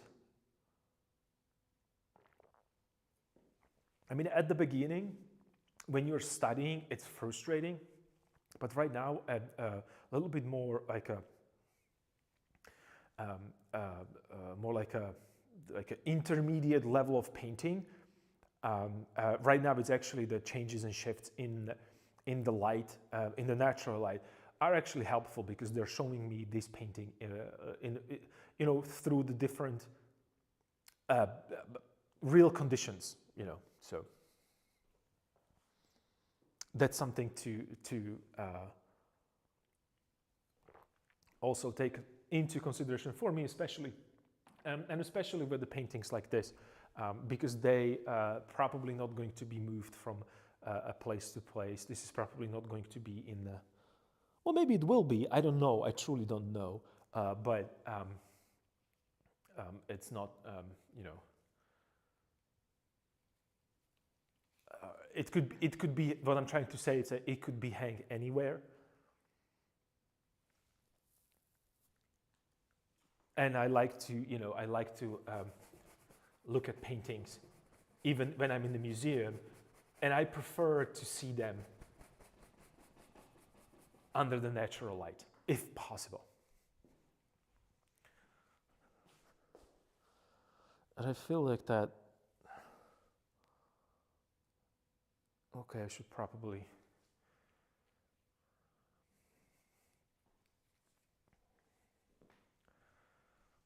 this could go a little darker. So I'm moving things around right now because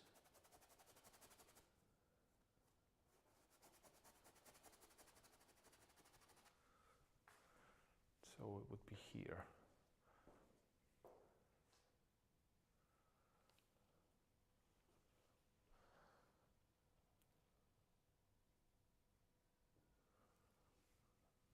Okay, so maybe I could push this. This is what I'm thinking. Maybe I could get a little of this lighter pigment right here. That I could push that lighter areas here. A little more.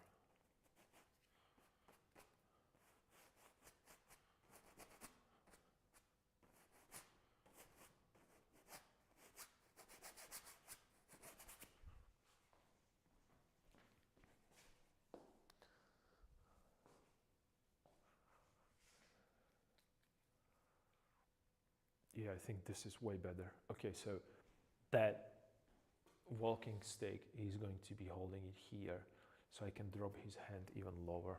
Okay, cool. So his hand could go lower.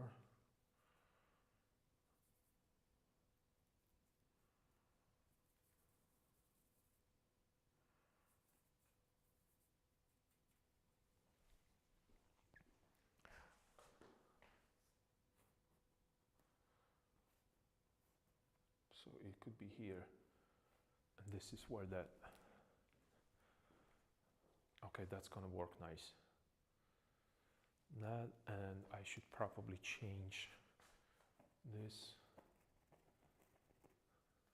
It bothers me. It's so light.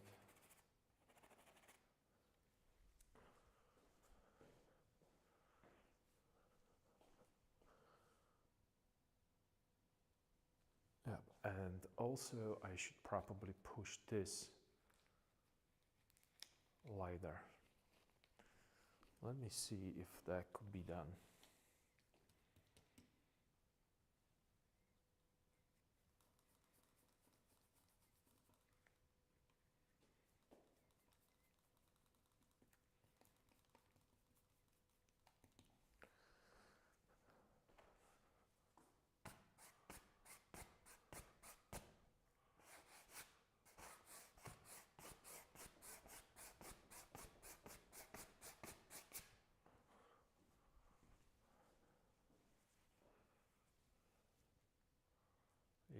because that's not where the knee would be.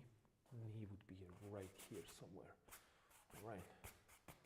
I knew that something is not as I imagined there. All right, so let's connect them a little bit more.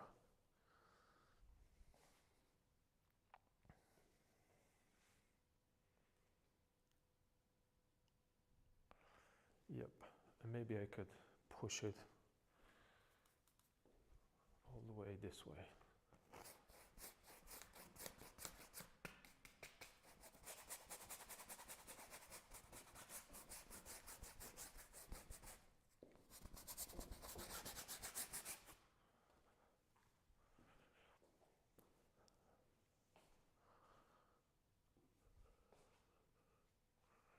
All right, and then maybe a little bit right here.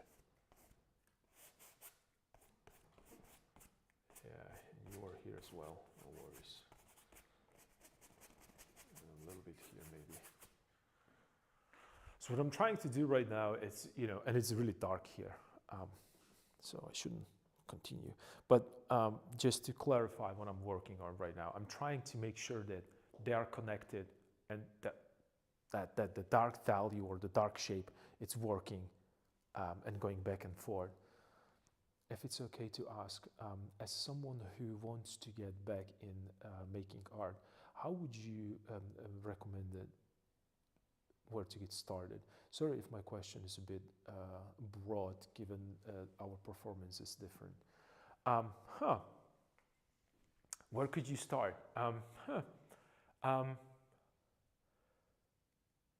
You know what? We can use this as a quick outro for you, and for me as well, because as you can see, it's really dark here. And just to prove you how dark it is, some of you already know this, but let me just show you when I turn. And this is also why I work with a natural light instead of artificial, because I'm just going to turn us into a world of orange here, where everything is going to be orange. Because that's what happens when you work with artificial light. It changes things, and you can see it yourself right now how quickly it changed, and you can see that that is dark. Yeah, it was really dark, but it was okay because I was working more for the shapes and the overall composition rather than these minute details and color harmonies. So it kind of works for me at that, very simple dark and light, or white and black, because I'm thinking strictly in abstract shapes at the beginning, and also when I'm adjusting things. So it's not that big of a deal. But going back to your question about where to start, that's I don't want to. Well, let me put it this way. You can start wherever you want, but that's not helpful as an answer. But it's true. You can start wherever you want. You can start with anatomy. You can start with perspective. You can start with basic shapes. You can start with drawing 101. You can start with squeezing pigments on the palette if you want to paint. You can work digitally if you want to. You can do whatever you want, and you can start wherever you want. It depends on what something did you like. What is the one part of art that you enjoy, not only to draw but or paint, but also to either look at or go through, because I think that's going to get you closer to paint or draw, for that matter, or actually create in general. My advice to people that watch stream regularly, or they're people that really are thinking about painting as their not only as their hobby but also part of a lifestyle, I should say. I paint every day. That means that for me it's way more important to paint 5 minutes every day at the beginning as 1 hour per week, because that's just, it's not that enough of repetition. Because if you want to really work and be a professional painter, or make living by painting, it's 8 hours of day of painting when you think about it. Same for me. So just doing it every day, and start doing it every day. Maybe don't put yourself into a position that, oh, I'm going to make I don't know, 20 drawings today and 20 drawings tomorrow. Maybe just let's do 5 minutes of a drawing. And in that 5 minutes, I would totally include, oh, I'm going to look at the beautiful paintings or beautiful drawings. And I would also include art history, and I would start reading journals of great artists. For me, it was definitely, like you have a Da Vinci's and notebooks that they are awesome to read. You have a book about, not book about, a book with letters that great artists exchange between each other. Then you have these diaries or copies of diaries of a great artist. So I would read those. And then if you want to start creating out of a nowhere, out of a thin air, I used to start with writing it down. And that's my essential advice to everybody who wants to start drawing or compose or create. You've been practicing writing and reading since you were 5 years old, and you practice it and you're doing it every day. So that's the way how you communicate, and that's the easiest way how to communicate. So when at the beginning, when I wanted to create a character, or I wanted to create a scene, I was told, now, I really didn't pay attention to that, but like I said, you should learn from my own mistake. You should be learning from my mistakes, but probably you're going to do yours. So you're not going to listen to this, but you should definitely start with writing it down and start, thinking about what you want to do, how you want to approach it in your drawing. So for me, it's always the idea, the mood, and then I go and I search for that. Because at this stage, I don't really care about the eye or nose or mouth or ears, because they're not really that important. I am more interested in how are you going to read, or what is more important for me is how that ear is going to communicate with you as a viewer than actual ear, because that's just an anatomy and you can learn it. That's a skill. You know how to read and write. I'm 100% positive that you can learn how to paint and draw. Question is, are you capable of writing a novel? If you are, because we are trained in writing and reading, so obviously every one of us should be able to write a novel. Not everyone does. That's the same with the drawing and painting. So a painting is just a skill. You might think that, and rightfully so, because the task is such arduous. To learn how to, or the curvature, it's really steep. In terms of learning how to oil paint, and you might think, oh, I just learned how to oil paint, now I'm an oil painter. That's just the beginning of a trouble that you are getting yourself into. Trust me. If there is one thing, then trust me about this. So you can start wherever you want. I can recommend you just come and hang out tomorrow and have a piece of paper and a pencil. Those are two just the easiest things to find wherever you have. Or if you like to work digitally, then your digital software and work and just start doodling, and that's where it starts. And then from doodling, you're gonna get a little bit more interested in, oh, how should I do this? And then you start figuring this out. That's when you have it on your own, and you don't want to. You don't want to get out of the comfort of your home.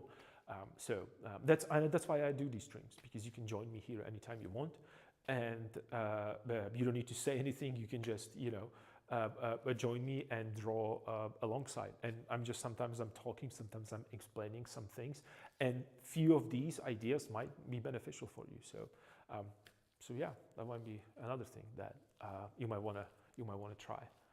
I have a couple more questions here. Thank you for streaming as always. Sorry, I was a little quiet today. Oh, DM7, you're totally cool. Tomorrow I'm going to be oil painting day. You can kick my butt if I'm not doing it. Okay, DM, that's awesome. I'm totally sure that you're going to be painting tomorrow. I'm going to be painting tomorrow, hopefully as well. So thank you for being here, guys. Thank you for joining. Let me see. I have recently I was inspired by Manegaka artist. As to how they draw and finished products feels lifelike, unlike mine. But thank you for the advice. Anytime you have a great evening, all of you. Yeah, I'm here. I'm here every day. If something, if nothing bad happens, I'm here every day from 12 to 4. Usually I hang out longer. Sometimes I have to stop sooner because this is an atelier, this is a studio where I work and where also other people come to check out the paintings, but for their own privacies. I can do that. I cannot stream simultaneously with that, but I'm here. You're more than welcome to join. I'll be super happy to walk you through certain things, and you can see how I'm actually executing it and how many mistakes I'm making and how many problems that I have to solve on the way. So thank you for being here. Thank you for being here. Thank you for joining me. Thank you, Aika, for bringing such a cool group of people, such a rate. I'm gonna clean my brushes and prepare for some digital painting today. I have to do some digitally because that's something that's preoccupying me right now as well. But tomorrow, 12, I'll be here. I'm looking forward to. So take care. We'll see you. Bye.